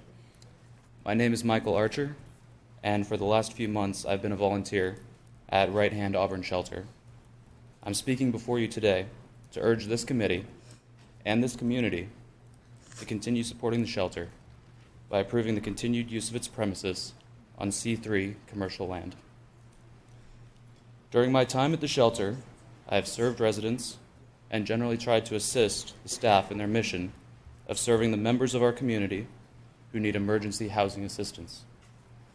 I have chosen to do so along with dozens of local churches and businesses, all of your constituents, not for the money, but in order to promote the dignity of the homeless community in our great town of Auburn, California. My family has lived in Auburn for far longer than I have been alive. My great aunt often reminisces about when Highway 49 was only a dirt tract, and the old Grange Hall was the only building you could see for miles. Recently, Auburn has exploded with millions of dollars in new business and thousands of new residents flocking to the area to share in our natural beauty and the multitude of opportunities offered here. Yet this growth has also brought to light the problems that come with a larger and more diverse community. As has been shown by previous presenters, Auburn is also home to a much higher percentage of chronically homeless than many other towns have to deal with. Unlike what many rumors may state, these residents didn't suddenly spring up. These residents, the vast majority of the homeless community, have lived in this area much longer than many in this room. Indeed, it was such rapid growth of Auburn that has forced the homeless community, already existing, as the government reports have found, into close proximity of Auburn's other residents. As businesses moved in, many areas where these communities were allowed to exist were bulldozed, causing the problems that we're dealing with today. Rather than allow these citizens to suffer without aid, members of our community came together to create an emergency solution, and thus the Right Hand Auburn Shelter came to be. It was not during I was not here during the first year of the shelter's existence. My experience is recent, after the imposed changes when the shelter became dry. And let me tell you that no person is allowed in unless they can pass a drug test and blow all zeros on a breathalyzer. I personally am there every Monday, Wednesday, and Friday to greet each resident as they come in out of the cold. The shelter provides a warm, safe place to stay for members of our community on the fringe. These are good men who have lost their jobs. These are mothers who are pregnant. These are those people struggling with mental illness and others who have lived for years with the pain of addiction. May I continue? Please, but wrap it up quickly. The shelter provides a necessary first step to enable those who have been on the streets for days or even years to return to the stable, employed lives which each of us strives to achieve. President Jimmy Carter was the one who said that the true measure of society is found in how they treat not those at the top, but the weakest and most helpless citizens. That's what we're here today to do. The Right Hand Auburn Shelter provides safety, assistance, and most importantly, a sense of community for the members in our town in need. It is wrong, reprehensible even, for this community to eliminate the only shelter in our town, preventing our citizens from sleeping out in the rain and the snow. We as a community are called to stand for all of our citizens, not just those at the top or those who own homes. The shelter is not perfect, but that's only because we are not perfect as human beings.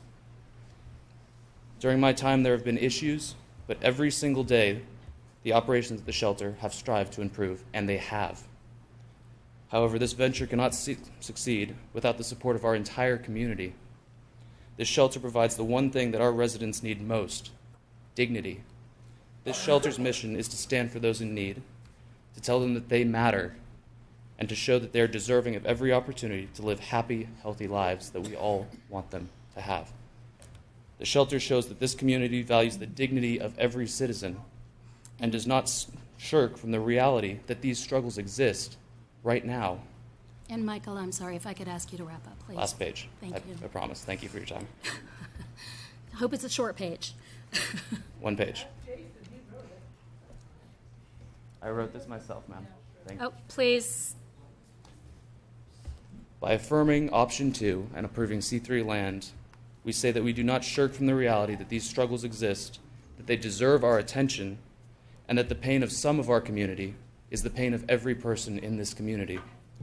By standing for the Right Hand Auburn Shelter, we can confirm the values that this town was founded on: respect, dignity, and community. We must approve the shelter's continued existence at its current location until there's a suitable plan in place for its replacement.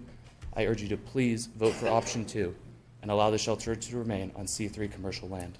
Thank you, Michael.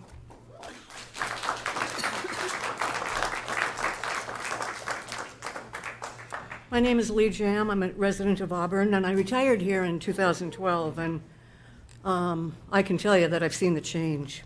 But what I'd like to say today is it's emotional, it's emotional. But I'd just like to request from all of you that before making any decision on the proper zoning of a shelter location, that you study the jail release activity that occurs in North Auburn. Specifically, how many of those being released from the jail use the shelter to transition to area residency? This information is critical to public safety of people near any location where those released from arrest for criminal activity might need to shelter, particularly if those released and using the shelter are repeat offenders, sex offenders, or convicted felons. That's all. Thank you. Thank you very much. Hi, my name is Kelly Bender. I grew up here in Auburn. My parents moved here over 20 years ago. Attended the same schools my children are now attending. Daily, I drive Atwood. I drive through DeWitt, constantly stopping, yielding to illegal pedestrians crossing, stumbling across the road. I've had to call in numerous times to people passed out on the side of the road. My daughter found a tourniquet on the playground at her school near the shelter. It's not affecting everybody here. I'm not innocent. I used to give handouts to the homeless, the transients. I've opened my eyes. I mean, it's drawing them in. It's not only just the people that are at the shelter, it's everybody outside the shelter. I know that it's not just the shelter, but it can't stay near schools. It can't. Housing, it's a toss, but it's a safety problem. And I heard over the scanner about the foot chase pursuit that went into the bushes near schools. I mean, it's just not safe. Outside, I ran into another mother who had to leave because her children were loud, and she asked me to read this. It says, I am here to support the endangered species and speak up for them since their voice is small. I am Rebecca Hendricks from Atwood Ranch, which is the neighborhood near the shelter. Small towns are endangered in our region, one that this town has tried to protect year after year. People in our town have been fighting for small business and business owners. However, when you think of the essence of a small town, what do you see in front of the stores? You see young preteen kids, with their pup riding their bikes and having a milkshake. They are the heart of the endangered species, and I'm here to defend and their innocence, which is already at risk. We moved here in a time where it was safe to walk the block and safe to walk to Bel Air. With dreams and hopes, our kids could walk to school and bike to the local milkshake shop, since the small town stood so strong. At the rate we are going now, our small town, our habitat, will be destroyed. The homeless shelter would be like putting poacher camps at the endangered species zoo, letting them set up camp with the panda bears, providing them with everything to hunt, and just simply asking nicely not to hunt, and turning a blind eye. It is in the nature of the poachers to hunt and for the zoo animals to feel safe, but are very clearly not. The homeless shelter directly affects my safety and the security of my family. I'm asking you to protect the family unit. I'm asking you to protect our habitat. Spending the money in bettering our community, the homeless shelter is better suited for a town with a higher population such as Roseville, off of Industrial, where homes and schools and daycares are not. Please protect our habitat. Thank you. Please come forward. Hi, my name is John Elstrom, and I reside at the Right Hand Auburn Shelter right now. And I want to thank you guys very much for programs like the Gathering and Right Hand that requires you to be sober to get in, to get the services. It helped me out immensely. 2010, I crushed my hip.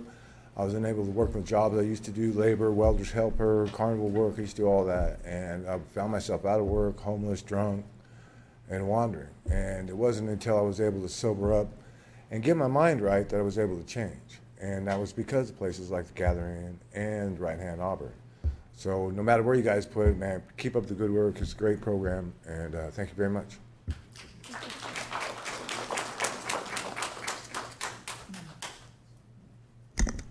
Hello. I'm Charlene Lyons. I'm a pastor at Faith Lutheran Church in Meadow Vista. I know this is a difficult situation. Individuals are affected. My sister was homeless for a time, not in Auburn, but in another state. I understand the difficulties on both sides. I work with a woman who went through the Acres of Hope program. I watched her struggle to find affordable housing after she did work to change her life around. Housing is a huge issue. I would just like to lift up a couple things. I urge you to consider expanding the vision to get beyond this not in my backyard that I'm hearing from many, many people. Because quite honestly, whatever backyard you put it in, somebody's not going to be happy. And if you try to find a place where nobody is feeling that way, I think you'll have to move to the Nevada desert, to be honest. And quite honestly, you probably can't find a spot there either. I think the bigger problem is one of a belief in personal privilege above the well-being and healing of society. The second thing that I urge you to consider, and I just actually heard it quoted, I didn't realize I was thinking of words of a president or former president, that I do believe the measure of a community is not measured in just how help is offered, but how space is created for all of its community members, not just the ones with the loudest voices and the largest resources, and who, quite honestly, probably started off with more resources to begin with at the beginning of their life. But the measure of a community is counted on how you listen to the quiet voices, or to those with no voice, to those who have no resources, to those who are struggling just to find a space at all. Please consider not changing the zoning and allowing Right Hand Auburn to stay where it is until a time and a place can be determined that will be sufficient to provide a space for the most vulnerable in our community. Thank you.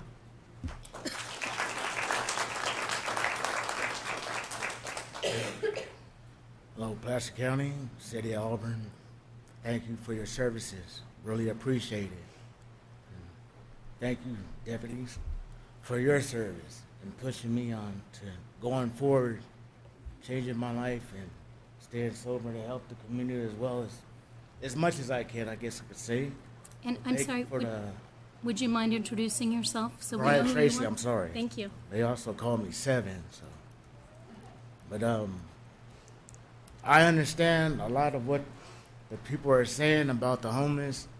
Because even myself, I see things and I go, why are you doing that? And shouldn't be doing that. I just say why?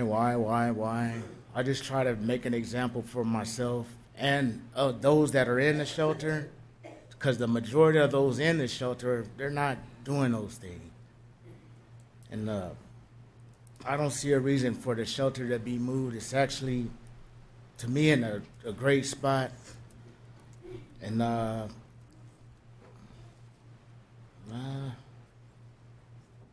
just think about myself, how I used to be out there on the street. I was homeless as well, no place to go.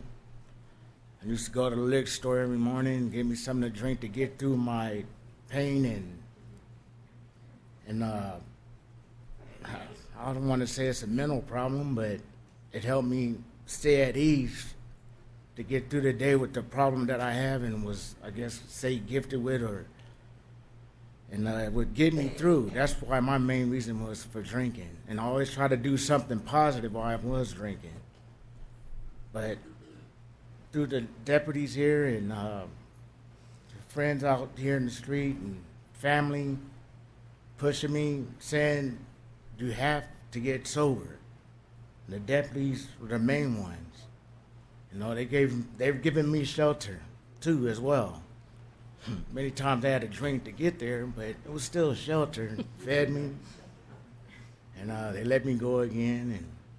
But sometimes they would pick me up just because of my health reasons and, you know, and safety. So I commend them on that. They're great, really great. And but now, Jason. When I first met Jason, I was like, "Who's this guy coming on?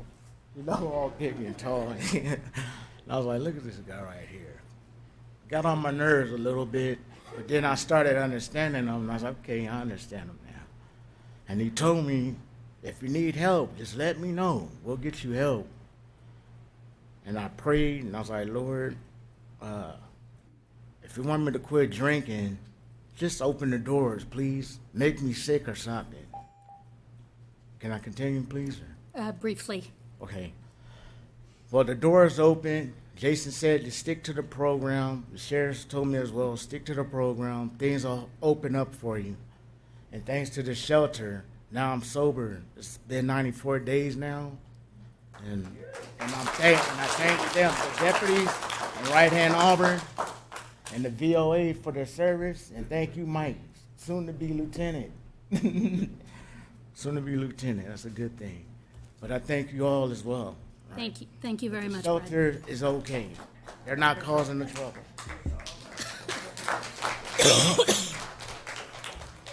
Good afternoon, board members. Thank you for the time. My name is Craig Wheaton. I'm president of the Church Council of Our Savior Lutheran Church. And the way I've rubbed shoulders with the Right Hand is we've had the privilege, and I say the privilege, of going to the shelter and serving meals. There's a movie that a line comes to mind. What we have here is a failure to communicate. And on the one extreme, you've got, I think, legitimate concerns by homeowners. Home values down, especially children being affected. That's huge. I mean, one of the most precious things I think in society is the innocence of children. And you as board members should protect that.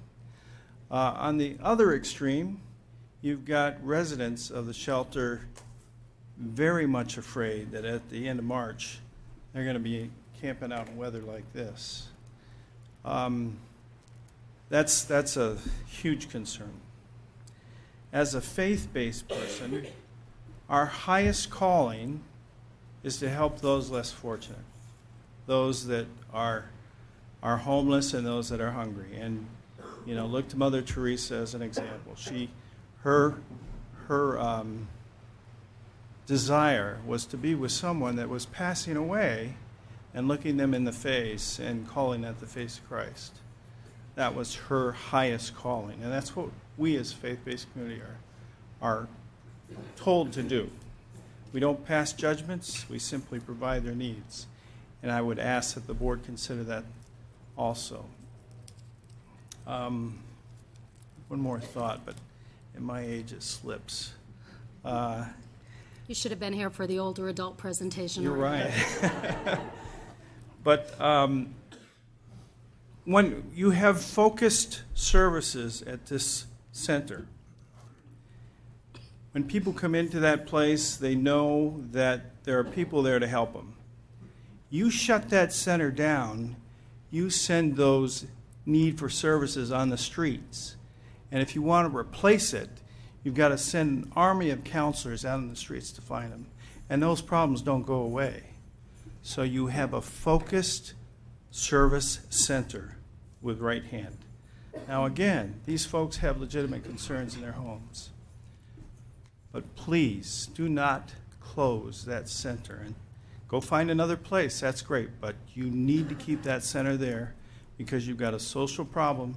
You've got social challenge, I should say. You have services with that center that can meet those challenges.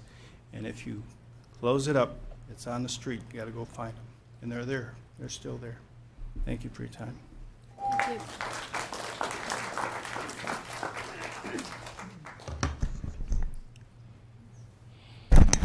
Hi, I'm Victoria Connolly. I live in the city of Auburn. Excluding Zone C3 simply because it does currently include a shelter and for no other reason seems random and arbitrary decision-making, possibly even in the legal sense of arbitrary, because it does not seem consistent with the way you normally would make a decision. You might have a perfect parcel in another C3 zone, excuse me, that would be then excluded because the current shelter is in a C3 zone. I would like to say that when this recommendation to exclude C3 was proposed by a member of the Planning Commission, it was stated that it was made specifically to drive a stake into the heart of the shelter. By approving the original text as per the original planning staff recommendation for 3 additional zones, you would afford yourself the maximum flexibility for finding an appropriate permanent shelter site. There seems to be enough exclusion and permit criteria to ensure the kind of protection many members of the public seem to desire. And just a reminder that the current SB2 zone includes multifamily residential, right smack in the middle of families who are theoretically no less important than those in single-family residential. So a shelter of up to 60 could be placed in that residential zone. Planning staff stated at the Planning Commission meeting that only about 10 properties currently meet criteria for a shelter, but due to other considerations, that might not even be feasible. So the need to expand those potential siting opportunities is critical. It was pointed out by the chair of the Planning Commission that they would be hard-pressed not to change a zone, for example, to C2 if it was proposed. And they regularly recommend these rezone changes a matter of course. So the existing shelter could continue, theoretically, if the current shelter location was rezoned. Finally, germane, albeit tangential to this, you have an underutilized choice, which is to declare a shelter crisis, whereby any county property could be used for a shelter pursuant to Government Code 8698 and sequelae. I urge approval of the original language for the zoning text amendment to include C3. Also, regarding the 2,000 feet under Jessica's law, those cases, that was found not to be, I believe, unconstitutional by the Supreme Court in California. So those are now done on a case-by-case basis for sex offenders. And also, Jeff Brown reminded us at a meeting the other day that the population of homeless is a fluctuating one. People become homeless. It's not static. They exit out of homelessness and a new population comes in. That is why you have unique individuals. Thank you.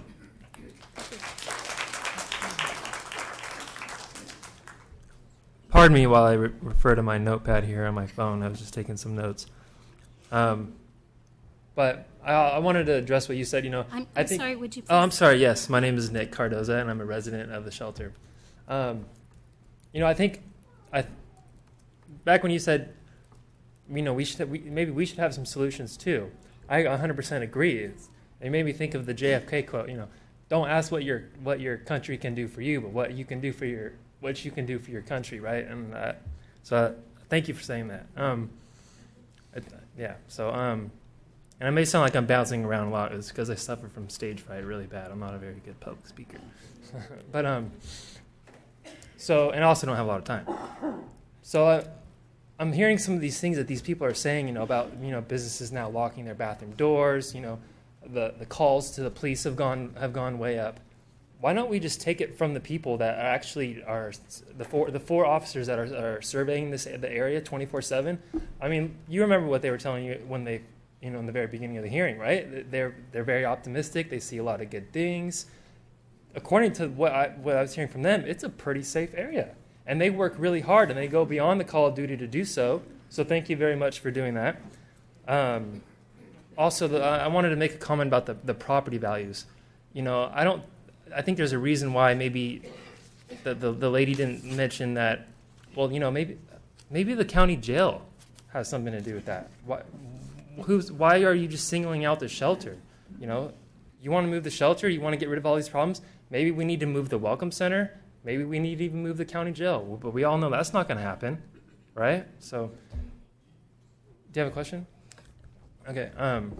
So yeah, you know, I mean, why like, and you know, like the lady was saying, you know, by voting on what zone to allow shelter in, it seems like a direct attack on the shelter, and it's not really looking at everything as a whole, and also the people that are here are obviously complaining about it.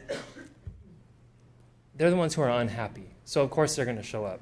All the people of North Auburn that are fine with the shelter, of course, they're not going to be here because they're fine. They're fine. They're living their lives, going to work, and so I don't want you guys to be influenced by a small loud majority who are not happy with people from the shelter. And one more thing, I became a resident of the shelter in early November, and I was homeless living in my truck.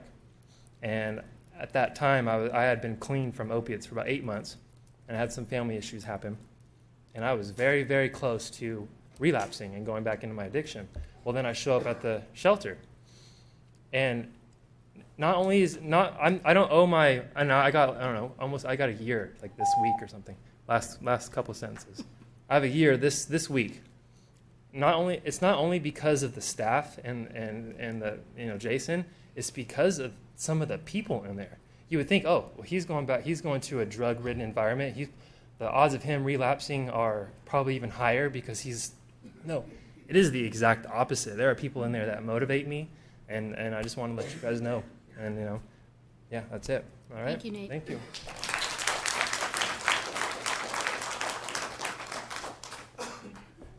Well, my name is Minus Pugh. So 16, almost 17 years ago, I moved to Auburn. And just over a year ago, I got sick and unable to work, and found myself homeless. That wasn't such a bad issue at first. I mean, I was doing okay, so I thought. And then I moved into the shelter, and I've been there almost a year. I'm not going to remain there. I'm going to be leaving next week. I'm going home. I'm going back to South Carolina. Now, when I moved out here from South Carolina and moved to Auburn, it was like, it's like, whoa. It's like I am the only chocolate chip on this vanilla cone. And I thought that was going to be an issue. But actually it wasn't. I did pretty good. I have a lot of good friends here in Auburn. And honestly, I wish I could just come up here and give you guys the magic formula, make it all okay, because I'm a kind of fix-it guy. But I have no fix-it for this situation. Drug use has been around for quite a while, ever since Nancy said, just say no. Homelessness has been around for quite a while, and neither one of those issues are going away anytime soon. The only thing I can say is that maybe if, as a community, we put some of that energy into maybe working on the problem, trying to come up with a solution, rather than me on the left, you on the right, and the hell with whoever's in the middle, then maybe then something could be done. I mean, it's a logistics problem. I mean, plain and simply, it's just logistics. So the thing about it is that no matter where you go, there could be a sex offender, a drug user, a drug dealer, a criminal, or ex-criminal, a criminal in the making. There's no guarantees in life. There's always going to be something that's going to be unsavory. for someone, somewhere. So I'm leaving Auburn. And the only thing I can say is that this is a community problem. And if this community don't address it as a community, it's going to be the same thing, March, April, and May.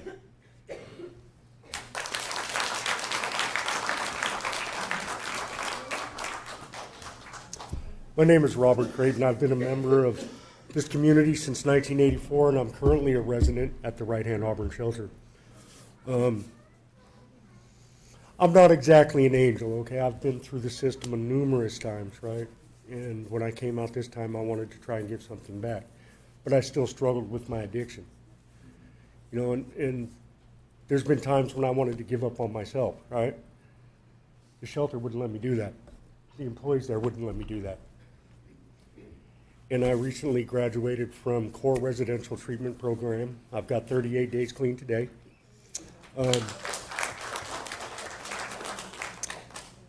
And the biggest gift out of that, right, was my parents have passed. I got to give them their son back. And it's all because of the people that operate this shelter. I am so grateful for that place being there that I can't even express how grateful I am. Right? And for you to have in front of you today to take that Band-Aid off, as somebody called it, and have everybody hemorrhage back out into society without a place to go is not the solution. Okay? To keep that at C3 right now temporarily until there's another place for us to go that's built and ready, it's the only solution there is right now. Please, please afford somebody else the same opportunity that I had to refine myself and allow these people to continue to help this community. Please. Thank you.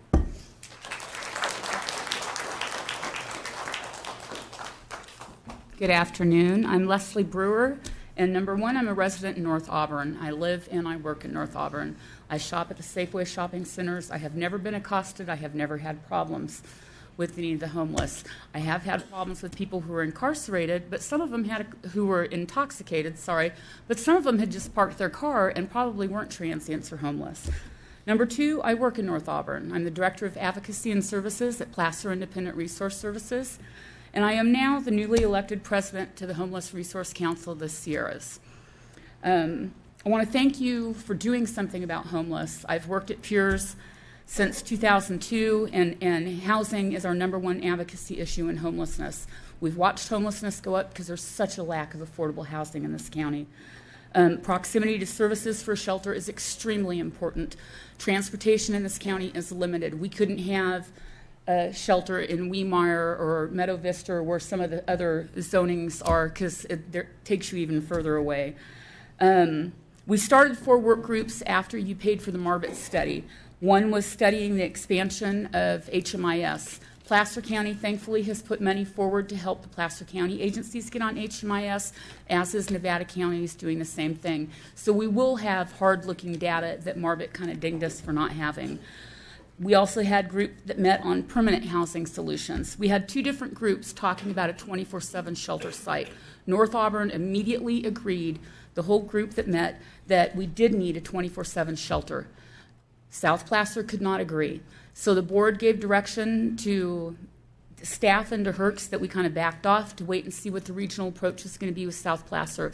Their report is hopefully coming out in the next 2 weeks to the city council, and we'll all know what their results are. The Right Hand Auburn shelter was opened as a temporary shelter until a permanent shelter location could be found. And we've been stumped on that because as we started looking for sites, it's not zoned for this, it's not zoned for that, this one's not for sale, this one they wouldn't. And so eliminating C3 from part of the sites eliminates and makes that pool for proper sites even smaller than what it already was. So we just ask that you look at this, consider all your options, and come up with the best solution for the whole community as a whole, the residents and the residents of the shelter who were residents of Placer County. As far as 10-year strategic plan that I've heard several people speak to. We did have a 10-year plan to end homelessness. It was never adopted by the board, but it was a different board, not you. And as part of the No Place Like Home funding, which Governor Brown put into place, part of that is for the counties to come up with their own 10-year plan to end homelessness. So a strategic plan will be worked on. The zoning text amendment allows a shelter in the additional zone districts subject to use permit, and we'd like you to allow us to value as many sites as possible. Thank you.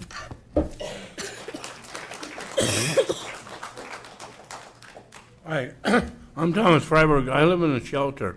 I'm also a cab.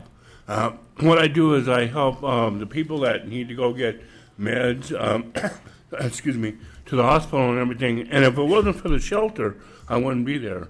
I got left on the street, and the shelter has really helped me. But I'm not just me. There's a whole bunch of other people that take these people that are sick or have to be rushed to the hospital. And if you take out Section 3, there's not going to be a hospital around for these people. If there is, it might be a long ways. I don't know. But I'm still willing to help. And all I'm up here to say is you're doing a good job, and please don't close it down.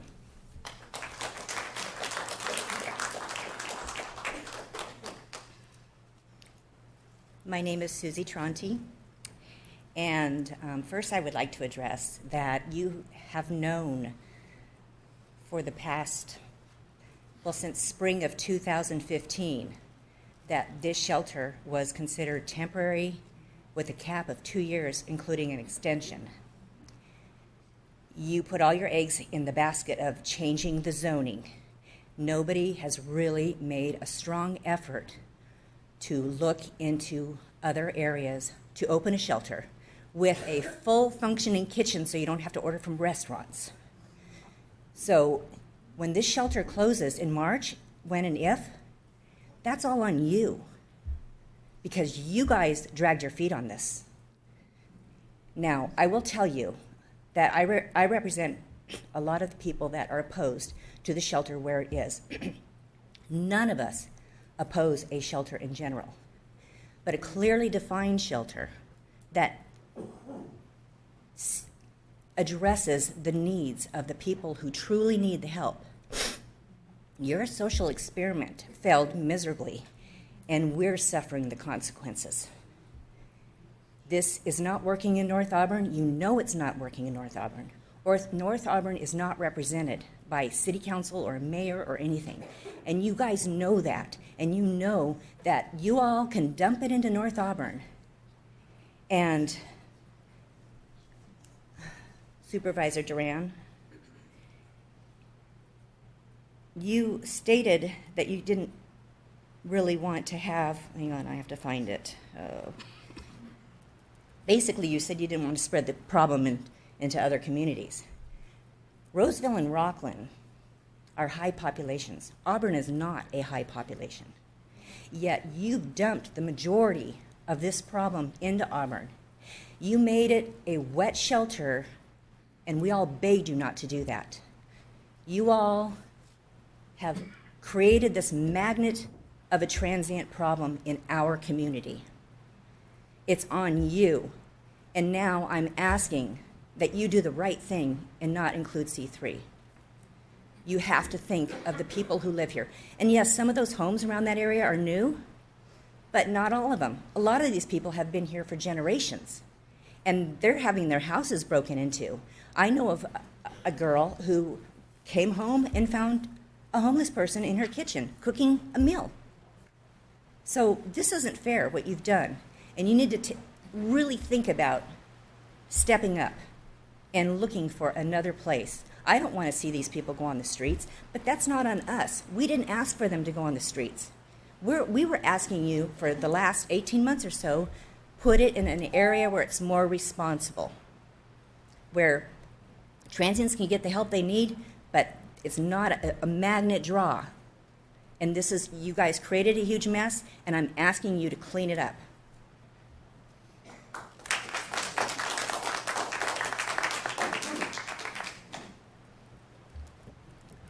My name is Reverend Carol Carter. I'm retired United Methodist pastor living in this community in my retirement. I'm active in Placer People of Faith Together, and I'm a founding leader in a new program to assist families to get ahead called Prosper Placer. I'm very honored to be a part of Placer People of Faith Together, and many of them have come and gone during your hearing today. And so I speak today for them and for myself. We support a permanent shelter with a full service center with case workers and everything that ideally we all really want to offer. And I think I speak for both sides. We want the people who have needs to have those needs addressed in a serious way, in a long-term way. There's so little housing in this county that the only possibility is that we build something somewhere. And so I invite us all to keep thinking about where would that be and how would we do it together. My faith values were beautifully spoken by Charlene Lyons, the pastor at Faith Lutheran in Meta Vista, and I don't need to repeat what she said. It was perfect. But I do want to encourage you to work together. Dumping people out in March from a shelter is not a solution. Creating more places where possibly a permanent shelter could be built is very important. I went to those meetings that the county had working toward a permanent shelter, and we're of one mind. It's essential, and it is your responsibility to see that it happens one way or another. So I urge you not to put people out in the cold and to keep working for that permanent shelter that we all know we really need.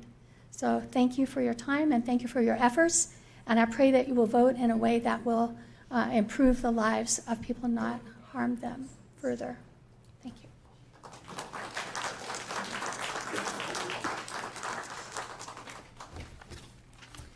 The line is getting very short, so if you want to comment, please get in line so I know how many more people are going to comment.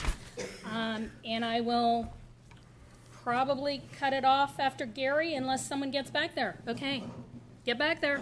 Stand in line. Thank you. Good afternoon. My name is Herb Whitaker, and I'm the managing attorney of the local office of Legal Services of Northern California. We assist low-income clients, including homeless clients, who are in need of legal assistance. I'm also a resident of Auburn. I live in Placer County, just outside of the city limits. My program has already submitted a comment letter, so I would request that the board take a look at that. I would also request that the board support the alternative proposal, which would allow for the inclusion of the C3 zoning districts in the zoning amendments. I'm requesting that the board include the C3 zoning districts. And I only want to make 2 points that I'll try to make very quickly. Number one, in terms of keeping a shelter open now and temporarily, this is a matter of life and death. It is a matter of survival. You can just imagine what it would be like to be unsheltered on a night like tonight.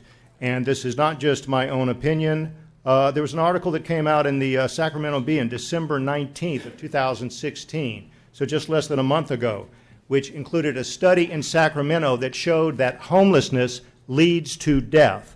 The article points out that in just the last year, 81 homeless people died in the streets of Sacramento. They did the study in Sacramento. We don't have that data in Auburn, but I would suggest that it would be very similar, and that the amount of deaths has sharply risen in recent years as a result of the homelessness.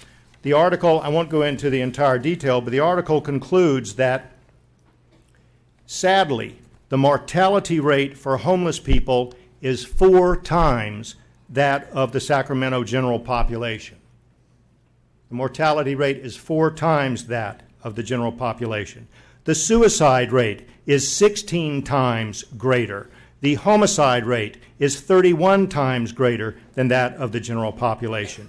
The average age of death for homeless women was 47 years. The average age for men is 49 years. Homelessness cuts off 25 years of your life. So this is not just my opinion. This is the study that was done in Sacramento.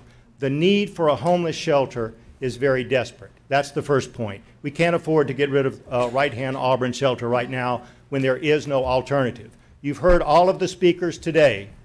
Everyone agrees that the Right-Hand Auburn Shelter location is the wrong shelter, but not one single person has identified where the right location is. And that's the second point that I would like to make, which is that the very purpose of the direction to county staff, which did an excellent job on this project, the very purpose was to find more areas where Right-Hand Auburn Shelter could relocate. And that's the reason that the staff has proposed that we expand the number of zoning districts by 64 parcels, 65 parcels, so that we'll have more options for Right-Hand Shelter to relocate. For the board to now decide to take the C3 zoning districts out of the equation would be tying your hands and limiting the number of options that you have to find a new shelter. Everyone agrees that Right-Hand Shelter needs to relocate. And so I'm asking this board to keep the C3 zoning districts available so that you'll have more options so that we can facilitate that relocation. Thank you, Herb. Thank you. And just as a heads up, we are actually going to lose Supervisor Euler in the foreseeable future, so I would encourage people, not permanently, just, sorry. He has to be in Sacramento at 4 o'clock. I would encourage people that if someone has already said what you want to say, please just let us know. Yes, zoning text amendment with C3, no zoning text amendment with C3, and that way we can move through this process and have a full board to make a decision on this. Thank you. Hi, Lisa. Hi, Lisa Lindgren. I couldn't go without speaking today, sorry. But I first of all wanted to say Seven's back there. I'm so glad he's sober now because I am so tired of calling on him, so good job. And I just wanted to say, too, without the deputies, I don't think we would be this successful right now. And I really appreciate it. And I'll just add in real quick, Duran, your motions got the best of you earlier, so I'm going to take a little bit of advantage of it, and I'm going to let you know. I think we should fire VOA and bring in a program like the COTS and keep the shelter open that way. Thank you. Thanks, Lisa. Hi, Patricia Jensen, North Auburn resident. Many of you will remember that I'm one of those people that was concerned about early releases and nighttime releases from the jail. And I have to commend the Sheriff's Department and all of probation for the wonderful work that they've done so that people who are released from jail aren't breaking into homes, aren't sleeping on the front doorsteps.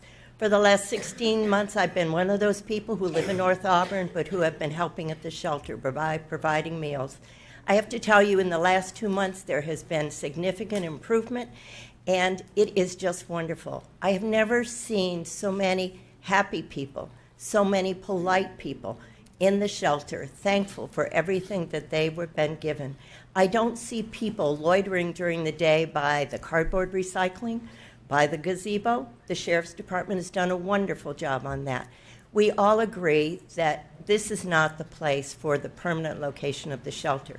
But as Herb has said and others, we really can't stop doing something and then start it again. We need to transition to another place.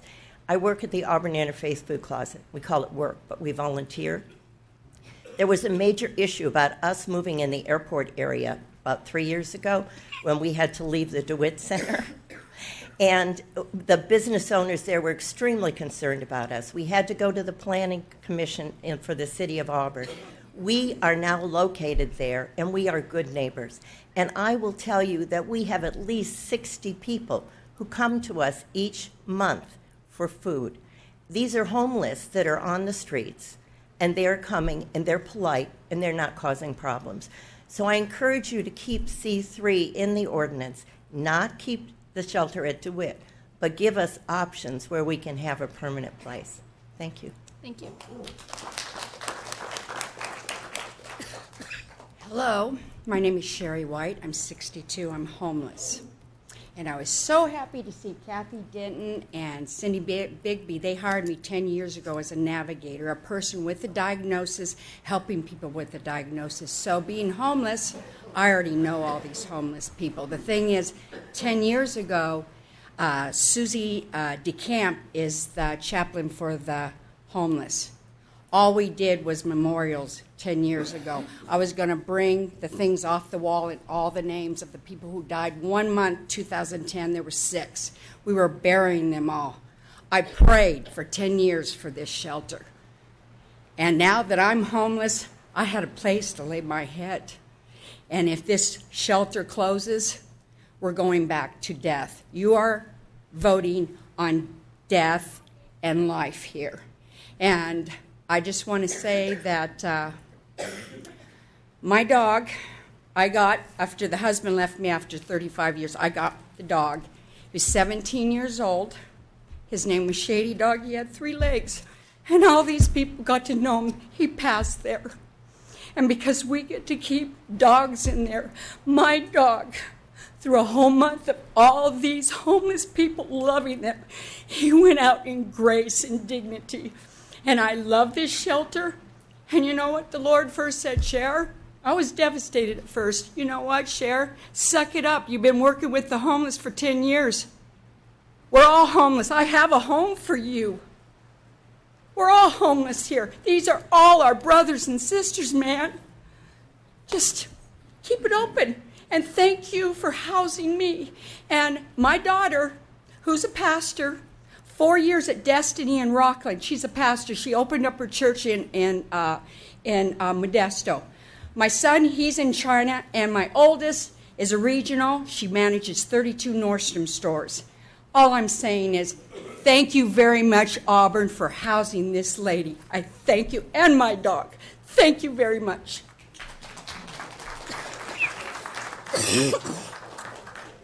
Thank you. My name is Brian Norris. I've been I live in kind of South Auburn, more Ophir area, but have a lot of family and friends that live in the North Auburn area and do a lot of business and just, basically live the life up there. So I speak for me that can't attend. Like, I think there's many here that speak to many. I just wanted to let you know, Nick, that I appreciate that young gentleman being sober. Just wanting to let them know that there are people that take time off to come to these things.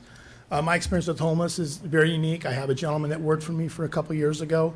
I had a chance to have him come into my home, stay in my home for probably 6 months, and was a very good employee for me. But he had some mental issues that needed to be dealt with that we couldn't get him any help, anything like that. So I think this issue is obviously probably bigger, and we're all talking about it here. I do have a question about the Marbert report, because when it was first introduced, it was, I can't remember the amount of people. It was like 600 or something, but 95 to 97% of them of those individuals took the whatever the assessment thing was to figure out where they were from and everything. And when I put that number against the amount that they contacted, it was about 17%. I don't question the validity. 17% of the people contacted so we kind of took the Marbert report, I kind of felt was based on that 17% that filled out that questionnaire. So that's what I meant by that.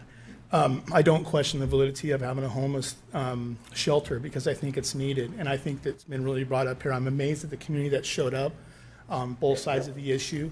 I think that there's been a lot of friendships and a lot of things that have been forged, and maybe a few things that need to be finished up. But I will say that I wonder why we've waited 18 months to find a location for the shelter. I want to know why the city of Roseville had to do a separate report. And when the Marbert report was given, I think the Marbert report covered South Placer, covered Truckee, covered Roseville. So in that regards, I think it is sad that the shelter could be closed for those people that need to use it, because there are typical people that need to use that. But I will say that if we're on the cutting edge here, that we have an opportunity right now to actually make a difference in the way that we approach the homeless situation and transit situation. There's people here that have had major successes and that will go forward to be productive citizens, and I don't disagree with the things the shelter can do. But I think the place that the shelter was placed at in the beginning, as I will quote Leo even said at a meeting, that it was a test location, test shelter. It was something that we haven't done before in regards to that. I think if it had approached dry from the beginning, that it might have a different outcome right now. But I do appreciate all your time listening to me repeat some of the same things that probably others repeat.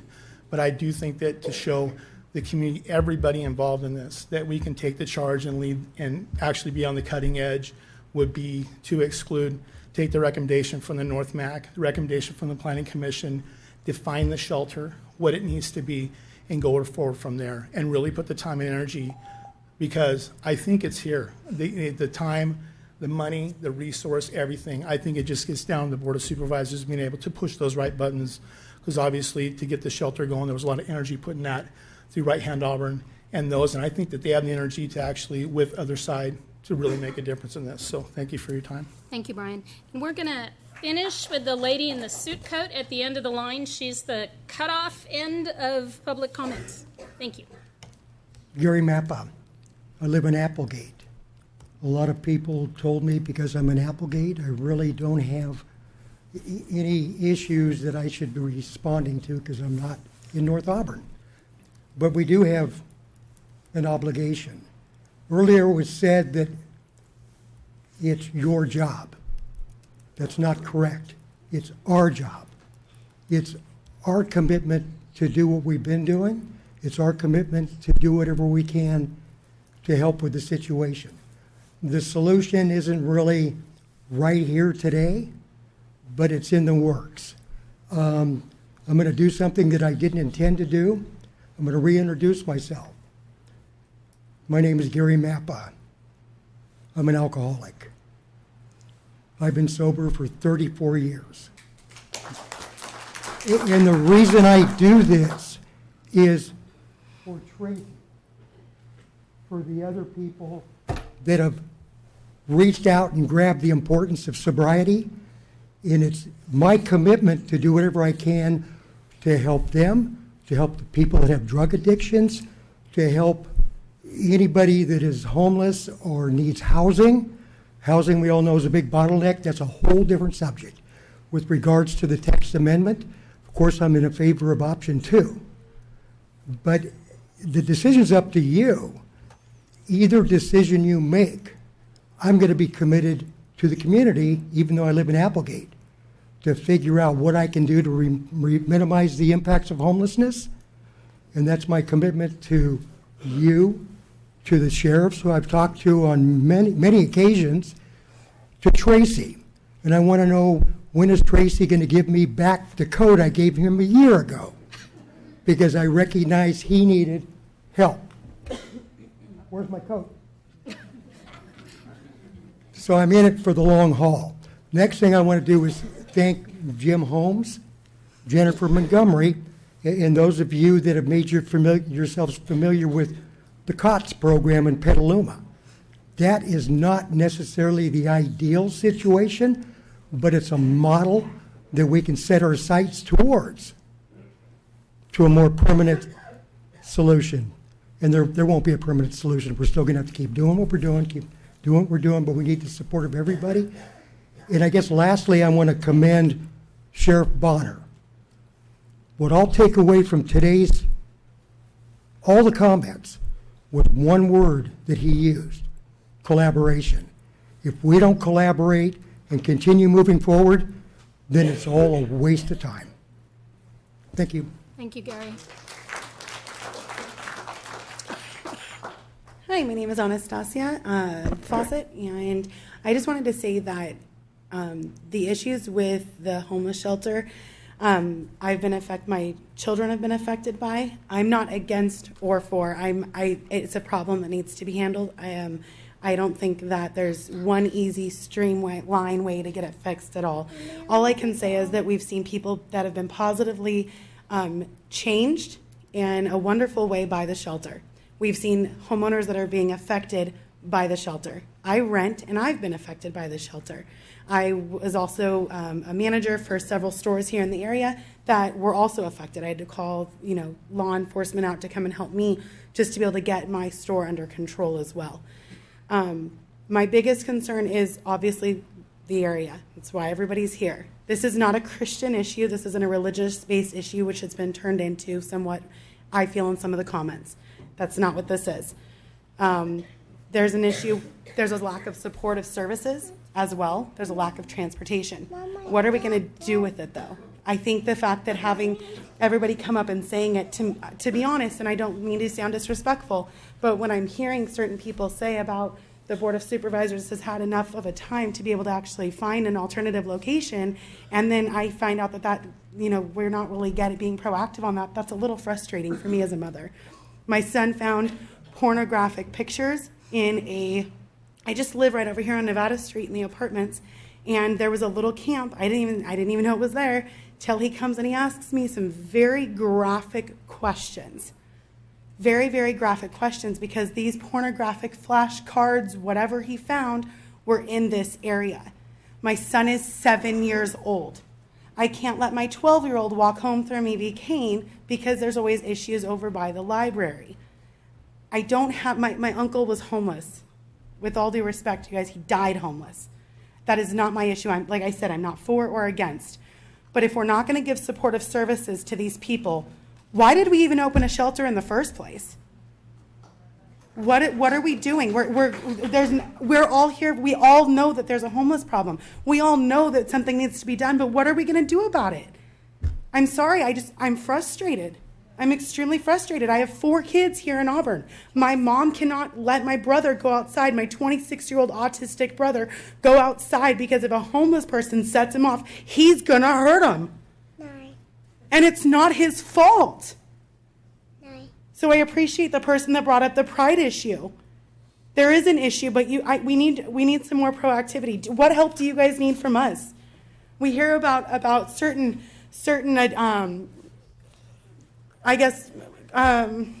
surveys and things like that are being brought out, but they're not being given to us.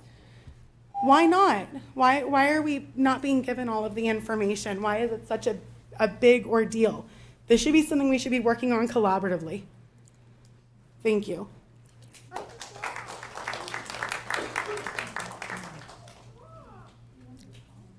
Good afternoon. My name is Larry Combs. I am the interim city manager for the city of Auburn, and I'm here on a very focused issue. We are neither pro nor con having services to the homeless. We, in fact, support finding a homeless solution and are willing to participate in doing that. Our issue is purely having a homeless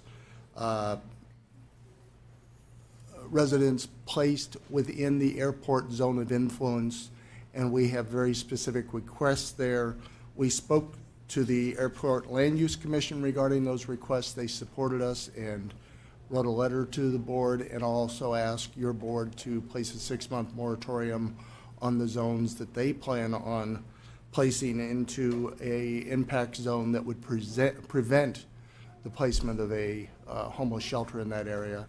We feel it's a very important issue purely from the point of view of safety.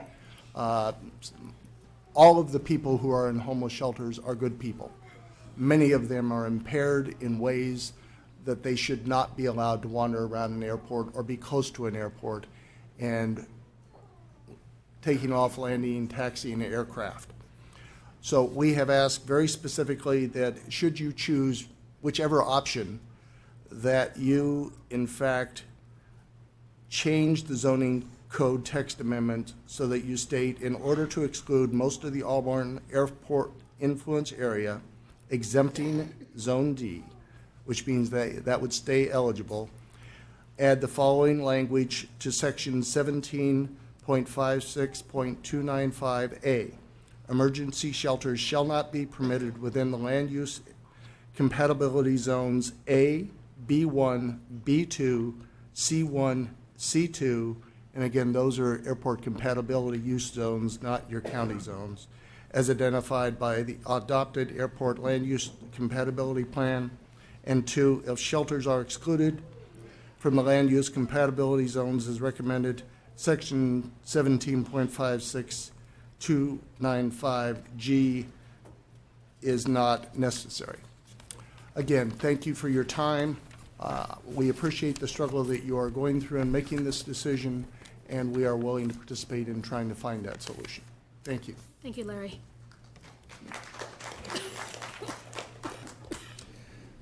Wow, that's so good that Mr. Euler left us. My name is Jim Miller. I am not a resident of Placer County. However, I am employed by Placer County. I am the frontline person that has to go out and pick up trash, stuff that's been pulled out of dumpsters that I put in the dumpster the day before. I have inmate crews that I work with that I see that are now in the homeless shelter. I know these, I recognize these faces. They probably recognize me. I live next door to these people. This is my life. I come to work. I have to step over people to go into my work. It's frustrating, but it's also frustrating to see that they have to live that way. It's frustrating to have these people outside my windows of my office yelling and screaming, and I have to call 911. We are almost every day something is happening, and this is my office. This isn't the Domes. This isn't, this is in the DeWitt. This is my frustrations. I have to deal with these people every day, and we've sent these messages up. I understand it's a tough situation. I'm also the person that has to go in at night sometimes and walk through buildings. Why is this light on in this empty building? Yes, I call 911. These are our frustrations. I appreciate the homeless shelter for what it is. I know it's a struggle. And I'm also looking to move to Placer County. I've been looking for almost a year. However, I can't move to North Auburn because my wife won't let me. I want to move closer to the DeWitt Center so I can be closer to work. That isn't happening. And I can't convince my wife to do that. I understand, I am here to work for you. I'm just letting you know, as the person that has to pick up this stuff and deal with this is where I'm at. I'm here and I'm trying to help them out as much as possible, but I'm also the person that has to put up the sign that says there's no camping, there's no trespassing, and all this stuff. And I see we're the only cover is right outside our door. It's our dock that they sit on. This, as an employee, it's hard. It's hard. It's hard to see these people this way, but it's also hard that we have to do this. As an employee of Placer County, I give great restraint in working around them as much as possible. Thank you. Thank you, Jim.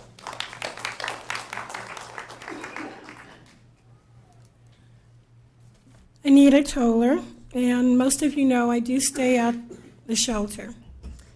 I need to do something, I mean no disrespect, but I want to address some of the concerns that were expressed by the audience. First, I want to take up for the five... I'm sorry, just please address us. Oh, okay. I want to take up for the 5 Board of Supervisors. I can understand the frustration, but I have to ask, 10 to 20 years ago, where was the audience when all this started happening? I can tell you where I was. I was on my patio having a glass of brandy and reading a good book and watching a possum play in my garden. My point is, this has happened over a period of time and a period of years. Real estate is a concern. I recognize that. But real estate is plummeting right now for a lot of different reasons. And I am not saying that the transient situation doesn't affect it, because the sum of the parts makes up the whole. That's the first thing. But I do want to recognize all 5 of you for your hard work. And you're working for your constituents. No one supervisor is exactly alike. So can't always expect one supervisor to influence the other supervisor. So I just want to commend you. You're here. The other thing is, with regard to the mandate set before us by the state of California, the mandate dictates that we make the zoning laws consistent with the operation that's being carried out in hand. So it appears to me, based upon what I've read of the staff report, that all we're really doing is having the zoning laws catch up with the operation that's part of the housing element as stipulated by the state of California. So I'm sure the state would have some input on this as well. I don't know if it would be, how they would respond if the recommendations were not passed. That would be one of my concerns. The other thing that I wanted to just address is just some quick things, and that is, not all of us, again, I want to remind everybody, not all of us has an addiction, not all of us has a mental illness. there are those of us that have paid into the system. I'm working for temporary agencies, and I'm continuing to search and pursue regular employment. I'm 67 years old. They're finally asking baby boomers to come back. And if you've noticed, you've had a number of older women that are now in the shelter. So we're starting to see more seniors. And that's an issue that also has to be addressed. And in fact, when I've been on the parameters, I've seen women living in the cars. Now, I don't know if the officers always see them, but they have no place to go and they're scared. I guess that's my time up, right? Okay. Well, having said that, again, thank you very much. Thank you, Anita.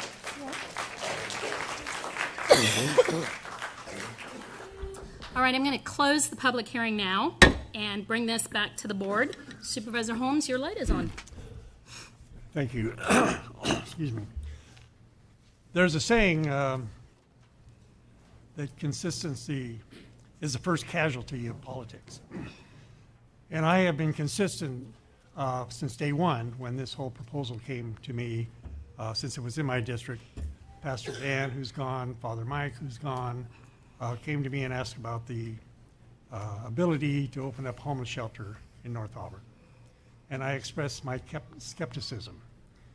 And my skepticism, since I lived out there all my life so far, is that it's an incompatible use with the health and the safety and the welfare of the people that reside in the surrounding area, the people that work in the surrounding area, and the people that go to school in the surrounding area, and the people that shop in the surrounding area. And my concern has been realized. It is an inconsistent use. And in our staff report on page 7, it says, furthermore, the addition of C3 INP remains consistent with zoning ordinances from staff's evaluation of zoning ordinance from other jurisdictions.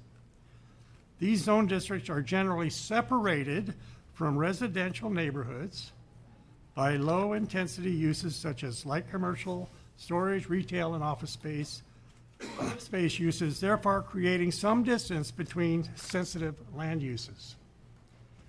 So now we're sitting here talking about changing the zoning to allow C3, which now, if we go ahead and allow it, it goes into the existing shelter goes into C3. It becomes an allowed use.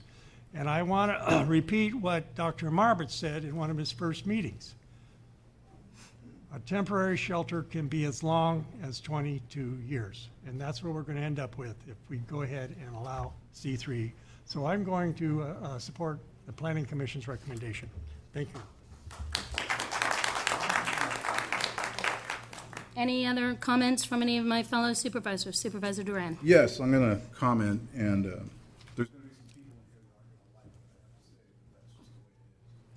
aren't going to like that. You know, we have a problem here. We have a problem here in Placer County, and that problem is not relegated and not just in Auburn. We've got homeless down where I'm at, too. We've got homeless up in Tahoe. And, you know, to get back to the genesis of how this started, you know, we hired an expert to come and give us some ideas, all right, to somebody who had actually addressed this in other areas, someone who had experience, someone who knew how to look at data, someone who knew how to interview someone and find out where they're coming from, find out what their problems are. And he told us what we could do and what we should do. Some of those things I agreed with, some of those things I didn't agree with. But I think we're at a crossroads right now in being able to take what we've learned and what we know and move it to a different direction, okay? And that different direction is to another location, okay? Now, what happens if we close the shelter? Where do those people go? You've got 100 whatever number of people that are going to be back out in your community. Out in your community.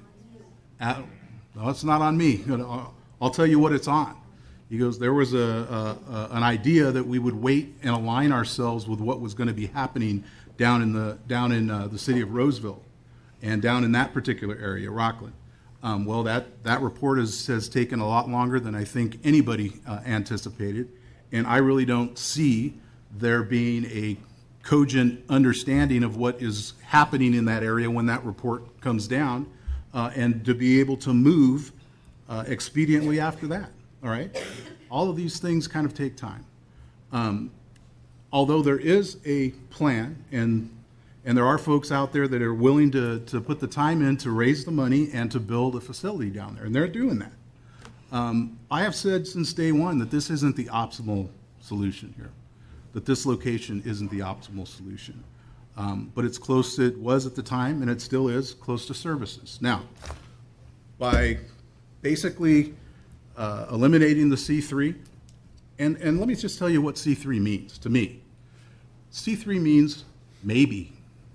It's not a shell. It's not a will. Just because something is designated C3 doesn't mean that a homeless shelter is going to automatically go there. What it means is it's a possibility. It gives us more options to be able to make good decisions as to where something should go. So, as much as I don't like, and as much as I have said that, we do need to move forward, and I'll tell you, I have talked with many of you here on doing exactly that, on moving forward. And one of the things that really tickles me to death here is that everybody's basically saying the same thing. It's not a good location, right? Everybody's saying that. Okay, well, there are a couple of groups working right now in the community that want to find a location. So if what you're telling me is that you're willing to work with us to find that location, then we're on the same page. And if we're on the same page, what does that mean? If we're on the same page, it means that we move forward. And that's why I think that it's important to move forward. Allow C3, allow this to move forward, allow the existing shelter to stay where it's at until we have an opportunity to move it. It's not going to be 22 years. I guarantee you that. It's not going to be 6 months. But I would like nothing better than to come back here in a reasonable amount of time and tell each and every one of you when the shelter is going to go. And the only way that I can do that is if it remains where it is right now for the short term. That's it. Otherwise, everything that we've done, all of the money, and I love the fact that everybody thinks that there is a template out there that we can throw on the homeless problem and everything will work out. It would have been more irresponsible for me to have a complete plan with all these contingencies and fund it, and then nobody shows up. We don't need homeless court, okay? I've just funded it with $1 million, okay? This problem is a problem that the solution needs to be form-fitted to the location. What works in LA doesn't work up here. What works in Sacramento doesn't work up here. What works in San Jose doesn't work up here. We have to, as a community, find out what that issue is and how to navigate this. And we've shown you that it does work despite what people have said. It isn't a disaster. What it is you've got the first leg being the shelter. We put on the second leg. You heard it this morning. You've heard what the shelter has been doing. And yeah, you know what? There is going to be some dispute as to what means what and what this number means. I get that. And you know what? I'll even go so far as admit to everybody here that, you know what? That idea that the shelter isn't a magnet, well, you know what? I will agree to a certain extent that it probably is, but to the degree, I don't know and I can't tell you. But what I can tell you, in talking to most of the people that I've talked to in this community, is that they don't want it in that location. And I agree with that.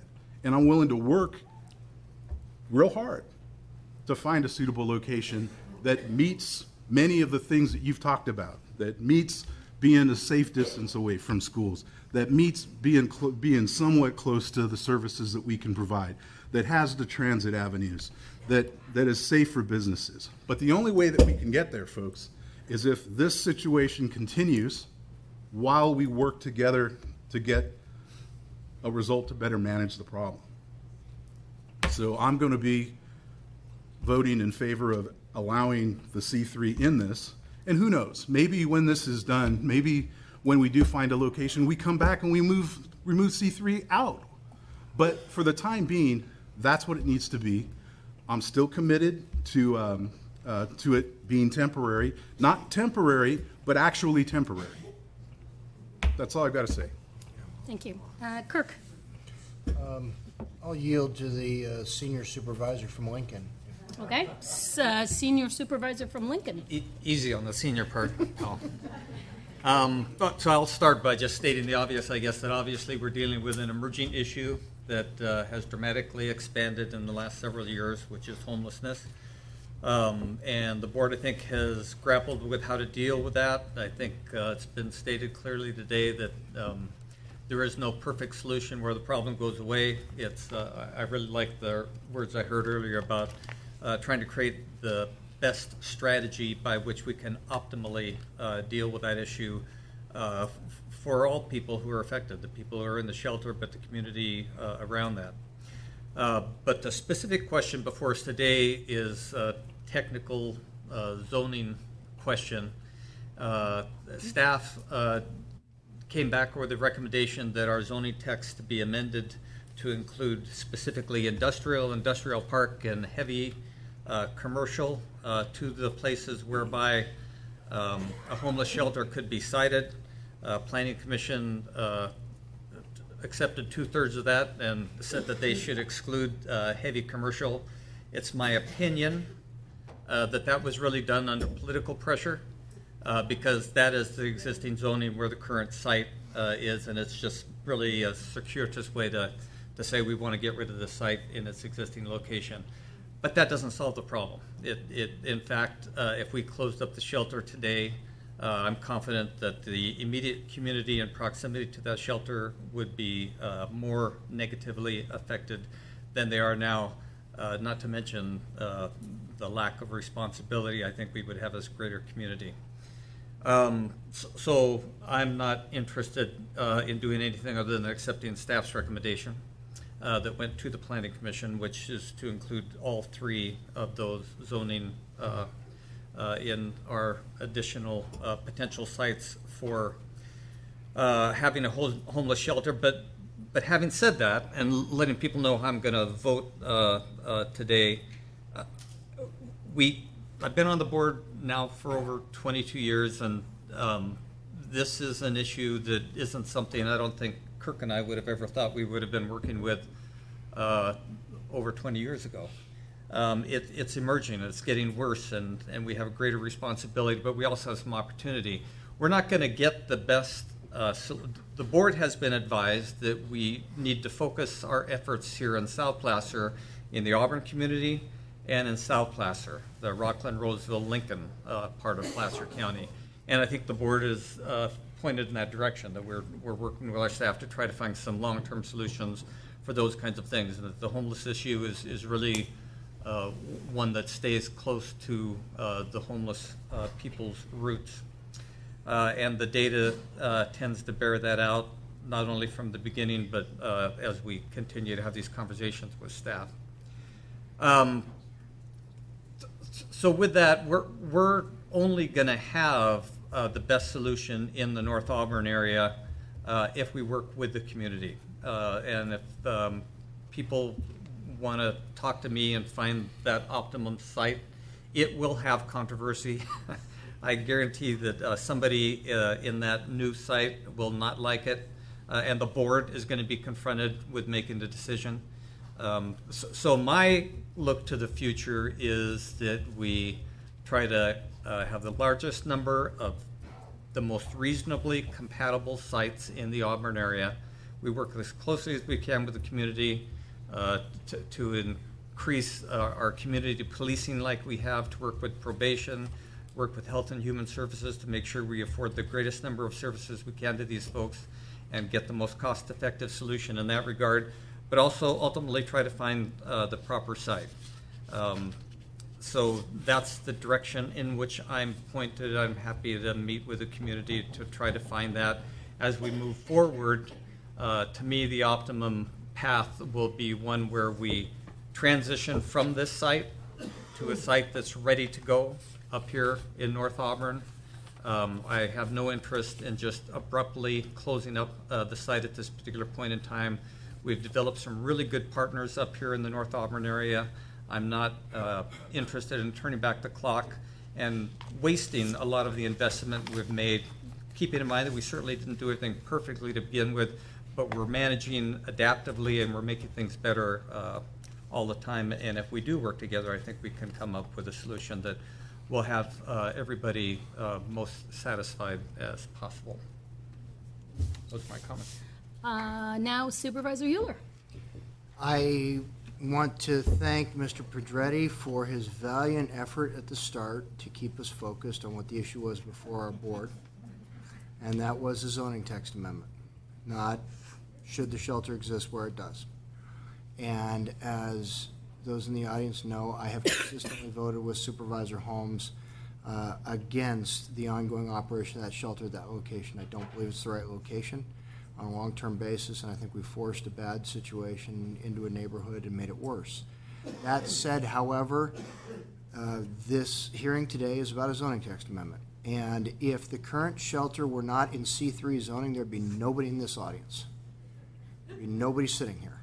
And so I support staff's recommendation that went to the Planning Commission. I still stand with Supervisor Holmes in opposition to the current shelter in its current location. But this, what is before us today, is our board's opportunity to take what I believe will be the best long-term look at where we find the permanent solution to the hopefully temporary problem that we now have in that North Auburn neighborhood. And the best way to do that is by keeping the most parcels and the most options on the table as we look toward a future permanent home in the greater Auburn area for a shelter. And so I do support staff's recommendation that was taken to the Planning Commission on the zoning text amendment. Thank you. As chair, my comments come last on this. I appreciate, Kirk, you bringing this back to the question at hand, which is really, as you point out, a zoning text amendment. I think a number of the issues that people raised are germane to the conversation. And I do think that there are some issues that we do need to continue to work on as a board and get resolved. I want to give credit to Supervisor Duran, who has been working with a private entity down in South Placer to work on siting a location down there. I do want to let folks know that in the Truckee area, we actually, town of Truckee, Nevada County, and Placer County all actually are sort of cooperatively operating a seasonal shelter in that location. So we are taking Dr. Marbott's recommendations very seriously. The issue that the City of Auburn raised in the Airport Land Use Commission, I think, is certainly relevant to today's conversation. I serve on the Truckee-Tahoe Airport Land Use Commission, and I will tell you, as a land use commissioner, I would be hesitant to allow this sort of use in overflight zones. I'm not hesitant to expand it to the C3 zoning. It's the overflight zone that is of particular concern to me.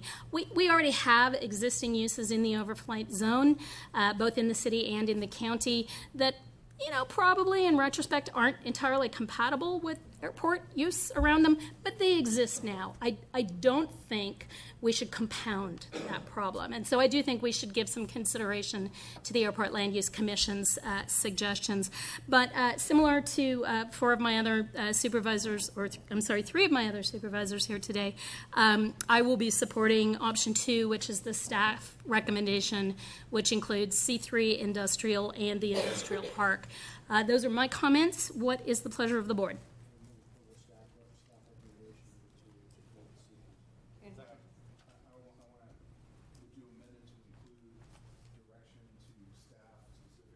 HHS as well as CEDRA to assist in the reciting options.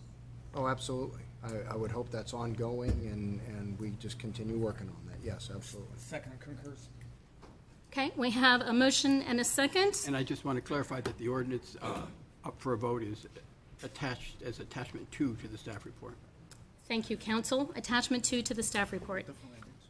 With the findings. Thank you. It's been 4 years since I've done this, so it's been a while. I'm sorry. All right, we have a motion and a second. All those in favor? Aye. Any opposed? No. Any abstentions? Motion carries. Thank you very much. Thank you all for attending. We stand adjourned. Oh, wait, we don't stand adjourned. Supervisor Wygant, you wanted to make a few comments in closing before we adjourn. Pardon me? Today we're in honor of Frank Aguilar, who was a lifelong Placer County farmer. I had the fortune of serving with him for 4 years on the Placer County Planning Commission. He was preceded in death by his wife by about 30 days. Frank was just a great guy, innovative farmer. He was one of the very first people to bring mandarins to Placer County, having almost gone out of business as a fruit farmer prior to that. So a real innovator, great entrepreneur, a great friend. He'll be tremendously missed, but he was a great personality in service to Placer County. Thank you. Thank you, Robert. I appreciate the comments. And having completed all business, we stand adjourned.